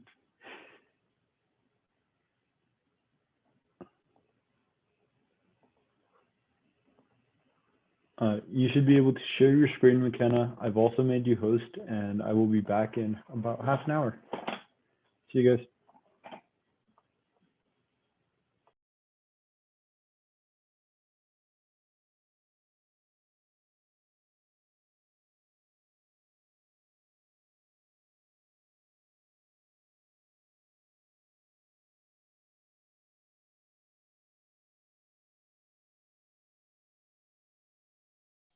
I was muted, so that doesn't help. My bad, y'all. We're at a hackathon. I don't know how to unmute myself. This is going well. But hi, everyone. I hope y'all are having a good day and that you're awake. You're just not on the Zoom call asleep, or that would be good though. Sleep is always good. But we have this little intermission sort of period, like our break. We would love for you guys, if you wanted to get some food, get in bed, just like chill and watch. We're gonna watch some videos on YouTube called How It's Made. And we're just gonna do this. It's very chill. If people want to talk, I don't know how to give people permission to do that. We can figure it out if we want, but it's pretty much just time to relax and not be, well, I mean, unfortunately, you're still gonna be looking at a screen, but you get the intention of just not having to do work and look at a screen. So I will go ahead and share the screen.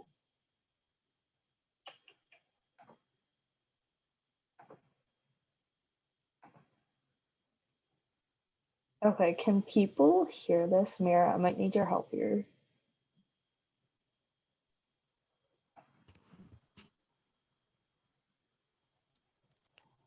We cannot hear that. Rip. Let me take my headphones off.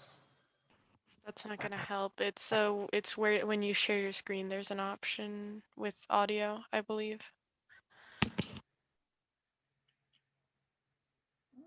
Try it again.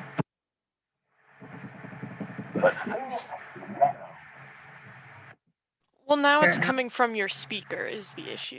Yeah, because I don't know how to connect it. Um, There's like a share, there's a video. I could do microphone or speaker would be same as system.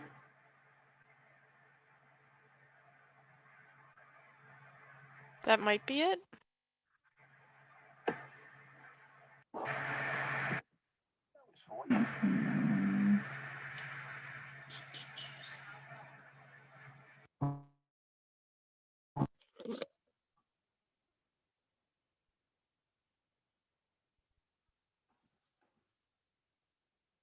Can you not hear it now? No. Nope, I don't hear Mira.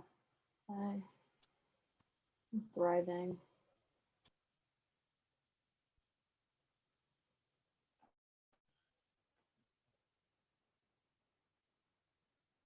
No sound. Okay, let me stop the share. Mira, do you have any ideas?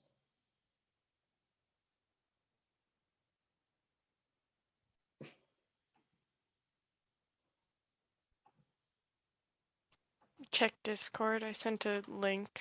Also, the interpreter is correct. Thank you to the lovely interpreter. Softwares.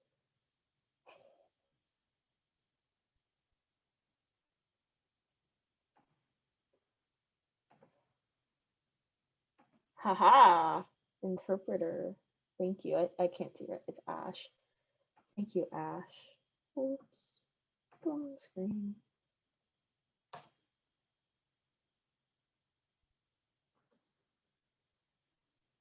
People hear it now? You have to, you're sharing our Discord.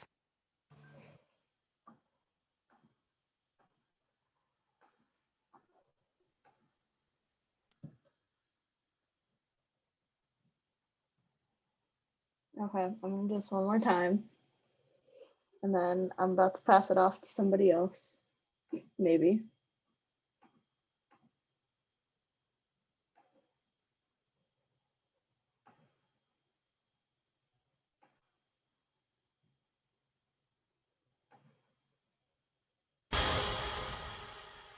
But first, Lego. It worked. It's very loud. The old toys are definitely the best. And Lego is so popular that despite only having been invented 50 years ago, it's been voted Toy of the Century twice. Most Lego begins life as tiny granules of plastic at this factory in Denmark. There are 14 silos full of different colors, containing 33 tons in total. Pipes suck the granules out of the silos on their way to be melted down, molded into bricks, and then built into spaceships, castles, and farmyard animals.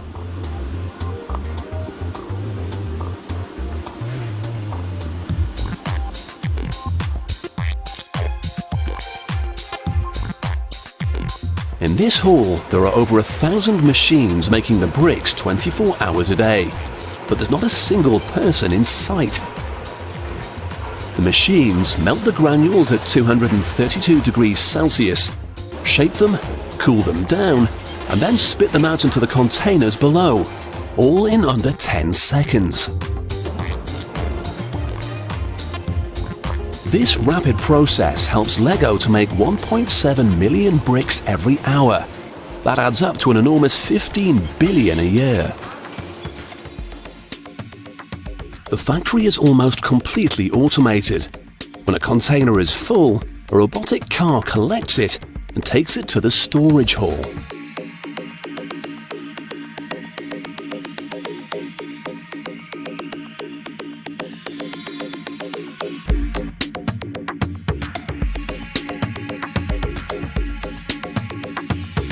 In the vast hall, another automated system takes each crate to its specified shelf.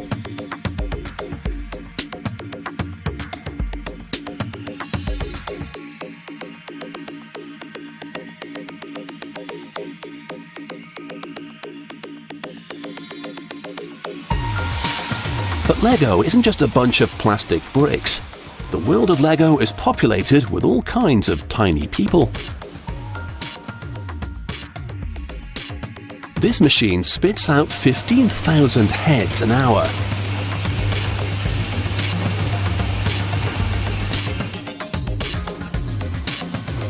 A rubber stamp gives the heads a face. Smiles for the good guys. Scowls for the baddies.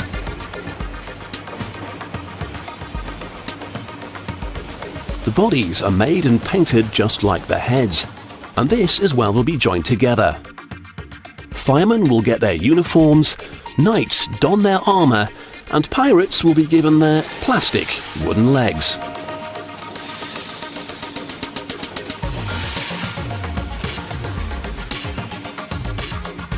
You might not recognize this well-known character at the moment, but all will be revealed.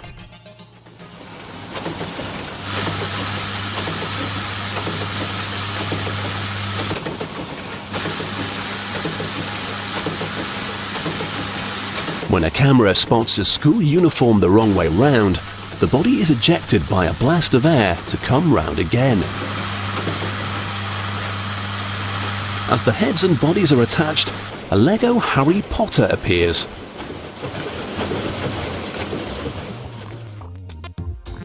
In another part of the factory, a designer has got the job of thinking up yet another new way to put the bricks together. The boffins have worked out that with just 6 regular bricks, there are over 900 million combinations, so he's got no excuses for drawing a blank. But box sets are small potatoes compared to the huge sculptures in Legoland. 120 full-time designers work in warehouses to create everything and anything they can conjure up in their Lego-driven minds. If you thought a pyramid was tricky to build, just imagine trying to make one of these. Even with computers to guide them, it's a complicated and time-consuming business. With thousands of bricks being used for each model, it can take up to a month to build one.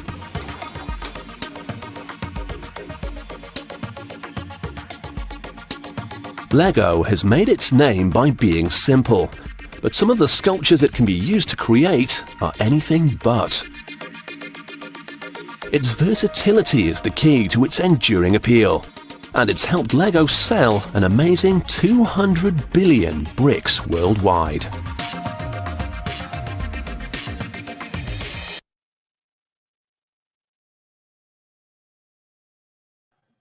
Is everybody asleep yet? Okay.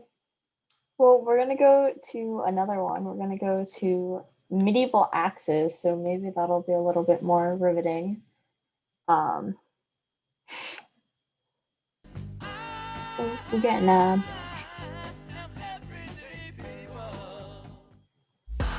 Oh, with we get Taco 2 Bell's app, ads. you How can build your lucky. own $5 cravings box. Because you know what you crave at Taco Has Bell. anybody tried the new So Taco eat Bell, like like you. create your own box? Build your own I really $5 wanna cravings try box it. today, only online or with the Taco Bell app.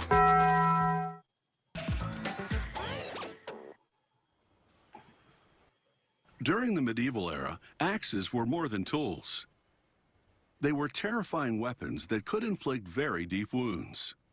Today, craftsmen still make battle axes for use in the entertainment industry.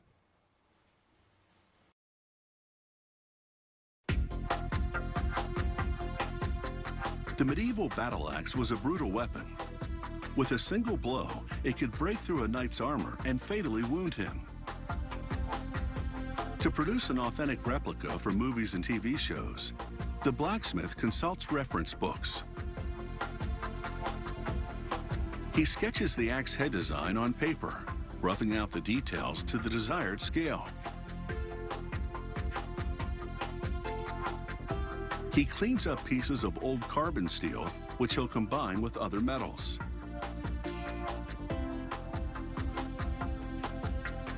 In total, there will be 75 metal strips of varying composition.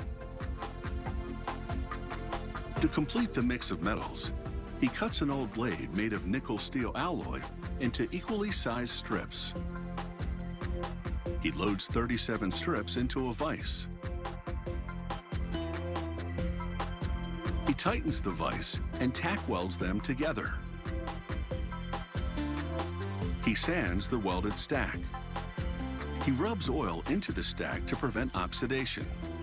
Now, exposed to intense heat, the metal layers forge together. He spreads a mix of borax and other minerals called flux onto the surface. This deters oxidation as the forging continues with a pneumatic hammer. The hammer slams the layers together to become a solid laminated block. It's ready to be transformed into the axe's cutting head. Repeated strikes pinch the metal in the center. He sprinkles the flux mixture onto the surface of the metal form, heats it again, and folds it into a C shape. After a reheat, he inserts a layer of carbon steel in the center for the blade. He hammers the C shape flat, leaving the pinch section round for the handle. The 75 strips have been forged into one. Next, the power hammer refines the handle knob. He drives a steel stake called a tapered drift into the center of the knob. This forms an opening for inserting the wood handle. Using the power hammer, he now flattens the blade end of the axe head substantially. He flares it to form a cutting edge and removes the excess with the plasma cutter. He saws it off, and the result is fierce. The axe head has taken shape, but it needs some refining. He hammers the handle area to spread it wider and dips the axe head in water to cool it down. Then he grinds the blade thinner using a belt sander and rinses off the residue. He grinds it again to get rid of any hammer marks or oxidative scale. The different metals react when dipped in acid, creating a swirled pattern on the surface of the head. The first bath was contaminated, so he polishes it off and gives the axe head another rinse in clean acid. After heat treating and tempering, he polishes the face of the axe and hones the edge. Next, he grinds spiral grooves into a piece of oak for the axe's handle. A colleague stains the entire handle to accentuate the carved spirals and enhance the grain of the wood. Once it dries, the blacksmith wedges the axe head onto the handle. A few strikes against a steel block improves the fit. Finally, he hammers upholstery studs onto the handle to simulate the rivets that reinforce the original medieval axe handles. This medieval axe is ready for action. Medieval axe replicas are authentic props for any TV show or movie. Handled carefully, no one will get hurt.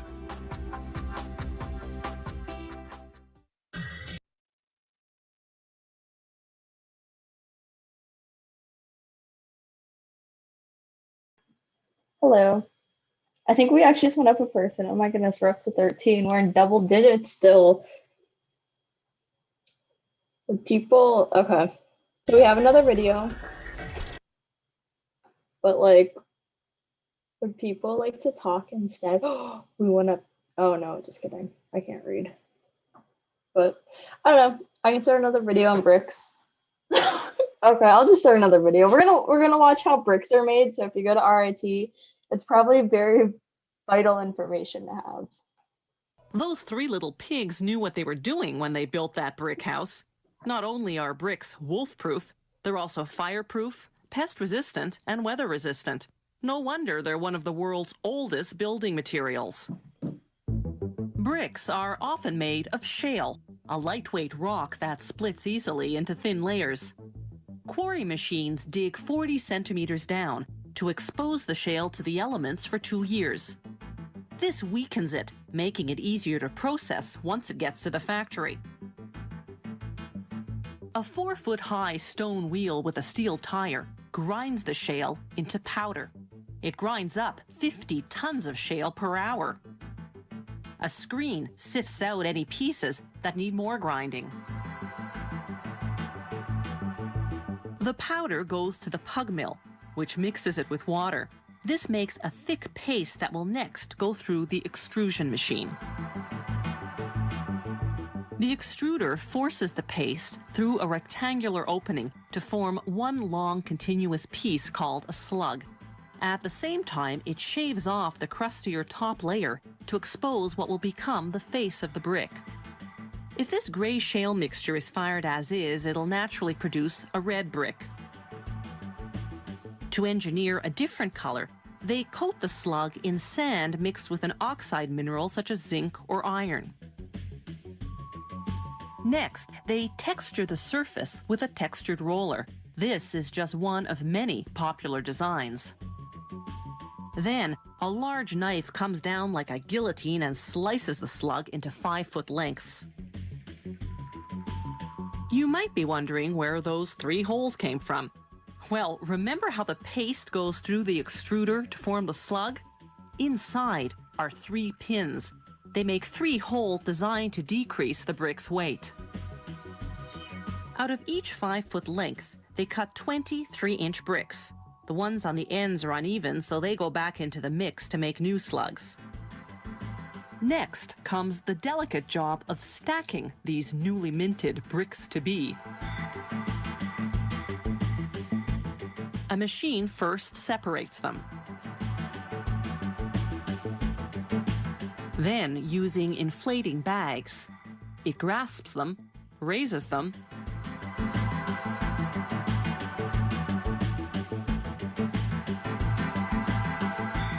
then stacks them. Meanwhile, the water in the bricks is starting to evaporate. To hasten that process, the bricks go into a dryer for 2 days. The dryer gets its hot air from the heat generated by the kiln, where the bricks go next for firing. The kiln is really a giant oven. It fires the bricks at 1,040 degrees Celsius. That's almost 2,000 degrees Fahrenheit.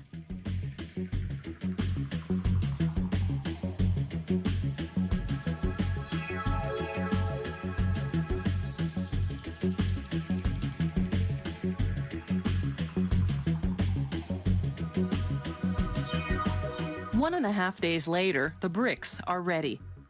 The transfer machine takes them out of the kiln. But before they go to market, a technician does a quality check. He weighs and measures a sample to see if it meets the design specifications. Bricks are supposed to absorb some water, but not too much. Yet if they repel water completely, they'll also repel the wet mortar the masons use to stick the bricks together. So to test absorbency, the technician breaks a brick in half. He weighs it before and after, soaking it in water for 24 hours. By comparing the weights, he can see how much water the brick has absorbed. Once the batch gets the okay, they stack the bricks into cubes of 500 to 600. Each brick weighs 5.5 pounds, so each cube weighs in at about a quarter ton. Brick is one of the sturdiest building materials around. It doesn't rot, fade, warp, or dent the way some other materials can. Bricks are also energy efficient. They absorb heat to help cool your house in the summer and hold heat to help keep it warmer in the winter.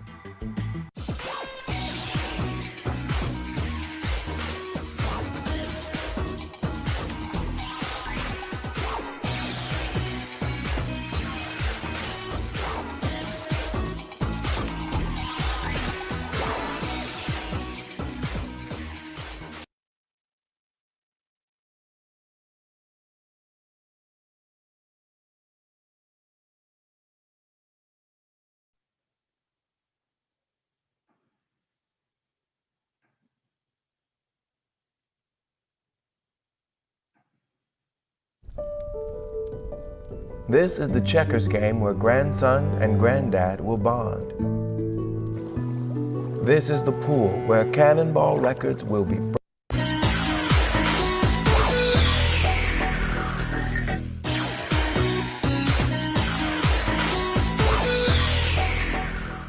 Frosted cereal originated in America in the 1950s, and today you'll find versions of it on breakfast tables around the world.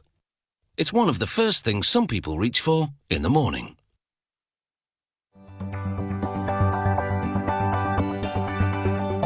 This particular blend of frosted cereal is a combination of wheat flakes, corn flakes, and granola clusters.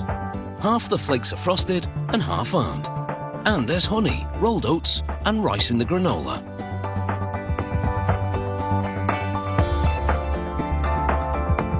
To make the cornflakes, they start with kernels of corn. They measure out a specific amount and release it into an industrial version of a pressure cooker.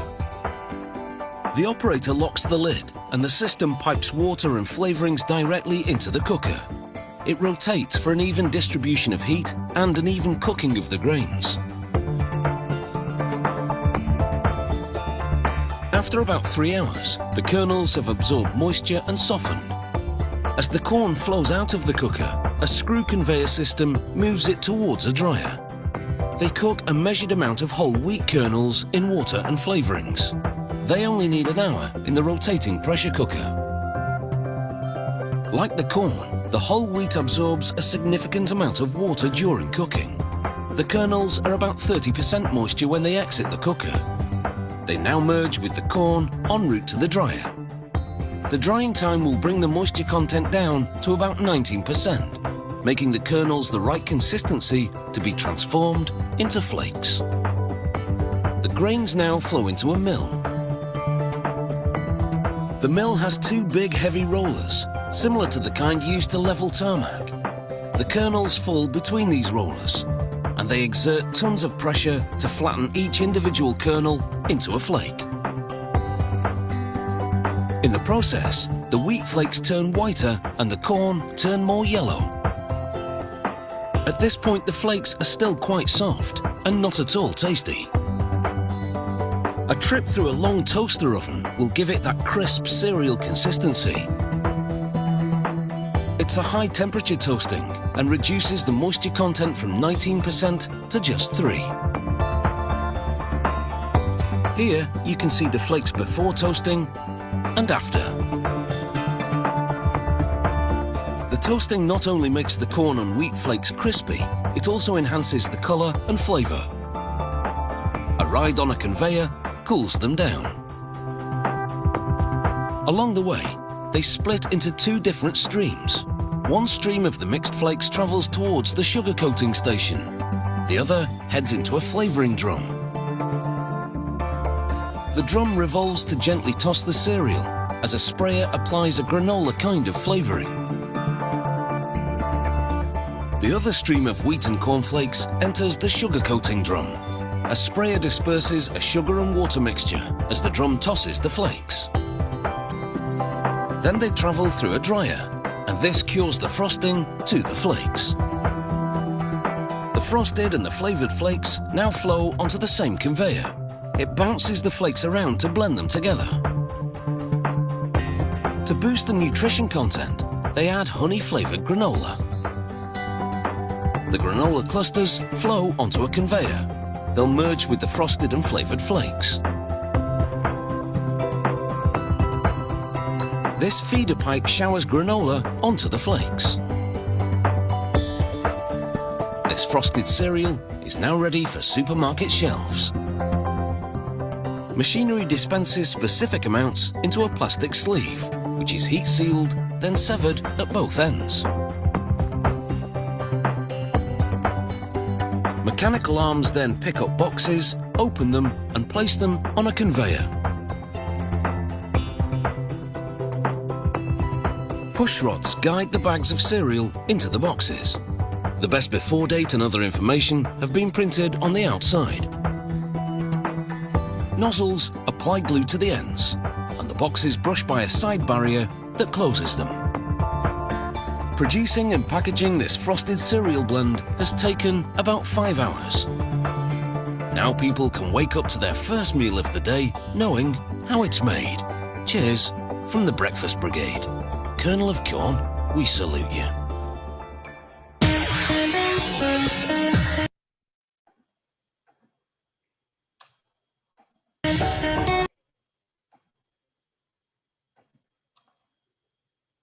Well, hello again.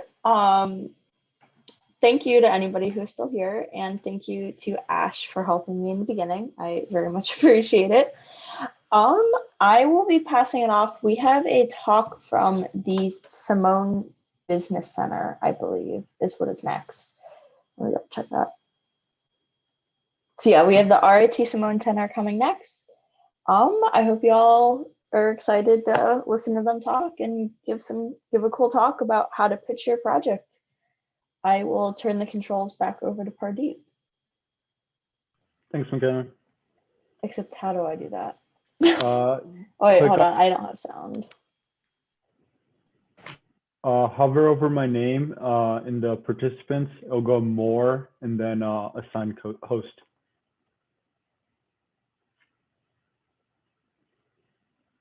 Can you hear me? Okay.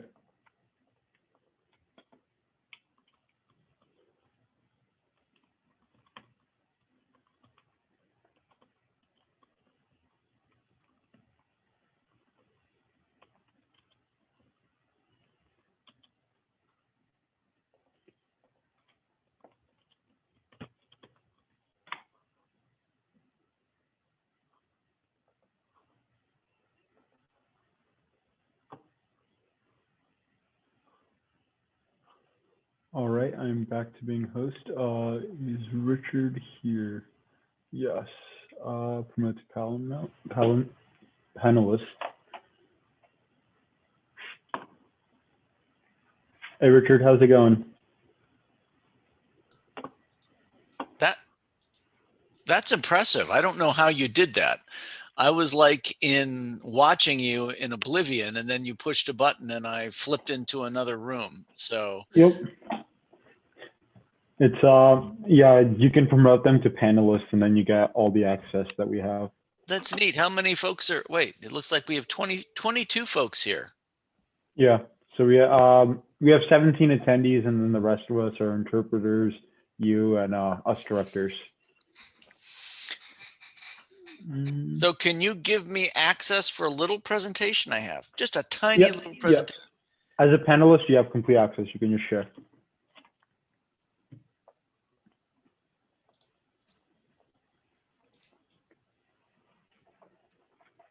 What are you seeing right now? I'm saying BrickHack 7 presenting your project. Oh, cool. Well, let's do this since, let's see, I'll put this over here. Since we have, how many folks do we got right now? 24. Do you think we'll get a couple more? Yeah, I'd give it like 2 or 3 more minutes. So that's fine with me. You just tell me when you want me to start. By the way, I got a question for you. Yeah. With our award that we're giving for the most, commercially viable product, how do I get to when do I get access and the whole? I got a couple people that are going to be coming in to look at that. How do I review that? How do I meet with them and see what they've done and get to talk to them? So in the email I sent you the other day, it should have had a Discord link to join our Discord as well. Mm-hmm. And all the judging will be happening on the Discord. 11 a.m. tomorrow, we'll actually have a little mini workshop to like walk through the judging process. Okay. So if you come to that, it will explain everything on there. But we also have a guide that's we wrote up and recorded for that as well. And I'll send that over your way as well. Great. I'll take a look at it tonight, and I'll be ready to do that tomorrow. Tomorrow, whenever you know what time mine is? Judging is slated for 12:30 to 2:30 p.m. Okay, 12:30 to 2:30. Yeah, but as I mentioned, we have the little workshops like demonstrate how judging will happen a little earlier at like 11. Great. So if you could come for that, that'd be great too. I'd be happy to come. I'd be happy. We are Catholic and mass attenders, so I guess I'll go to an early mass. So okay. So how are we doing so far? We're up at 25. Yep. I think you should be good to start now, and people will trickle in if they Has Anthony Testa joined me yet? I will make him a panelist. Hey, Anthony. Are you mysteriously joining the group, Anthony? Super cool. There I am. Okay, cool. Well, hi, everyone. My name is Richard DiMartino, and I'm with the Simone Center. And my colleague here, Anthony Testa, is here, and Pardeep is here also, who's with BrickHack. But I actually want him on too, because there may be some questions that might come in. So if you don't mind being on here, they have asked us to come in and discuss about presenting your BrickHack project, and Yes, Richard, sir. I will pop in if you ask me a question, but I'm trying to keep my video off so that the interpreters are shown larger on the screen for the people with accessibility services. That's a wonderful thing. I was not aware of that. Thank you. So they have asked us to come in and talk to you a little bit about presenting your idea. And there's a lot of folks here, and we're doing this differently because this is online. And so you will have 2 minutes to present your idea, and then there'll be a minute of questions. So as I said, once the questions start, we'll try to make them concise. But our goal is to kind of help you organize this. And the Simone Center does pitch contests, business presentation contests, innovation contests. So what we're here to do is really give you a head start on how to do that. And so we're going to start with the biggest issue, and then we're going to go back. There's a lot of unclarity. I don't want to say unclarity. There's a lack of specifics in us presenting, because some of you are presenting your really cool ideas. And then others are presenting on challenges based that sponsors have, which is all good.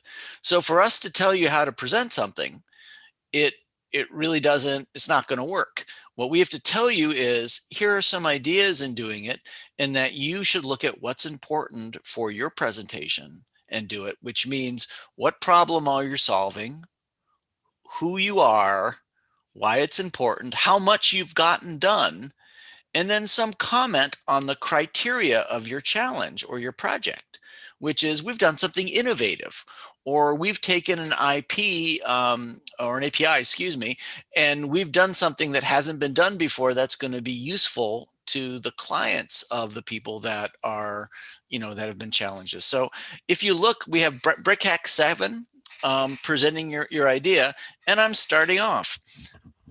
Process, you only got 2 minutes. You're going to have 1 minute for follow-up questions. Different presenting groups. You can do it yourself, or you're showing your own idea, or you're actually doing a sponsor's challenge. All right. Actually, I just even found a typo in there, so I'm going to say a sponsor's challenge. But Richard, yes.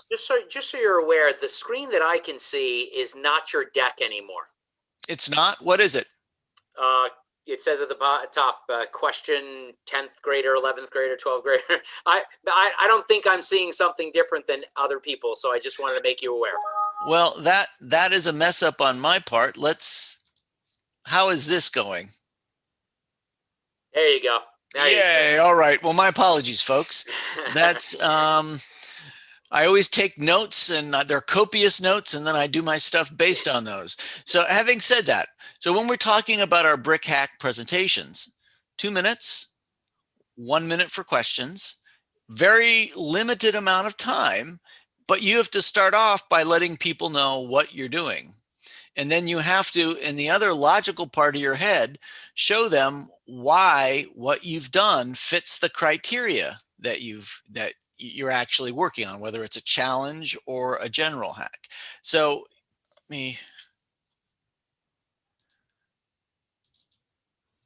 Anthony, can you see this? The new slide I just put up? Okay. Yep. What can you say? What can you say in 2 minutes? Actually, you can say a whole lot in 2 minutes. And not only can you say a lot in 2 minutes, you can have those judges not only asking you so many questions you can't do it in a minute, you can have them go and looking at your materials. And that's the whole goal of this, to leave them with the fact that you've done something really interesting that fits the criteria, and they want to go back and look at it, and they want to talk to you. And the Simone Center actually has its own challenge. We want to work with all of you that have a product that you want to see sustainable, which means people want to use it. And we're willing to help you with that and give you guidance and coaches and even some funding to help defray the cost, if you need it, of customer discovery or of actually building it. But having said that, if you notice, I have a line through this, and I'll tell you, here's a general view. Start off by saying what you're doing. Now, you might not have that in the sense that you might be in a track and you're all looking at creating something from the software APIs of a Wegmans or somebody else. Who are you? Tell them really quick. Don't go into detail about your expertise. We've only got 2 minutes. You can say there's 3 of us and we're CS majors, or we're software majors, or we're a mixed group, and we're coming up this from a different view. Don't spend a whole lot of time, but make sure you've given your names and what your expertise and interests are, okay? Very quickly. What problem are you solving, or what value are you trying to provide?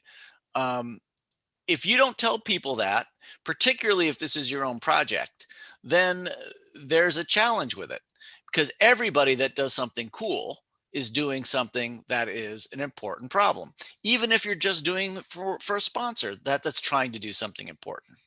Okay, say why it's innovative and better than other approaches, or more interesting. You could say we are trying, and this is something that no one I doubt is doing, but we're looking at a software inventory system. And most of the software inventory systems are too complex, and it takes you 6 months to learn it. We want something that's so intuitive that you can go out and do a small amount of inventory within the first hour, or within the first 5 hours of playing it. That's important. And then explain how much you got done. What have you done? Where have you gone? You might even follow it up with sharing with people. What do I want to do in the next couple months if I'm actually going to advance this? Because a lot of people want to finish this up. So that's really what we're saying. In 2 minutes, what problem are you solving? Who the heck are you? Why what you've done is innovative, and how much you've gotten done. All right. And then just go from there. And that's 2 minutes worth of work. And if you can do it in a way that's concise, you're going to have the people coming back and saying, whoa, whoa, whoa, with that problem and what you're doing, I've got 3 questions about how you did it and who in fact might use this.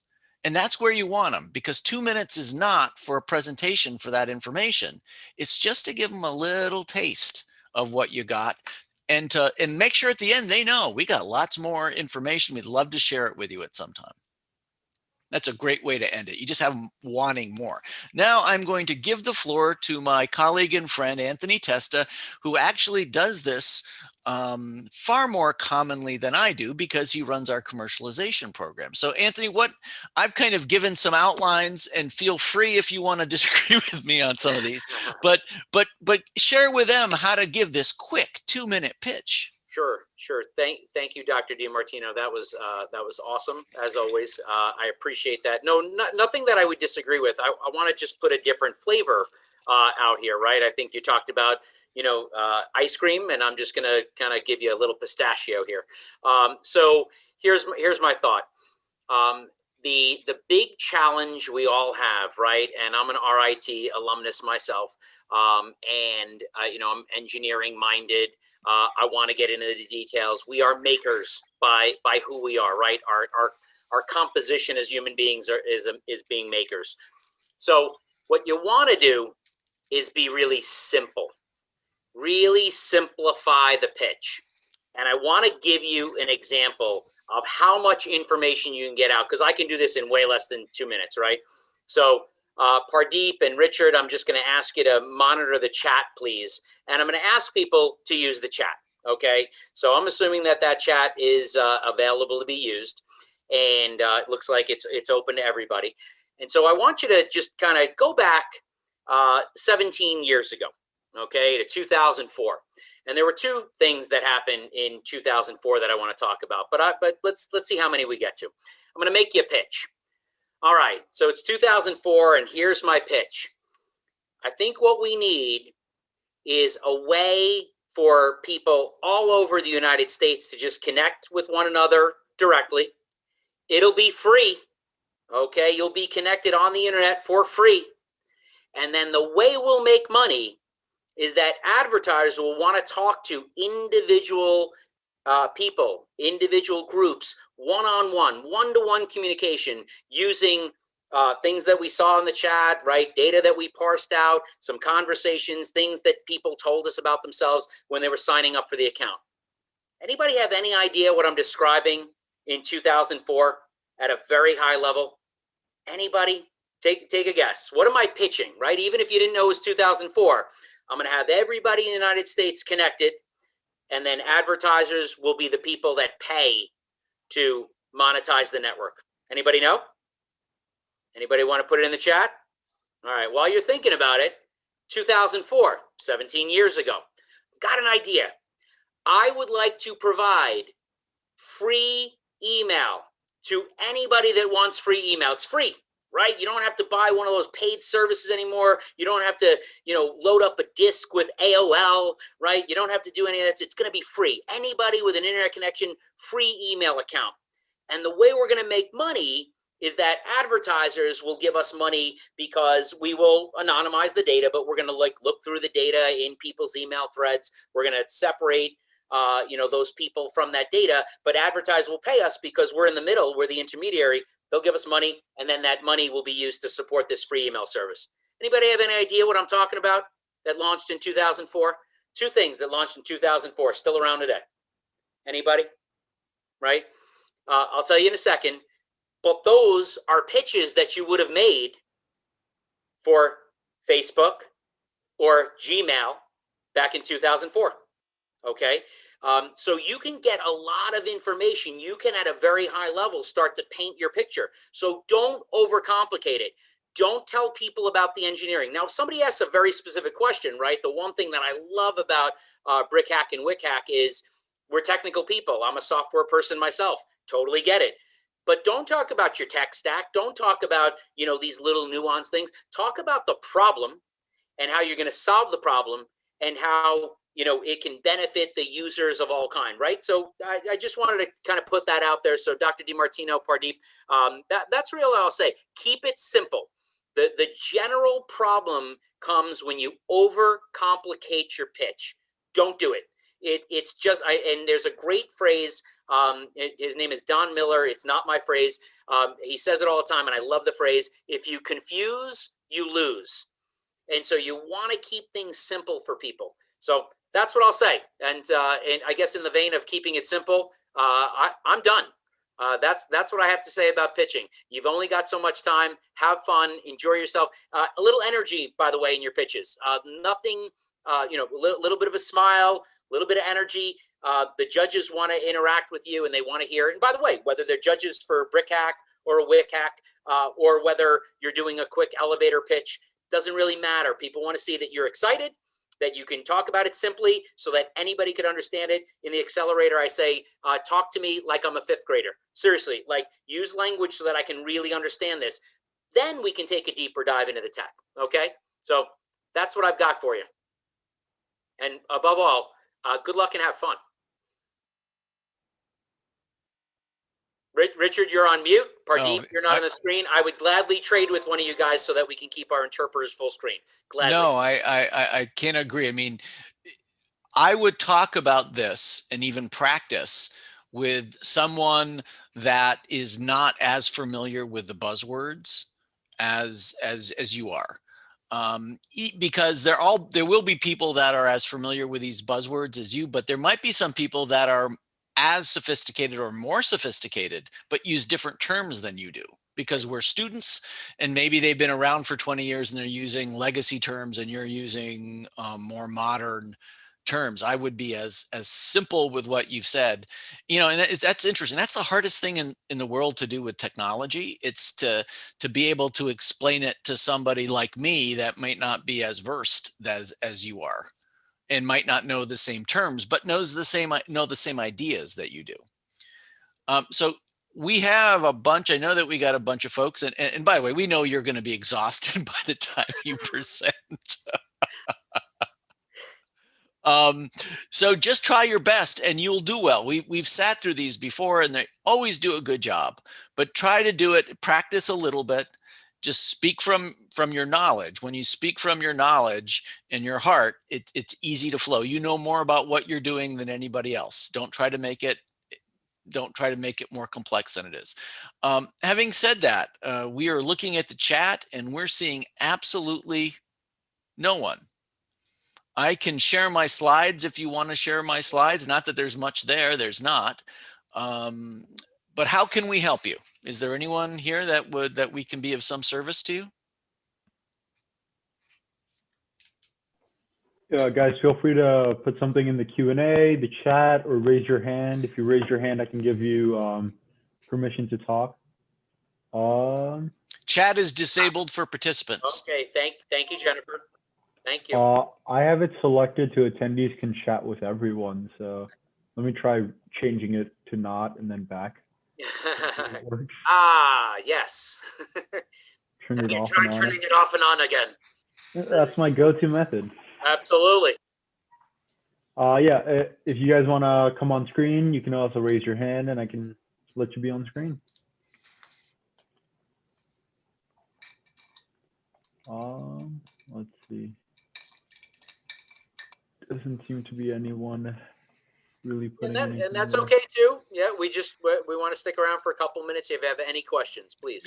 And if any of you want to ping us tomorrow or ping us tonight, maybe, we're happy to respond in that. So I know that you might be, you're still kind of in the process of figuring out what you're doing and going forward with that. So we're happy to do it. By the way, Anthony, our judging period is going to be between 2:30 and 3:30 tomorrow. If you're available, I'll definitely be available. Let's catch up right after this. That sounds good. Okay, I have two things. You have a question. Go ahead. Well, first, I put a Google form in the link for anyone that's watching and actively listening. Please fill it out. It's for a $20 Amazon gift card giveaway. Secondly, there's a question in the Q&A. Oswaldo, sorry if I'm butchering that name, asked, can storytelling be used to pitch? Absolutely. Go ahead, Richard. You take it first. No, there's two things. One is I love storytelling. I always love people. It's always riskier, so you got to practice it a little bit. The second that I'd be somewhat cautious, just a little bit cautious, with you got 2 minutes. So you could say, imagine a circumstance like this, but you're going to have to practice it because it might be longer than the 2 minutes you get. And how brutal are you going to be at party? Are you just going to cut them off at 2 minutes, or you're going to be a little bit kind? Up to the judges, really. Yeah, I don't get it. Well, actually, so it goes back to what you said, Richard, which is that you can do a lot in 2 minutes. I gotta say, 2 minutes is a good, even at a decent clip, 300 words. You can get 300 words clearly out in 2 minutes. So again, if you're gonna tell a story, Oswaldo, and I love the question. And by the way, stories are generally about 20 times more memorable than facts. So if you tell somebody a story that really resonates, but you want to tell the story in such a way that I don't have to be the person you're talking about. It needs to be a high enough level that even if I'm not the target demographic, I'm not the target user, I can understand intuitively the problem. So I like the approach. I use it all the time. It's great for selling. And really, right? I'm guessing you're involved in the software, space, right? That's why you're here. So user stories are a real part of, the agile method. So, and building software in general. I love stories. I think it's a great idea. Just be wary. I think it comes back to what Dr. DiMartino said, which is, make sure that you're practiced. make sure it resonates. And again, just same feedback I gave earlier, which is please keep it simple, right? So you can get a very powerful story out. And if it really resonates with somebody, again, if you talked about a brand new, device, a piece of software, whatever it is, for scuba divers, maybe if you can make the story such that I don't have to be one to hear, it helps you keep better track of your oxygen underwater. And, if you lose your oxygen, you get all these, these problems, including potential death, whatever it is. I think that's where, that's where you could run into a problem. But I love the idea if you can pull it off. I think it's going to be very memorable and really likable.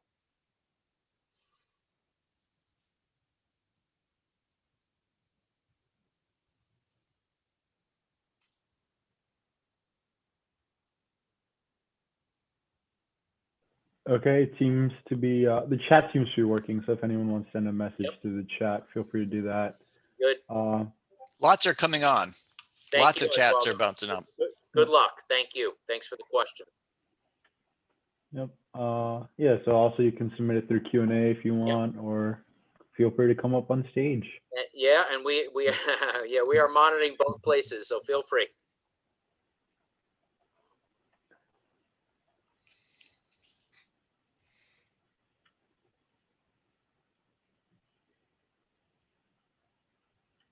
I've done so many of these. I almost feel like sometimes you should be singing or dancing or doing some magic tricks.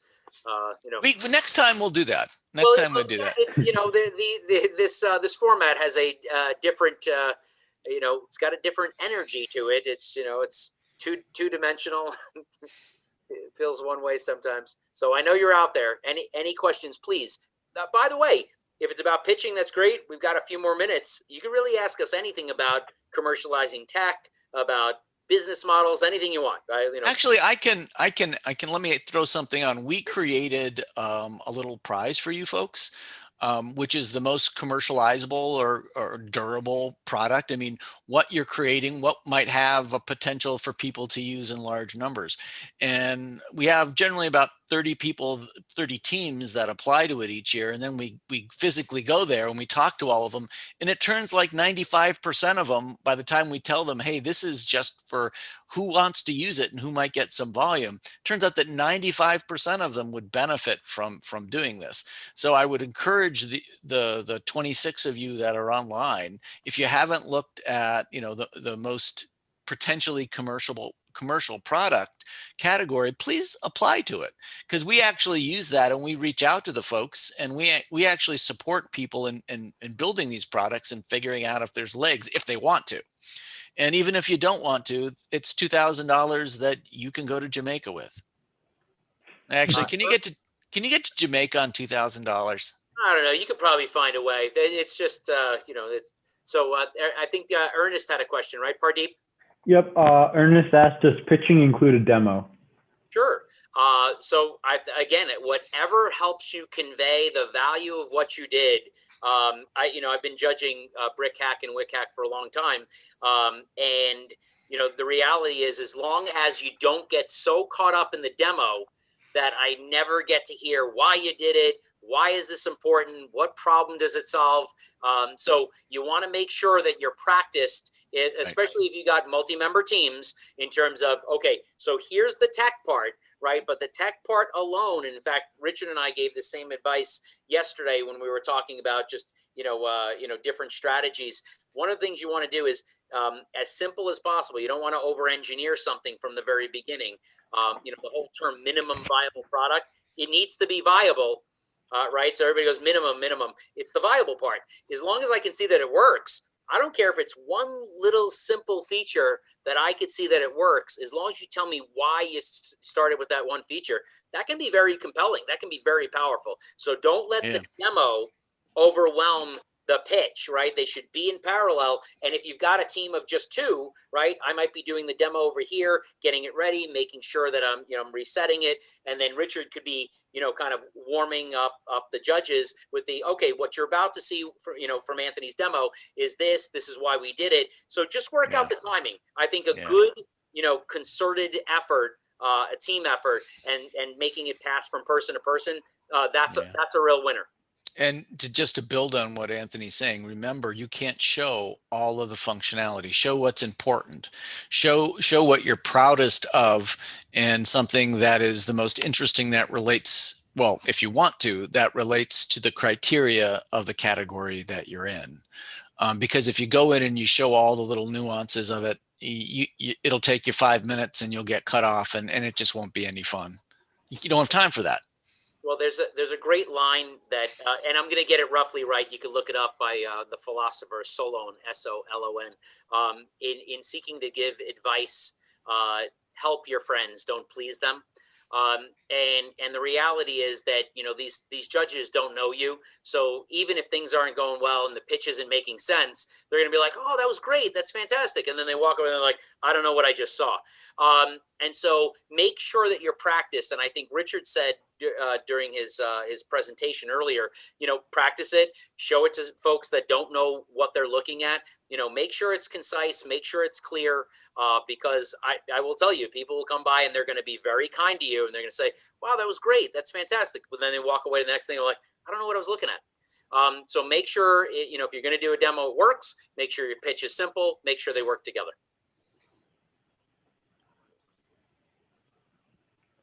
Sounds good. And I just want to put this out there again. I put a Google form in the chat. I don't know if anyone saw it before, but I'll just put it in there again. So if you can see that, no one submitted anything yet, so you have a really good chance of winning the gift card.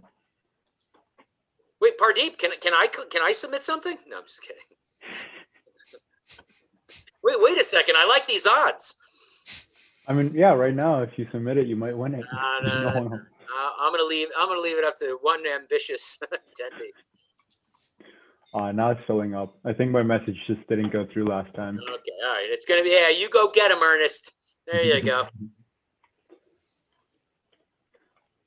Yeah, so does anyone else have any questions regarding the pitch, regarding anything that you feel they can answer?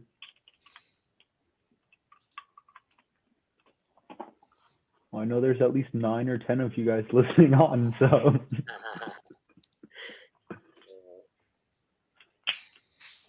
Thank you, Alex. Thanks for the comment. Appreciate it. Thanks for being here.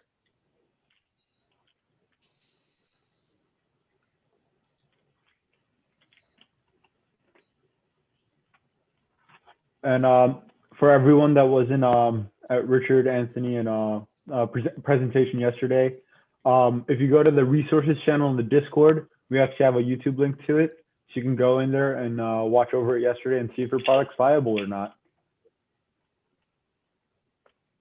And you're always welcome to reach out to Anthony or myself, or even Mike Bufflin, who just popped in, and just ask questions. We're always happy. We're here. We've even done this for people that aren't our IT students, and we're delighted to help.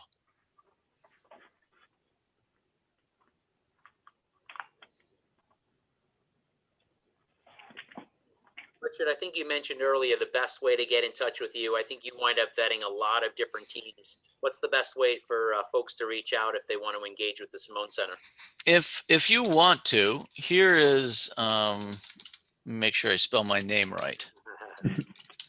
I've done that before. I've got a long Italian last name and I've misspelled it. It saves me from having to respond to emails, but it kind of defeats the purpose. So Martino, here we go. There's my email, and I just accidentally sent my email to Jennifer, the interpreter, privately. So let me put that to everybody. What could go wrong? Well, there you go, Jennifer. If you have any Jennifer can get all my help, and here we go. So I just sent you the email. Anthony has a different way, but if you send me an email and you're trying to get in touch, we've got a wonderful coaching and mentoring network. And sometimes if it's an easy thing, we'll help you or we'll spend some time with you. And sometimes you'll ask a discipline specific thing, meaning a particular industry. And I'll send you to a coach that has experience in that in particular industry. And we've been very blessed with having a lot of software folks that help us. A lot of software entrepreneurs and executives help us out at times. So we're always happy to share those links, because that's what they come here to help students, and that's what we do too. Amen, brother.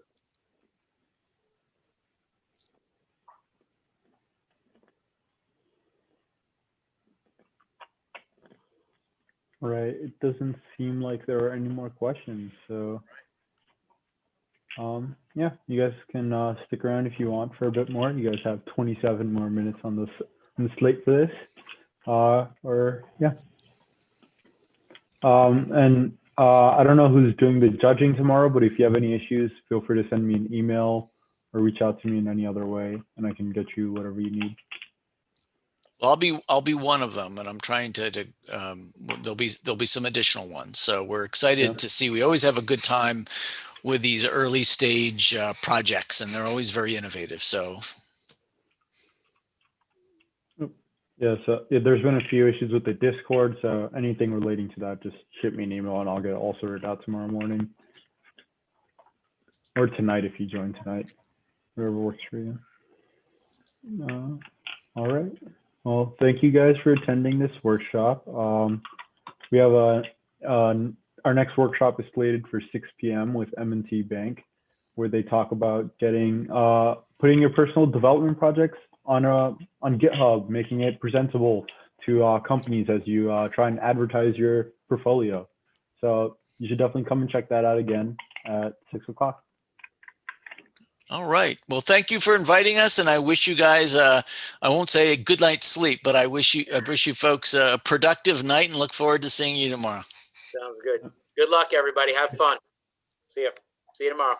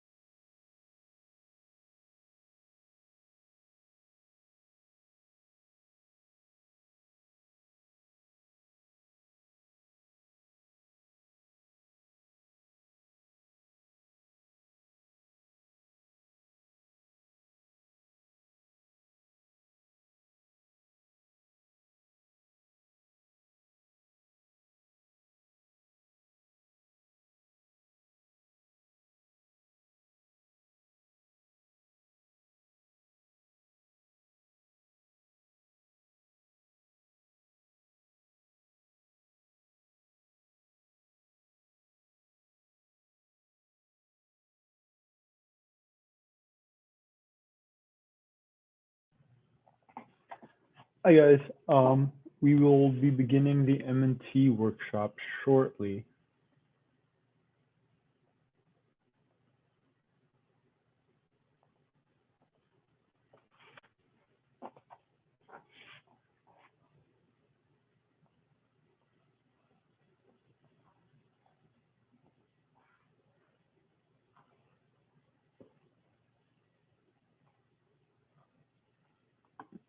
Dave and Roberto, you both should have access now. Awesome. Thanks, Pradeep. Yep. Yeah, thank you. And see how this works. If you guys could just rename yourselves, maybe to have oh, there we go. Yep. Yep.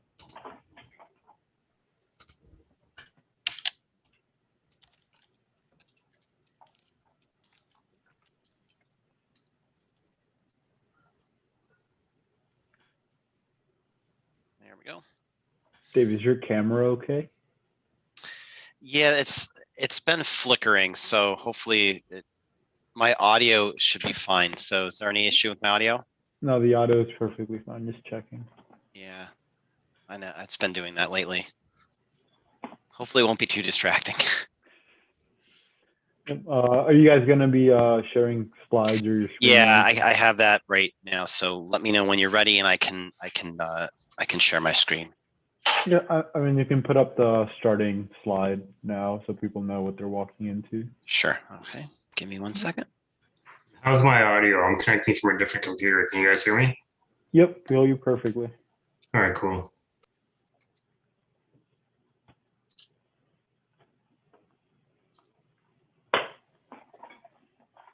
Okay. Party, can you see my screen? Yep, I can see your screen. All right.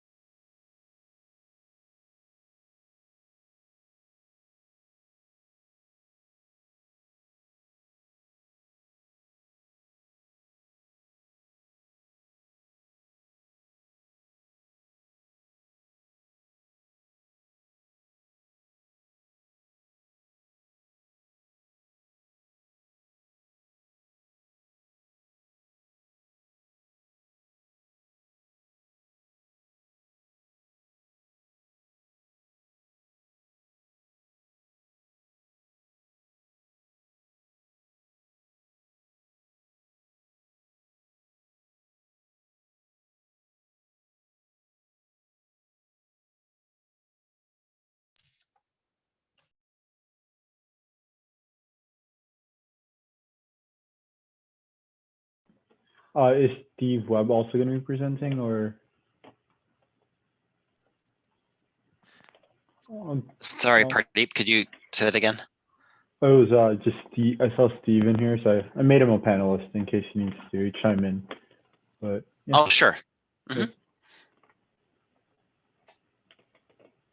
And yeah, we should be good to go.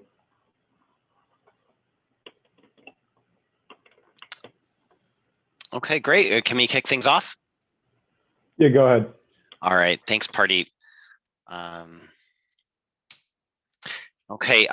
So to everybody at BrickHacks, thanks again for your time today, and we'll do introductions in a little bit, but we're really excited to talk to you about something that we think would be really interesting to the group around how to get started developing and marketing your own independent development projects. And we'll explain what they are and some best practices, what we would like to see when we talk to folks that do their own projects.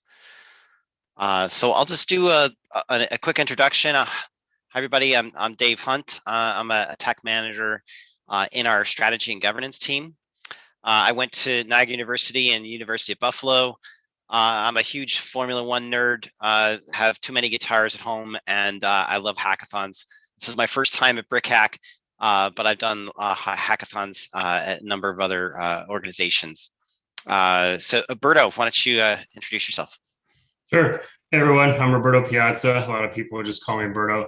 I'm the lead architect for the consumer bank here at M&T. So I'm responsible for providing architecture services to all the consumer banks. So that's deposits, lending, business banking, and customer service. So been in technology for about 20 years or so, mostly web, mobile development, architecture for both health insurance and financial companies. So I've done some stuff. So what am I currently doing? Well, not right now, but will be doing later. Fortnite. Bought a set of digital drums due to COVID and cranking those out. That's pretty good. And I'm making a table to hide my dog crates right now. So that's me. All right.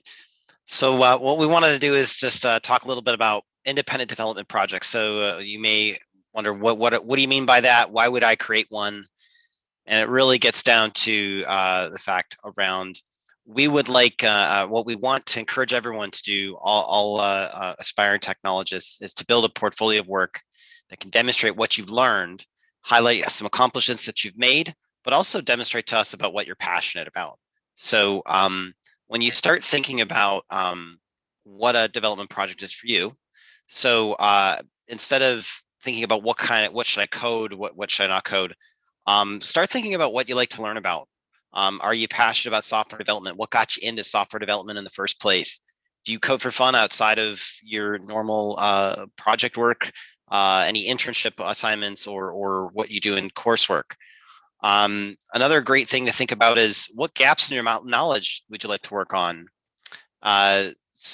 Is there something that you've wanted to dedicate some time to that you haven't had the opportunity to do before?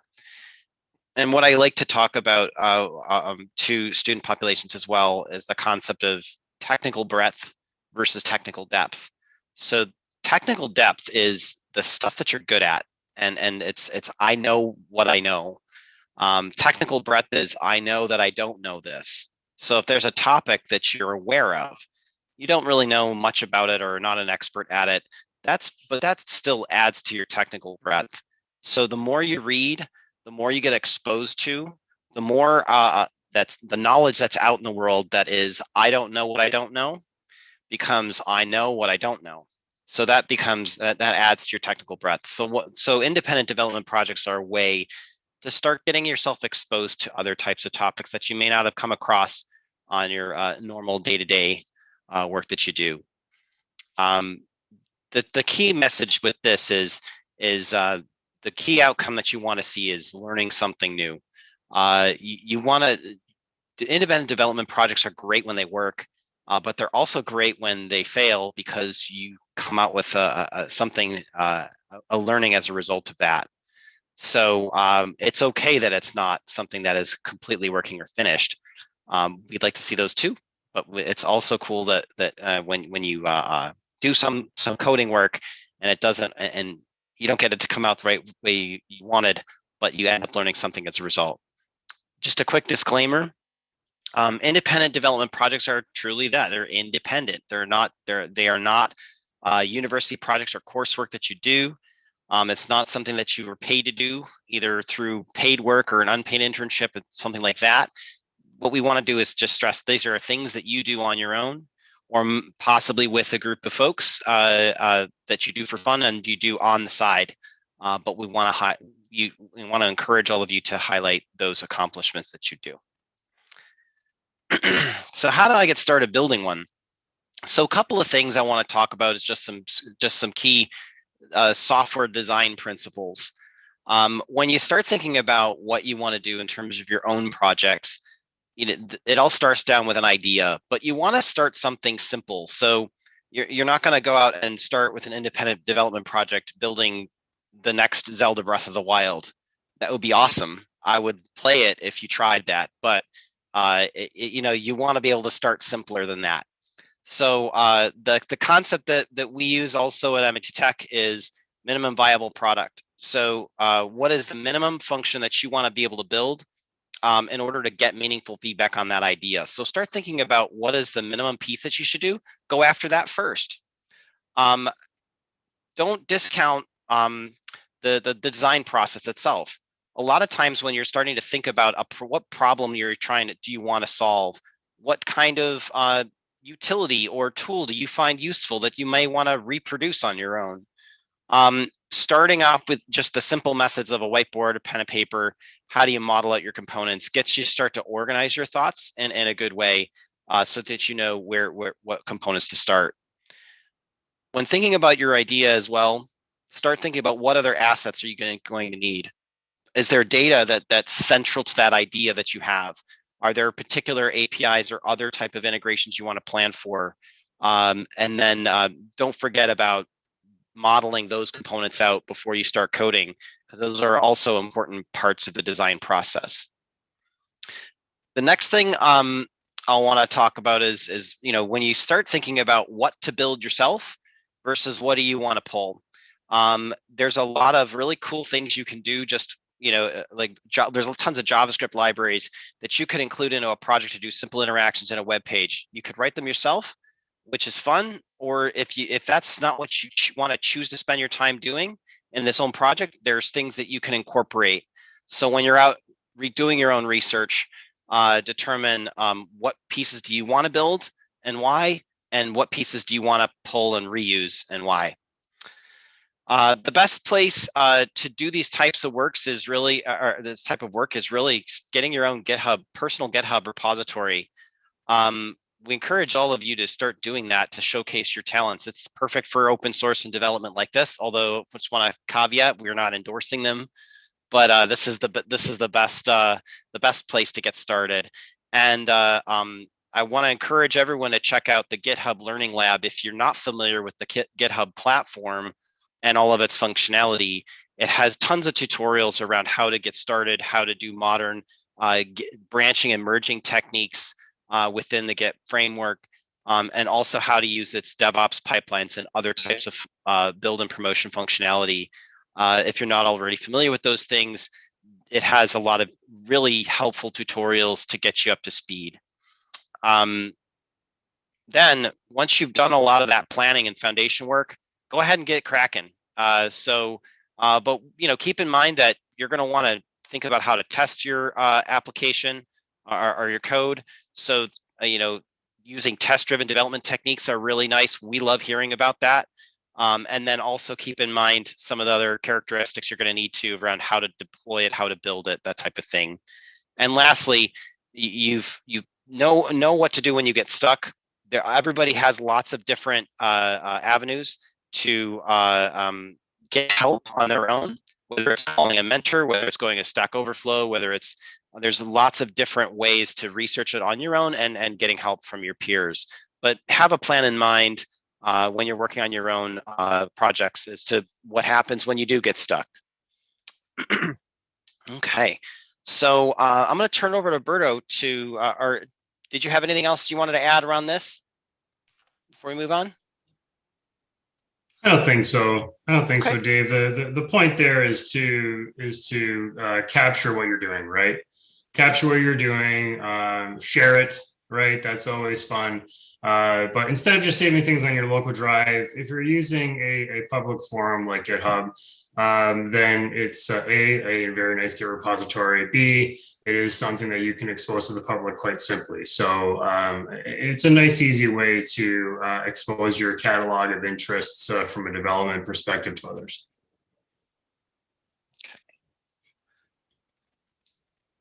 So take it away.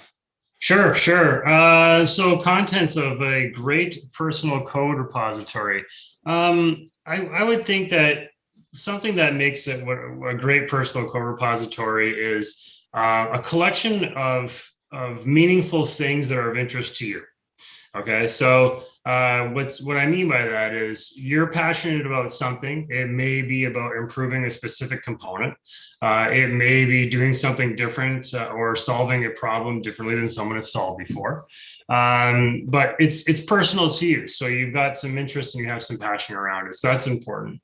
And when you have a number of these different items, then you sort of showcase all the different talents that you have and how you're looking at solving things differently.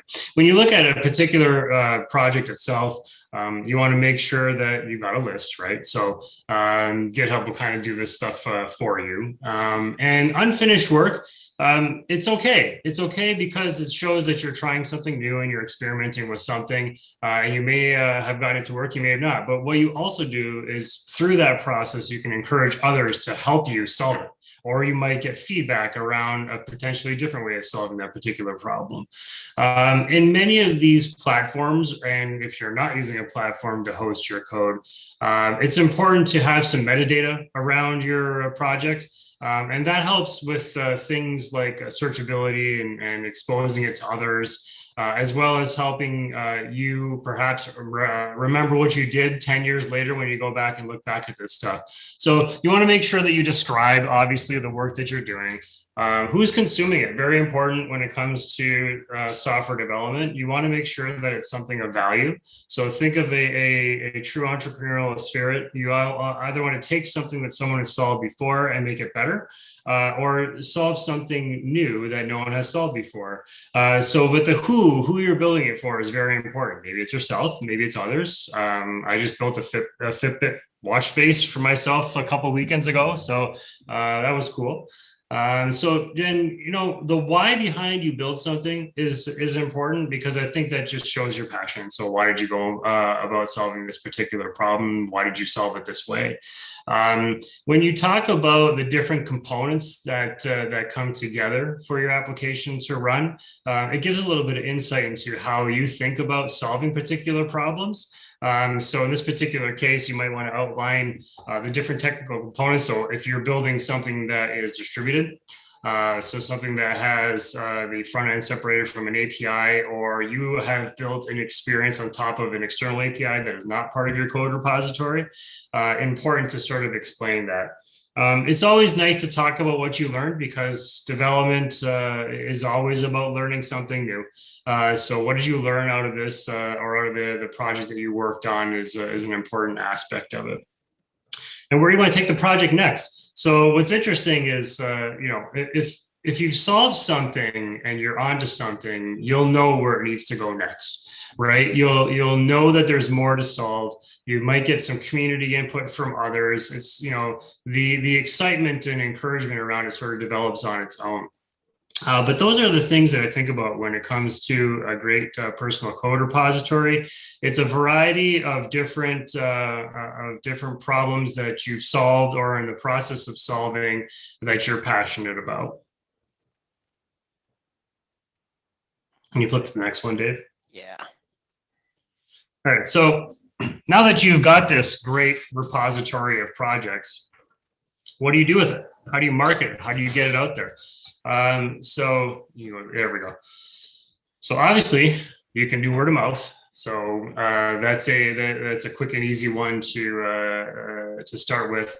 I would encourage you to include your GitHub profile directly on your resume. We've been seeing a few more of those come through, and it's always helpful and interesting to, it's one thing to have descriptions on the resume about your experience. It's another thing to have links to your code repository so that, your hiring managers can go through and check out what you've done. It's a very good way, I think, of sharing what you've done with potential future employers. Obviously, include your LinkedIn profile. LinkedIn is a very popular platform for tech jobs, and a lot of people and employers look there when they're doing research about their potential employees. So a very good thing to do is to include your LinkedIn, your profile there. And I know that I've used these. I've gone to these. I've checked them out when looking at people's resumes. I've gone through some of the code, and what I'm looking for in there, me specifically, I'm looking for how you solved problems. Did you do something that was creative? Did you do something that was perhaps more deep in technical knowledge than others? So I definitely go looking into GitHub and LinkedIn to just learn a little bit more about you. Yeah, thanks, Berto. I just want to add to that. So I do the same thing, and what I really like seeing, and I want to go back to the comment earlier about unfinished work is okay, because a lot of candidates that we look at have internship and other work experience, and then they have projects that we'll discuss through their coursework. What I really like seeing is the breadth of interest comes through when I take a look at a GitHub profile. When you want to try and experiment with something or noodle around with something just for fun, even if you're trying to solve a problem that's already been solved before, why did you do this? Did you want to learn how to build it yourself? Those all tell a really interesting story, and helps us have a more substantial dialogue in an interview, because we have a lot more to talk about than just rehashing what's on a particular resume. So I personally have more fun when we get candidates that do this, and you tend to be more passionate and more energetic about talking about what you like to do, what you don't like to do, and what you've learned when you go through and put the effort in to do some of this work independently yourself. Yeah, I would even highlight and potentially bring some code samples to the interviews. I know it's been a while since I've seen some of those, but at one point I was looking for code samples. I mean, GitHub and you're going through your profile is one thing, but for you to bring something that you're excited and passionate about, or highlight it and point it out and walk through it and step through the code, shows you understand the technology that you've created. B, it gives you a little bit of insight into your problem solving process. And C, it shows that you're proud of your work. So I think that those are very helpful elements when you're talking about how to use something like a code repository that you've built in terms of hiring. And I've seen individual development projects as well, where somebody would, started playing around with Unity because they wanted to learn C++. And they didn't have an opportunity to do that in their internship work or in their university coursework at that point. So it told me that they had the initiative to go out and broaden their skills, even if they weren't good at it yet. But they took the initiative to go and try and learn a brand new language quickly, or brand new to them.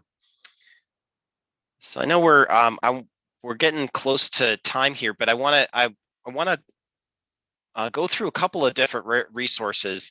We threw a list together, and this material will get out to all of you. So we have a PDF that we can share where all these links will work. And for Steve, I believe you're on the line, but if you didn't see him earlier this morning on the opening ceremonies, Steve is the head of our software engineering group, and so we got him to throw his picks as well. I'll just start off with some of mine. So the Unicorn Project is a great book. It's on DevOps, but it's a way to start to expand your knowledge in a really entertaining way, because it's written as a novel. So it's not a textbook.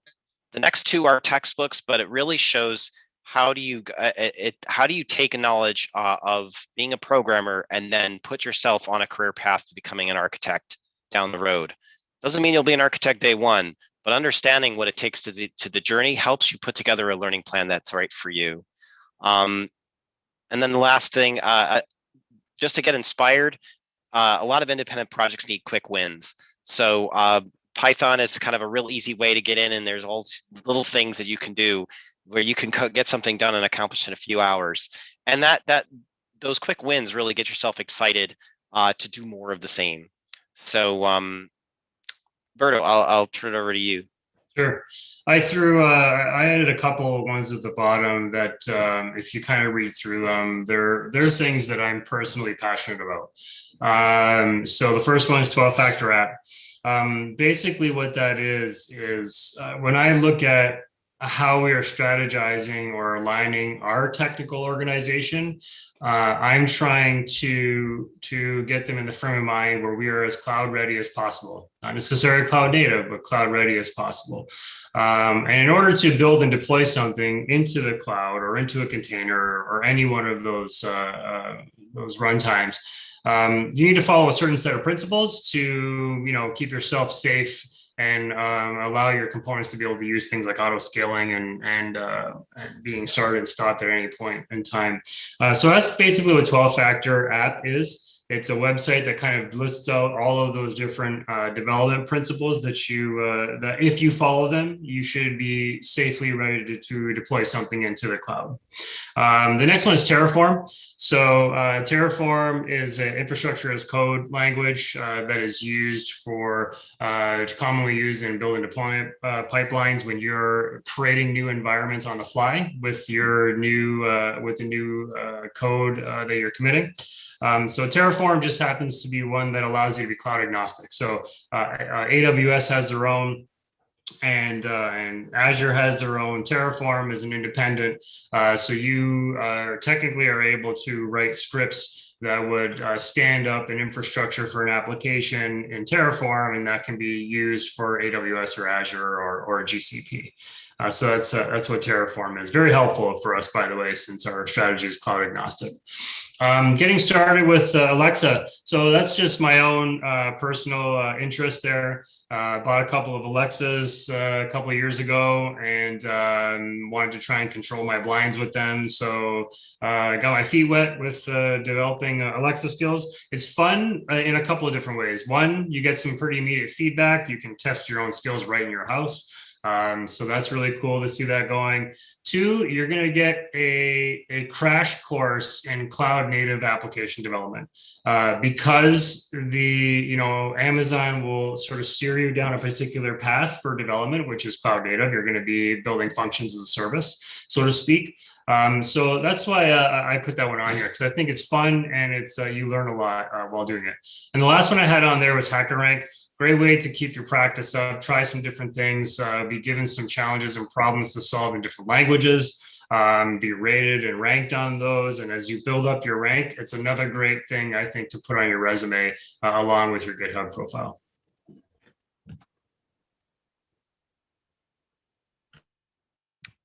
Cool. Let's see. So we got a few minutes left. I did want to do a shameless plug. I'm not going to talk a lot about this, but this will be in the materials. If you guys haven't figured out an idea for your team projects yet, I'll encourage you to check out our theme. It's pretty wide open, but if you do have questions about how to apply your idea to our theme, we'd be happy to talk with you. Just hit us up on our mentor channels. Any questions? Hi, there was a question from Ashesh, if I'm saying that correctly. If not, I'm sorry. Will we be getting this PowerPoint to access the URLs? And I believe Dave said he was going to post it in the in their channels on Discord. Yes, we have the PDF, and we'll make sure we do that. So Pardeep, I'll hit you up if I need help getting that up there. But we should have this posted very soon after the talk is over. Yep.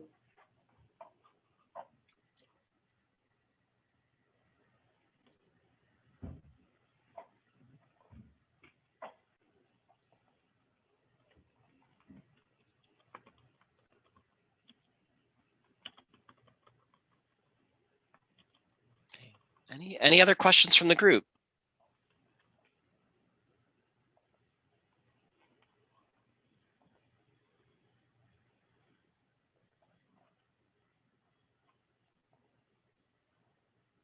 Okay. One more thing I'd just like to mention is, hackathons like this are a great opportunity to get inspired to do things on your own. Also, we love hearing about how candidates have used hackathons to work in a team and broaden their technical breadth and try new things that they haven't done before. Even the practice of developing a pitch and giving that pitch is really, really important to do. And hackathons are great opportunities to do that. So we when we do interviews for our candidates in our recruiting programs, we love talking about that, and we love seeing that on folks' resumes, as well as code assets in their own personal repos. Berto, any other closing thoughts? Nothing for me.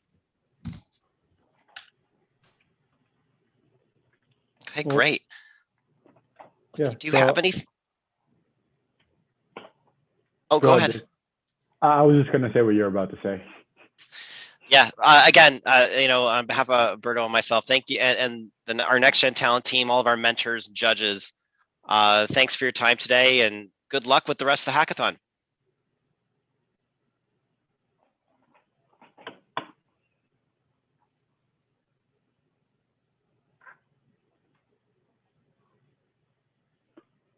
All right, and we'll be starting Peter's workshop on basic API usage shortly.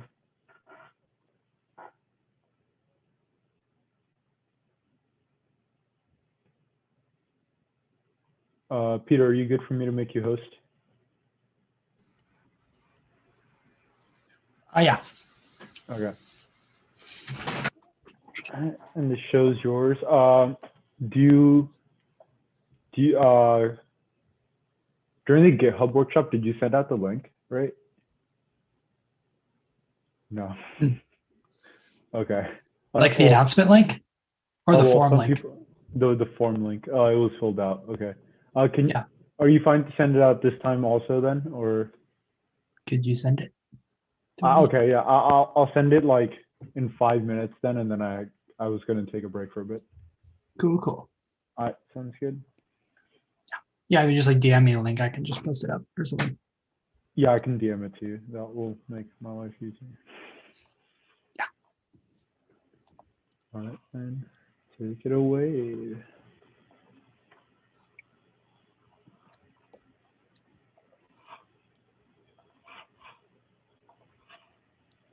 The thing I was going to use for this workshop, it's down. Like GitHub took it down. So this is going to be an interactive experience here. You guys all get to learn on the fly. It's the best way to learn. This is what this is the way I'm doing it now is going to be actually what people do in the hackathon. It's like, crap, okay, we got to build this. Yeah. Also, just for everyone's reference, Peter's our engineering lead, so you can learn, like, you can be the engineering lead for a hackathon and still just wing everything. I believe it's called pivoting in the industry. We call it pivoting. Gotta stay on your feet. Yeah.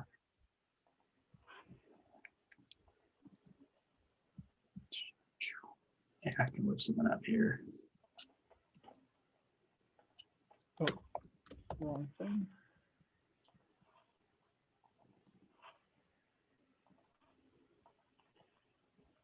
DMG the link. Drop it at any time you want during the workshop.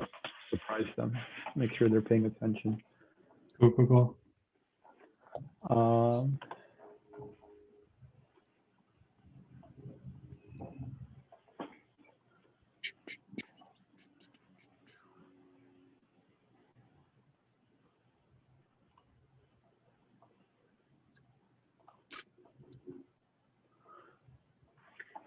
I opened up Postman, and I'm not kidding. There's an API request in here for when I was helping someone at ClayHack. Solid. Because I haven't used Postman in like months. Yeah. If I opened up Postman, it'd be my Wegmans API usage from last year. Oh, you co-opted Wegmans? Huh? You co-opted Wegmans? No, I was doing BrickHack last year. Oh, okay. That's pretty awesome. I'll head out then, and I'll hop back in around 7:30ish, slightly before. Have a good workshop. Thanks. All right. Well, hello, everybody. I guess I'll just get started here. We got quite a few things to go through. So I will share my screen. So this is going to be an interesting workshop. So what I was planning to do before, hold on, come on Zoom, let me pull up the Q&A. Perfect. So I was planning to do before is walk you guys through what an API is, how APIs work, how to make an API, all this sorts of stuff. And I was going to start with this wonderful example that GitHub made called a no-op. Basically, they made a bunch of these like example, just GitHub no-op. They made a bunch of these like example APIs that do like one thing, and they're super, super cool, except they took them down just before this. So we're going to pivot a little bit. And so I'm going to start with a brief overview, like what APIs are, how APIs work, when you need one. And then we're going to maybe do some examples with just the generic GitHub API. We're going to walk through using a tool called Postman, which is a way to test your APIs before you actually put them in code. We're going to use Python. We're going to use requests library to send some API requests. And then maybe we might try making our own Flask at the end. We'll take a look. So this is going to be maybe a bit of a casual, kind of relaxed, interactive kind of experience here. So feel free to just throw some questions in QA. Got another monitor here I'm looking at, so I'll keep an eye on all that. And this can be a learning experience. Let's see how it goes. So what is an API?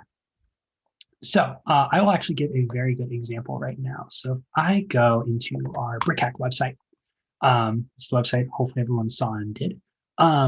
So when we're building the website for BrickHack, we were trying to figure out how to put the schedule on here. And right, this is kind of an interesting concern because we need to display a list of events, and we need these events to actually update. Like we get more sponsors, or like things change, or we need to adjust the event. Now, manually going in the HTML and like editing it, like every single time we get an update, is tedious and slow. And so that kind of creates a bit of a problem. So instead, what we do is we actually used an API from our backend system called Hackathon Manager. It is actually open source, if anyone's curious. It's on our Coder IT GitHub organization. And this is what we use behind the scenes to actually run the hackathon. And so in order for us on the front end on this website to access data from this backend system, we use an API, stands for Application Programming Interface. So if I actually log in to our admin portal here, and I go over to schedule, you can see we have a like a table view here of all of our events during the hackathon. We have our pre-event workshops here. So meet and greet by Constellation Brands, the Wegmans one, Meet M&T Tech, and the Simone Center. And if I go back to the website, you'll see that these are the same 4 ones that we have here. In fact, if I were to go on the page here and let us do something. Let me change this. So if we go into the Constellation Brands, we change this from an ampersand meet and greet. We can just make this meet and greet. We save. I go back to the BrickHack site and I refresh. You can see it now says meet and greet, right? So it's instant, like it's incredibly fast. It's dynamic. So I just kind of walk through kind of maybe the situation soon. Can you turn on live transcript or subtitles? Yes.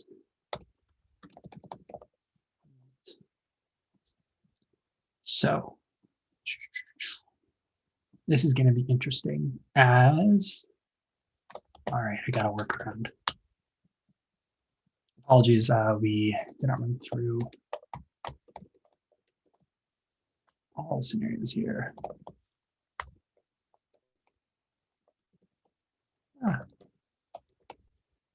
We're going to open this. One moment.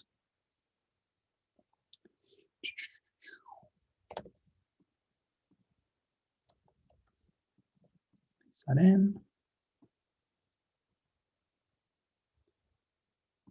This.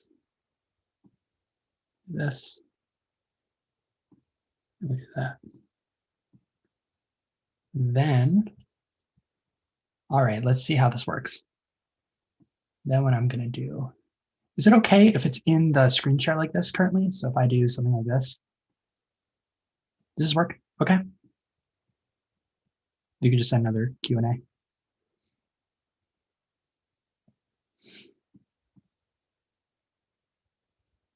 Yes, awesome, cool. Yes, apologies for that. We kind of had a bit of a scheduling thing. So, right, where was I? Right. So, yeah, API, just a way to send data around. I also see there's a chat here. Oh, cool, send in the chat as well. I'll also keep that open. All right. So, how do we actually find an API and use an API? So, let's kind of close these tabs here. So what I'm going to do is throughout this kind of presentation here, I'm going to be building an app that just does something fun with GitHub, right? So GitHub has an API that we can use. If I just search GitHub API, that'll give me their REST API. So REST is actually kind of like, it's like a style of doing something. It's like object-oriented programming. It's just like a way of writing APIs. There's a bunch of like specific things that makes it a RESTful API. It's kind of how we say it. And the reason why that's important is because it basically makes sure that the way you get data from a server is not ambiguous in any way. There's some additional background, but it's not exactly relevant here. So I just go here, it'll give me reference, it'll give me some guides. This guide is actually, I would actually recommend this guide for just how to learn how to use API, because this article here actually describes basically everything about what I'm going to cover today. So let me just head back to the reference because we're just going to do that. So what's something fun we can do here?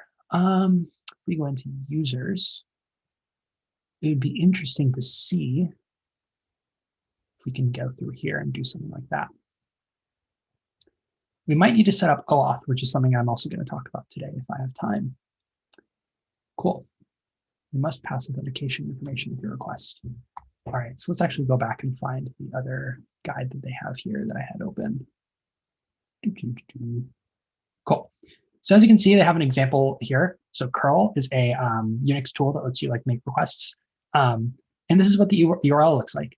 Normally, some companies will put an API subdomain. So it's like api.github. Some will put it after. It's just kind of how it is. And so this is a URL, hope you can tell. The difference between URL and URI is kind of nuanced. Something I want to note is that there's actually a special name for these parameters here. So before we actually get into code, let's use something called Postman. So Postman is our way of actually testing APIs. It's free, download it on any platform. And once you open it, we can create a new request. I'm just going to call it like test or whatever. It doesn't really matter. And we'll just add it to whatever collection we have. All right. So when you actually have APIs, there's a number. These are operating in the HTTP protocol. And there's a lot of different types of protocols we can use. Or different methods, I should say, on the protocol. So get is when you actually want to get data from a server. It's like, I want to get like the last 5 users. I want to get like an image. Like I want to do these things. I want to retrieve data. And that returns a response, right? So you have a request that you push out to the server and a response that is returned. Post is when you want to push data to the server. Is when you post data. It's like I want to have a post request and that optionally returns a response. Put and patch are just kind of not used too often. And delete is for obviously saying I want to delete some record. A lot of these other ones are very esoteric. I've personally never seen any of these. Get, post, push, patch, and delete are the most common ones up here. So let's do a get request. And let's paste in the URL that we have here. So if you'll note, Postman has a bunch of tabs here. And I'll kind of just go ahead and go through all these because it's very important. So parameters. So we have what they call query parameters. And so if I type like test as a key and test as a value or value as a value, let's do something else. Like let's do ASDF. There we go. So as you can see, the way it works is a query parameter is basically like, it's like a function parameter, right? It's like, I want to set someone's name with this string. Like I want to do this with that. It's a way of telling the API the thing that it can have. So the way these are formatted is you have a question mark, and then like basically the key of the query parameter equals and the value. And so this is a very common thing you most certainly see in URLs. So the way we actually the call that we're doing here from the GitHub thing doesn't actually use any of these, right? They're not telling us any. We don't see any question marks or equal signs or anything like that. It's just a straight request. So I'm actually just going to delete this. And we're just going to make the request. We're going to click send. As you can see, we get an empty response back, that's a little strange. Interesting. All right. So now let's do some debugging. So down here on the bottom of the screen, this is going to be where the response comes in from the server. So we get our body, which is like the normal response we get. And there's a lot of different types here. Cookies are basically just local storage for your browser. Headers, these are basically all the additional metadata that's sent with a request. And test results are like a thing you set up in Postman. It doesn't really matter. Also, I forgot to go through on the top here. We have authorization. This is where you actually set up if you're using OAuth for a specific service. This is where that would go. We can actually set our headers up here. This is if we want to send, like a body is for actually sending like a block of information. So if you think of it this way, right? Like if you're actually sending, like let's say you're working on a website where you need to create a request and you want to create a user and you want to post that user to a backend.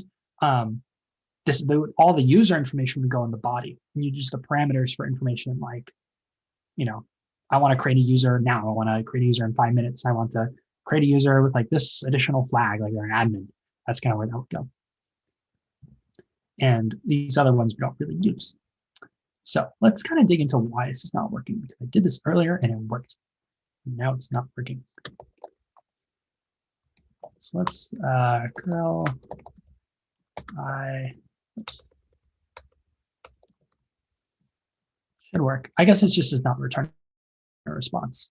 Let's find one of these that actually returns a response. Actually, we could follow their guide and set up authentication because that's pretty important too. So, I mean, I'm just going to follow their guide that they have here, which is pretty much what you would do as well for any other OAuth request. So as you can see, they use OAuth. So OAuth is basically it's an authentication system that's like pretty standard across all web stuff. And so in order the way to use OAuth is we actually have to generate a token. So I'm going to go to my GitHub account, and I'm going to go to my profile, and I'm going to go to settings. Oh, come on. Let's go to settings, developer settings, OAuth apps. Actually, we can generate a token. So personal access token, this is where we generate the token that we can use to actually do things with the API. The token is, like I mentioned at the earlier GitHub workshop today, the token is just a key. It's like, hey, like I'm who I say I am. Like I can access this resource. And GitHub is like, how do you know? And you just show them the key, and they validate it. So I'm going to create a token. I'm going to type in my super secret password, and then I'm going to call this API workshop test. That's just really. So now I need to decide what permission the token needs. So I'm going to give it user permission so it can read user profile data and all that kind of stuff. I think that's all I want to give for now. Let's give it repo access as well, just for fun. Let's generate the token. Now it generates this token string. And so I'm actually going to copy this into Sublime Text, my editor. We'll just paste it in here, get the token, just keep it around. And now I will head back to the documentation and see what they say for how to set this up. So here they specify that you have to set up OAuth 2 sent in a header. So we actually need to add an authorization header to our Postman request. So if I go back, headers, there's two ways I can do this. I could use the OAuth system here built in to Postman. So let's actually try that. So let's actually set a access token here. And then do we want a header prefix? We shouldn't need one. It should actually just work. And notice how the documentation is sent in a header. So I think we want to send the authorization data to the request headers. Now, let us, I am not sure if we can just set it to this base one here and if that will work. Let's try using their base API and see what happens. All right, looks like it gave us, I think it worked, which is cool. All right, so we authenticated our API. Our API is who we say it is. Let's try doing something. So let's actually look. So if remember, we set our permissions to be user permissions. So I'm going to go back to the API reference, and this will tell us all the stuff the API can do if I go to users. So I can try getting the authenticated user, and this is where all this method stuff comes in. So as you can see, we're using the get method of HTTP, and the path is defined as /user. Now, obviously, if I go into Postman, I type /user, it doesn't know what the heck is going on. It doesn't know where to go for that. It's not a website. Typically, APIs are structured so that you have like a base URL, and then you have whatever URL you want after that. I'm gonna click send, see what happens. As you can see, it says requires authentication, and we didn't set up our authentication correctly. So let's take another look at that and see what's going on. So let's actually head back to authentication. Let's read more about OAuth 2. Authorizing OAuth apps. We need to do the client token stuff. All right. So actually, we should not need this. We should be able to just use our personal access token. But honestly, that should be fine. It's a little strange. All right, let's try following our instructions then. The OAuth token should have worked. That's okay. We roll the punches here at Code IT. So let's go over. Let's create an OAuth app. It's going to be test app. Homepage URL. It's going to be Google because we don't have one. We're just working locally. And our callback URL. Actually, don't need one of these. We're setting up OAuth. We don't actually want to do that. Interesting.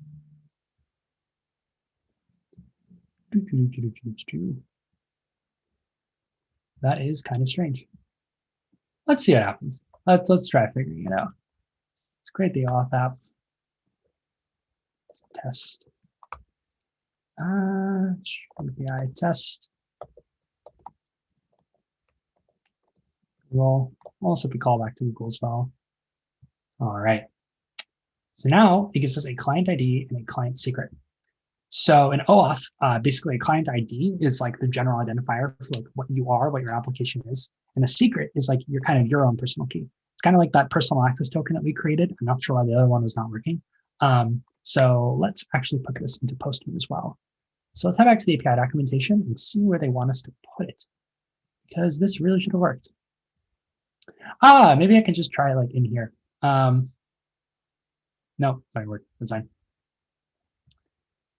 So let's go back. Actually, you know what? Let's try this. This should work. My username is this. Enter host password for user. Yeah, that did work before. Okay. This is the kind of tricky thing with API programming, because we're using Postman on its own, and Postman is for kind of like doing requests isolated. And you may find yourself where, like this situation that I'm in now, where you're trying to do something in Postman and it's not working and it works elsewhere, or kind of worse, it works in Postman but it doesn't work in your code. So let's actually take another look here and try to figure out what's going on. Interesting. Creating all of that, done that. We do have to double check where we put that. So these are just listed as parameters. And that's how we actually generate an OAuth token, but we already have an OAuth token, so we don't want to do that. All right, let me see if there's another API I can use. It's a bit more open without messing with OAuth. You shouldn't need to use OAuth for your application, and if so, they should have a bit better documentation. GitHub's got a little interesting thing going on here.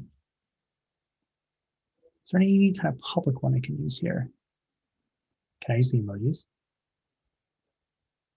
No authentication? It's not very interesting though. I want something that's got some meat to it. Apps maybe. Actions.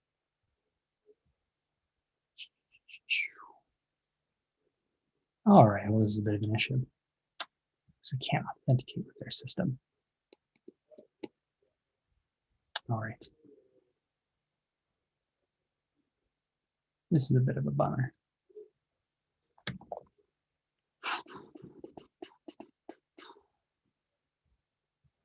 Is there anything else we can actually do here?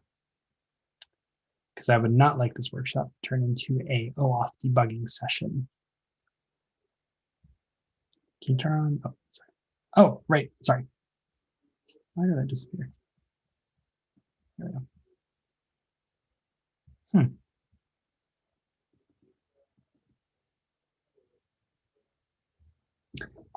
So instead, what we're going to do is we are going to, oh, they should have a public one that we can actually use here. That is very, very strange. Huh. Okay. All right. So instead, let's pivot a little bit. So one common scenario that you want to do when you are working in a hackathon is that you want to create some sort of backend system that you're working with, and you need a front end to be able to access the data that you're working with. So apologies for the friction on this. Normally, the process that I set up in Postman, this is how you actually test all this stuff locally, just to make sure the API actually works. And so once you get that working with an API that doesn't require authentication like this, you would actually start to migrate it over to your code. And there's a number of libraries you can use for that depending on the project. So JavaScript has one called Axios. That one is very common if you don't really know what to use. It's the wrong one. Axios JavaScript. Yeah, it's available on NPM. This is a very straightforward, nice to use library. We just install it, like NPM install Axios, and it works pretty great. So as we talked about, right, we've got your get method here, and you can just pass in your path and then your query parameters, and it works great. You can do .then, and it gets you your responses. If you are using something along the lines like Swift, you can use Apple as like a default one. That's good. But if you really want to try and get advanced, you can use something along the lines of, what is it, Almafire. Half your captions are being, oh, sorry, my bad. Thank you. The NASA Mars Rover Images API. Thank you, SJ. I will give it a shot. Let's take a look at that. That sounds like fun. Oh, yeah, no, that's images. It's a little annoying to use. API. Oh, perfect. Thank you. Let's just create application URL. Let's just sign up here. Oh, perfect. Thank you. Awesome. Cool. Let's try that. All right. Really quick before we get back to this, I'll kind of go back to my point on setting up APIs. Yeah. Now, so that's kind of normally what you would use on the front end if you're actually trying to you're trying to write code that actually uses APIs. Another one too is one I was setting up here, which is the Python requests library. Very awesome, very nice to use. Now, there's another scenario where if you're trying to build an application that has a backend system and you want to show some data to a front end system, so like maybe you're working on like some sort of like Django or other type of server, and you need to create an API so someone else in your project can actually on the front end do this type of getting and requesting. You can actually use something called Flask. So Flask is the standard way. So if you have some data in your backend and you need to get it to your front end, Flask lets you create an API. It's very, very simple to use. They have a ton of documentation. If you scroll down to the quick start, they actually run through pretty much the basics. It's pretty straightforward. And you're basically defined what we really call routes, right? So if I head back, oh, being cut off again. It's been annoying that. Apologies. Yeah, so we head back to Postman. We can see that we have this is what we call the user route. And I was saying earlier. It's what we call the user route. So this actually lets you create routes here. All right, so thanks to SJ's tip, let's try using the Nest APIs. So I just created an account, gave me an API key. I can start using this URL. So let's head back into Postman, not Spotify, and let's try doing it again, see what it gives us. All right, it gave us some data to work with. Woo! All right, cool. We can actually do this stuff now. All right, so apologies. Thank you all for your patience. Back to our original example. So we finally got a response back from the server. So note that HTTP has a bunch of status codes. If you go to http://statuses.com, this is a list of all of them. And you're probably familiar with some of these. 404 means it's not found. 200 means it's okay. My favorite one is 418, which is I'm a teapot. Yes, that's officially in the specification. It's fantastic. And there's a bunch of other ones in here. The most common ones are you're going to see probably is 301, 302, or 300, 301, which are, here like moved permanently or you don't have permission. 401 unauthorized. 500 are like all the server errors, like something broke on the server. So those are good things to be aware of. So as you can see, if I head back to Postman, you can see it on the top right here. It says their status is 200, which is great. When you're writing API code, it's generally a good idea to check the status response. You can check it manually. So actually, you know what? Let's write a little script over here. So if I fire up our little Python here. So I'm actually going to restart this just because C code BrickHack API workshop. All right. So RMRF API workshop. Cool. Let's write a little script that gets data from NASA's API using Python. So the way I would do this in Python is the first thing I want to do is I want to create a folder to work in. So I will call this API workshop. And I will CD into that workshop directory. So I'll go into it, CD API workshop. Now that I'm in here, so one thing you can do is if you're familiar with Python, you can use pip, like pip install, and then install the package. But a slightly better way to do it to make sure everybody on your team has the same packages is use something called a pip env, like a pip environment. So you can install this on Mac with brew. You can do brew install pipenv, and you can just download it on Windows or Linux. Look that up. So if you type pipenv shell, that will actually create like a local container on your computer. So whenever you install a library or package, once you exit that container, like for example, it lets you basically create like a little environment. It's like for your project, it all works all the time. So if you create this pipenv environment and you install something and you leave it, one of your members downloads your Git repository, goes into it, and they run a pip install. It's just going to have everything in there, which is fantastic. So now that I'm in my environment, I'm going to do pip install requests. So this is the Python requests library. It already had it cached, so it downloaded instantly. And as you can see, it generated something called a pip file. So I'm going to open this in my code editor. As you can see, the pip file just basically says the stuff that's here. Actually, it didn't put the install requests. Why did that not work? I have to run pym install. Oops, pipenv install requests. My bad, wrong command.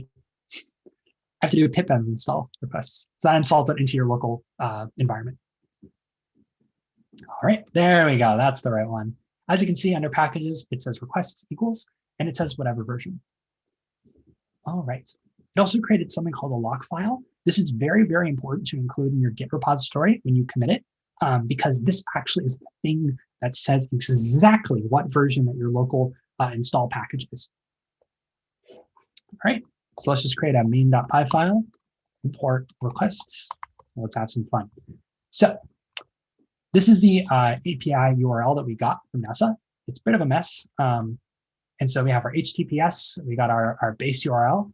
As you can see, they use the same scheme as GitHub. They have the API subdomain, and then they have their path, their route, planetary route, and a pod. And then they have a query parameter here, API key, with the value set to the API key. The vocabulary seems kind of obnoxious, but it actually is quite important when you start reading the documentation and they start using stuff you've never heard before. So if anything kind of gets confusing, feel free to just ask in the channel. Cool. All right. So let's actually head to the requests. Let me head back to that API and let's head up Python requests library because it's important to know what your library can do. So as you can see, pretty much the first example here tells you all you need to know. You can just do request.get, and the get is basically the method. So I'm actually going to save this. So I'm going to set our URL equal to this. And this is actually a string. And then I'm going to do what they say, which is pretty much I'm going to get using the URL. I'm going to print the request. So I'm going to do rec. I apologize for all of my horrible Pythonic, non-Pythonic styling here. I'm not a Python developer, if that is not evidently clear. So now let's head back into terminal.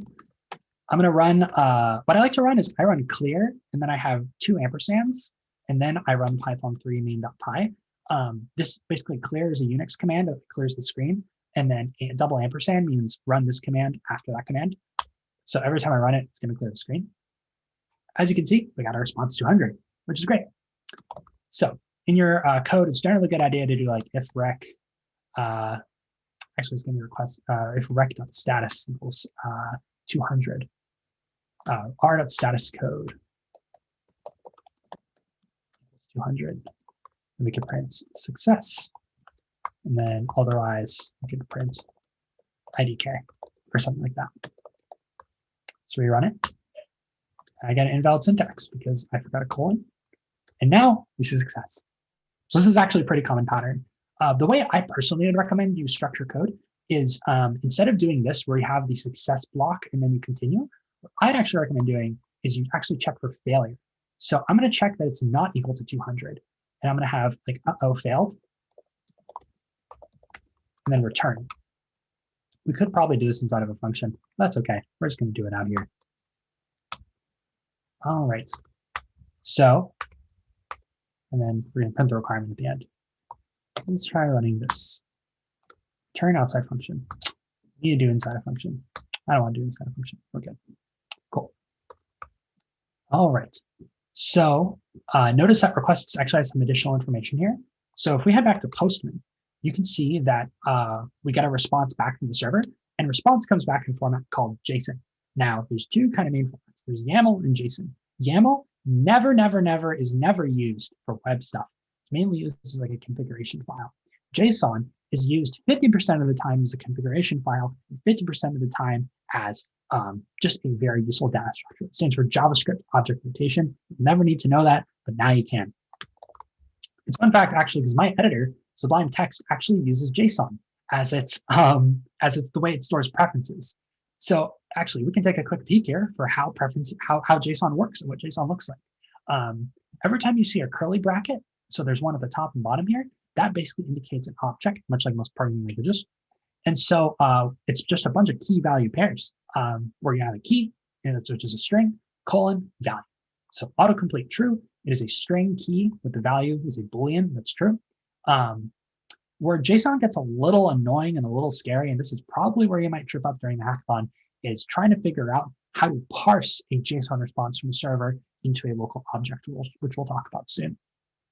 So it's always important to understand what JSON response you're getting back from the server in order to make sure that you're processing the types correctly, like both code-wise processing and like mentally in your brain processing.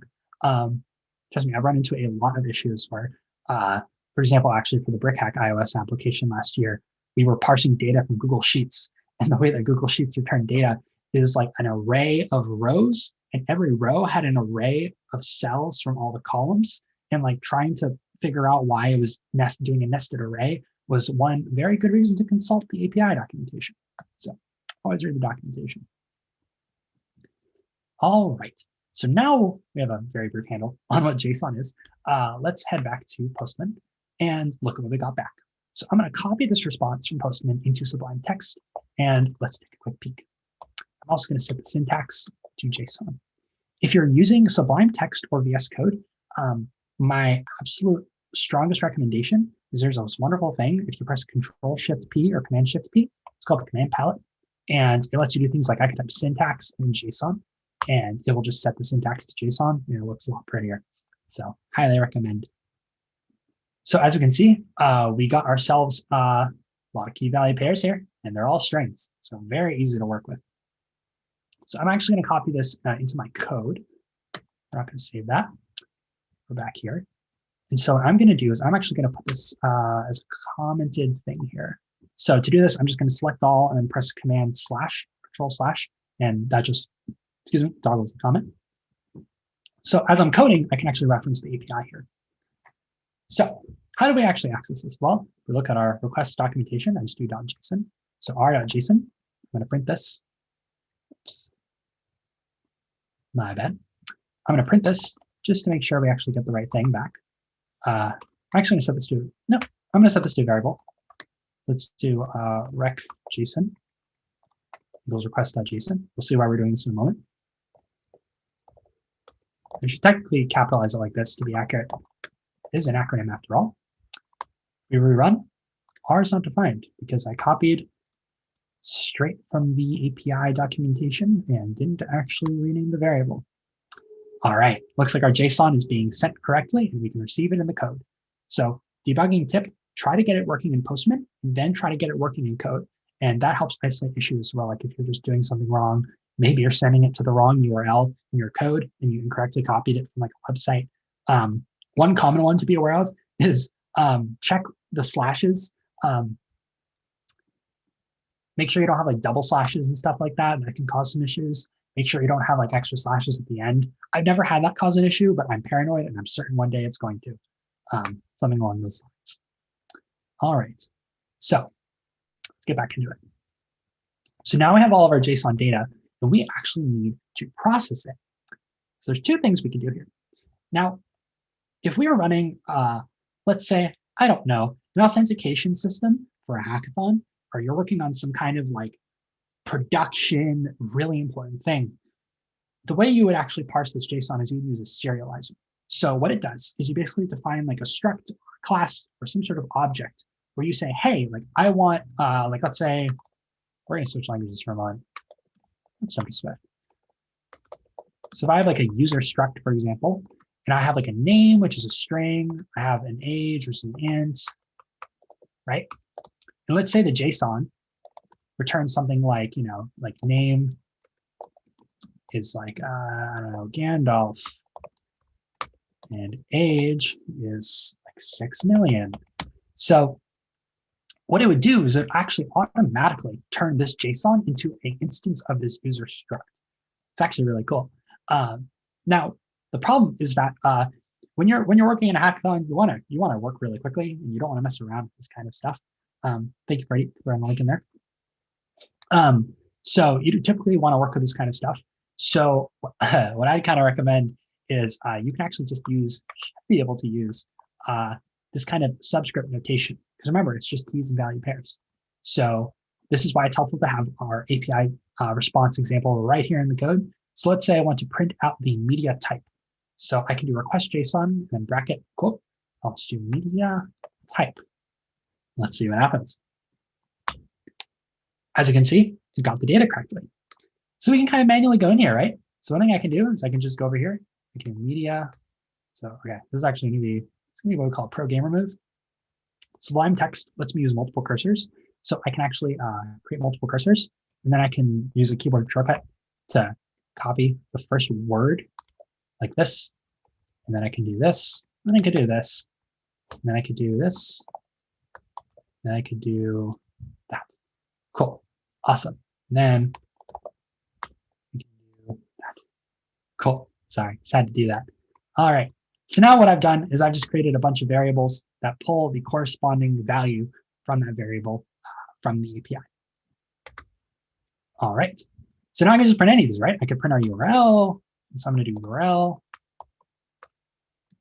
plus, and then I'm gonna print our title, and I'm gonna print our, what else can we print? Let's print the date too. So line is equal signs because it looks a little nicer. They say programming is an art, and gosh darn, I'm going to make it one. All right. As you can see, we got our URL, the title, and the date. Pretty cool. So just remember that we're getting a response from, we're making a request, we're making a GET request to this URL up here. Try to use variables too as much as possible. It's something that's very important. Something else I should talk about too while I'm here is how to manage your authentication with secrets. This is kind of a little bit off topic for APIs, but it actually is kind of relevant. So if you are using an OAuth-based system, right, and you're setting up that authentication key, as mentioned before, you don't want to put that in your repository and push it up to GitHub, because then anyone who logs into your GitHub repository can just copy your API key and like delete a bunch of data or like run up your bill or whatever if they charge money to use the API. And so it's not a good thing to do. So I'm going to show you a tactic for how to hide these things. So the way you do that is, oh boy, I'm going to actually have to, the way you do that is we use a .env file. So we use environment variables. And environment variables are basically a way to like set values that your code can read from without knowing. It's like a normal variable in programming, but it's stored on your computer. And the code generally works down. So, well, I should say it needs it to work, but we'll see soon. So the way you do this, in Python at least, but this does work for other languages as well, is you create a file called .env. The dot means that it's a hidden file. And in here, the syntax is key equals value. So let's say, for example, I was working in some API and I need to, with an API, and I need to use a client secret. I do client secret equals, and then I have some client secret like this. That actually looks pretty accurate to the client secret. I just say so myself. Now, how do we actually use this .env file? Well, we actually need to install a thing for that. I forget what it's called. Python.env. Oh, it's just python-.env. Perfect. All right. So I'm going to install that. So let's do pip env install python.env. And this allows pip environment and Python to actually read the .env file. It's not default, not featured by default. Note that in React and Node, they actually provide this, I think, by default. So it's very, very good use there. Cool. All right. So now we actually need to import Python. Actually, let me double check I'm using this right. Where's the imports? All right. So this is where the documentation. Always read the documentation. So we actually want to. It's not the thing is called python.env, but it's only when you import it, it's just .env. Load.env from, there we go. I know Python. Then we need to call load. So we do our import statement, which gets us our function that we can use to actually load in our .env file. And that will load it in. Now, how do we actually reference our environment variable? The captions have disappeared. My bad. So how do we actually reference our environment variable? Well, the way we do it is we call, so let's say client secret. Let's set this equal to os.getEnv, and then we put the name of our key here. So remember, it's key equals value. Note that you do not put quotes on the value. The value is just whatever it is. It's got spaces, it'll use it. So client secret. Small note, please make sure that you spell the key that you're looking for here the exact same as you put it in the .env file. I have lost many an hour to that debugging. All right, so let's check that it worked. Let's print clients secret. All right, now, as many of you all are aware, as you have been admitted to this Discord server, we use Authbot, which we built Authbot, which is an authentication system that uses our thing and like checks you in and gives you a nice link.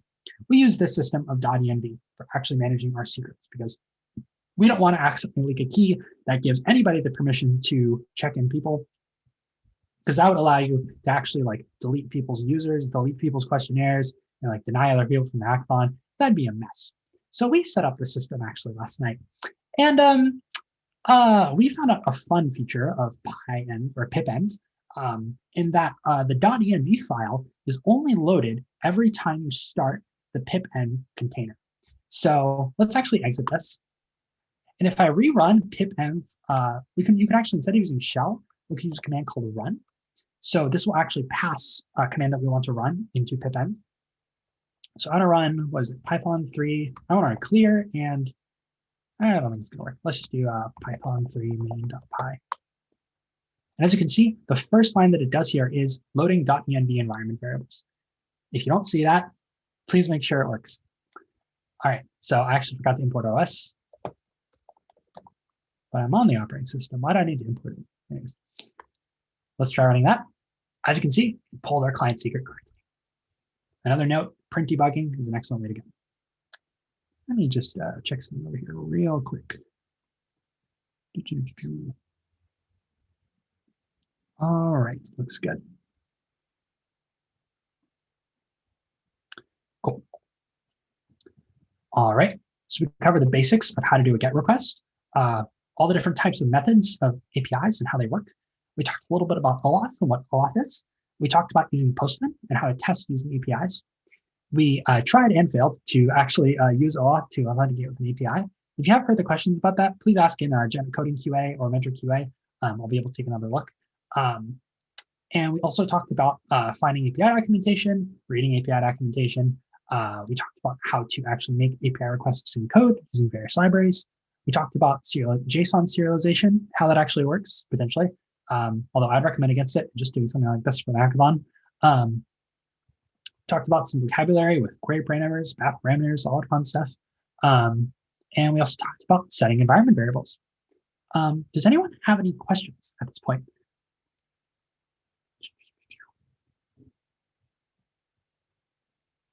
I understand we've kind of blown through a lot extremely haphazardly, but as long as some of this made sense, that's the goal. I guess more specifically, has anybody had any specific issues with APIs, relating to APIs, setting up their project? I think part D, but if you see anyone raising their hand, you can enable them, that'd be great. Because this Zoom window I'm in doesn't let me see it. No one has raised their hand yet. No worries. Yep. Cool. So yeah, I think that basically concludes my workshop, and I will hand it back to you, Party. Sounds good.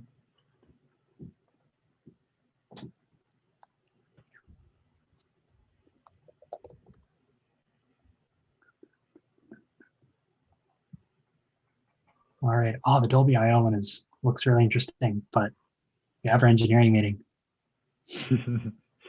Yeah, no, their API is like pretty neat.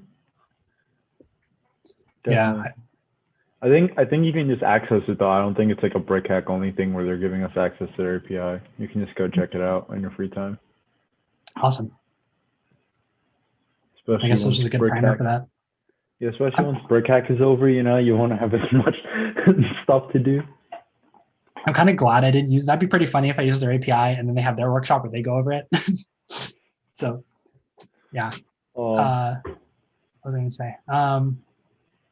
Yeah, I wasn't sure if I'm going to make the engineering meeting public. Am I thinking about it? Make the what? Engineering meeting public, so like anyone can join in, listen in. What are you guys doing in the engineering meeting tonight? Celebrating, recovering. Yeah, solid. Seeing if I anyone. saw you guys' messages at like 3 a.m. still trying to get everything working, and I'm like, good thing I'm about to go to sleep. Yeah, I know. 6 a.m. Yeah, it was fun. I was coughing yesterday, but not like COVID coughing. But then I went to go get like a COVID test this morning. I was like, yeah, if this comes back positive, I'm gonna be so mad. Because then I wouldn't be able to do any of this because I'd be stuck moving into the hotel all day. Yeah. Also, this is being live streamed. I'm glad I'm live streaming this. Mm-hmm. It's fantastic. That's all right. We'll edit it in post. Yeah, well, glad to have you here. I'm glad. Yeah. I can't speak for everybody. Let me close our form for the gift cards. And yeah, I will sit around until Dolby's ready to go.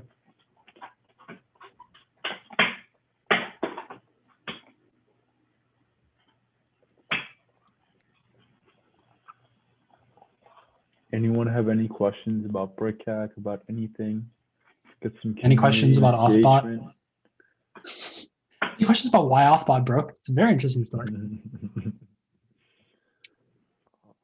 Well, you'd have to first specify which time it broke. which version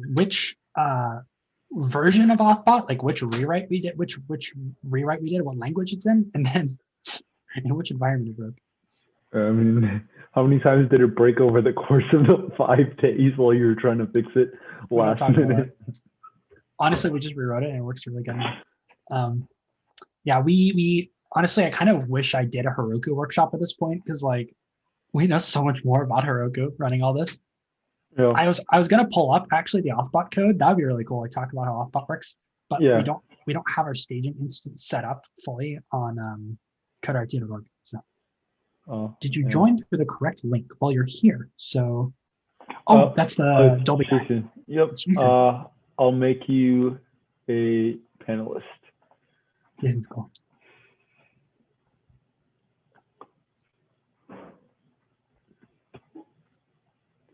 Yep. And then, is anyone presenting with you, Jason? Nope, it'll just be me. All right, perfect. Yeah, and we don't have to, there's no interpreters for these sessions anymore, so we can all just have our videos on. It's fine. If it helps, I had someone request captioning during mine. So what I did was I just opened Google Slides in Chrome, and if you present, it has a caption built in. So I just put it at the bottom of my screen and then raised my window a little bit so you can see the captions kind of auto-generating on screen share. Yeah, I mean, if someone does need captioning, if you go to our YouTube live stream, you can use the YouTube auto captions as well, because I think Dolby uses the regular PowerPoint, not Google Slides, because it doesn't have their font. Yeah. Got to get that branding on point. I get it. Trust me. I have made requests to our design team being like, something is off by 3 pixels on our website. Let's fix it. The kerning's not right. No. CSS kerning is a nightmare. It doesn't work. Like CSS and like fonts, like it's like the BrickHack on our website, where it's just like February and BrickHack is still not lined up. Like it's an adventure. Yeah. I just noticed it's not lined up now. Now it's gonna bother me. Thanks, Peter. You're welcome. Are there any other fun bugs on the site? There's one fun bug where for about 10 pixels on Chrome specifically, if you make the window narrow, About Us clips to 2 lines. Another one we have is the gallery does not work on the iPhone 6s and only on the iPhone 6s. Not on like the screen size of the iPhone. When you run it on a 6s, it does not work. The joy of web development. Oh. But the rest of the site works like perfectly on like every other screen size. So it's great.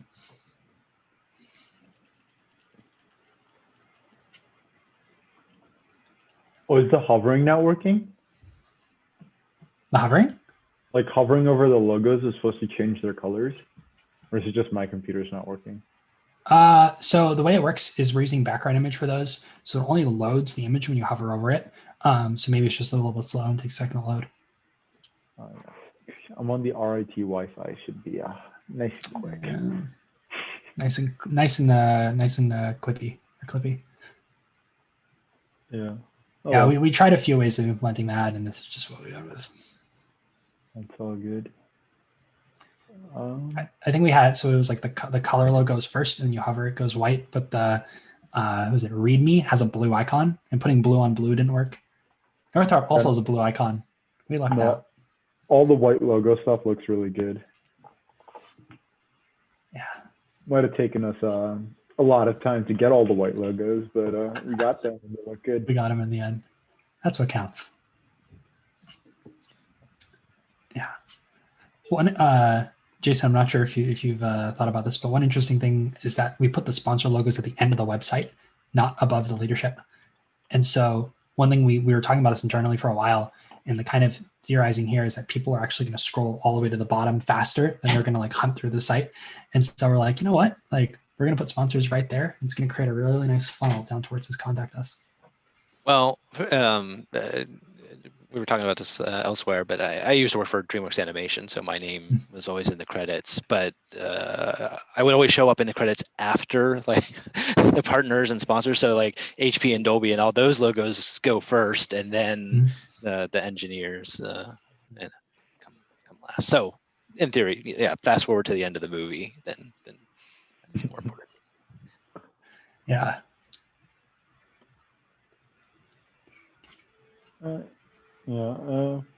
We're still 3 minutes away from the start, and then we'll give it like another 2 to 3 after that to let people trickle in.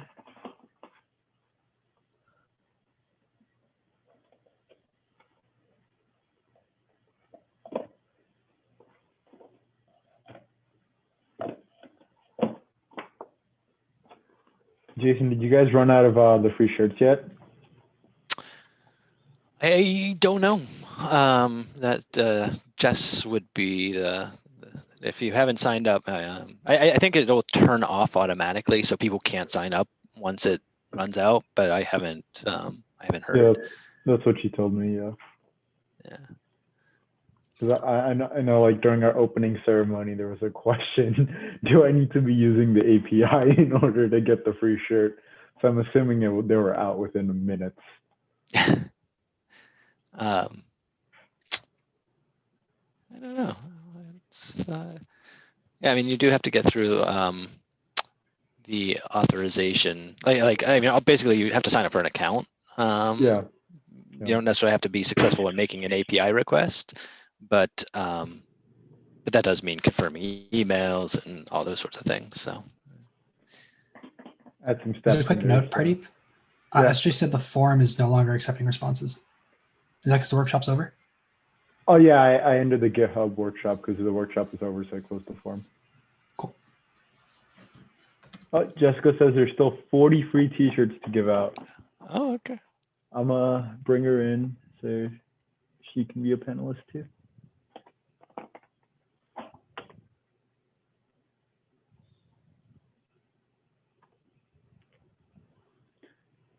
Yeah, for the person in comments asking about the Google form for APIs, we usually keep it open for like 10 to 15 minutes, just so the people who are active in the workshop can like fill it out.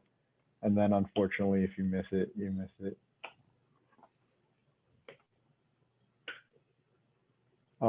Giovanni Curry says those shirts are cool. And Neil asked, does Dolby give out swag? And someone answered, yes, they do. Where do I fill out the form? I will send them the link. All right, I'm gonna head out. Have a great workshop, y'all.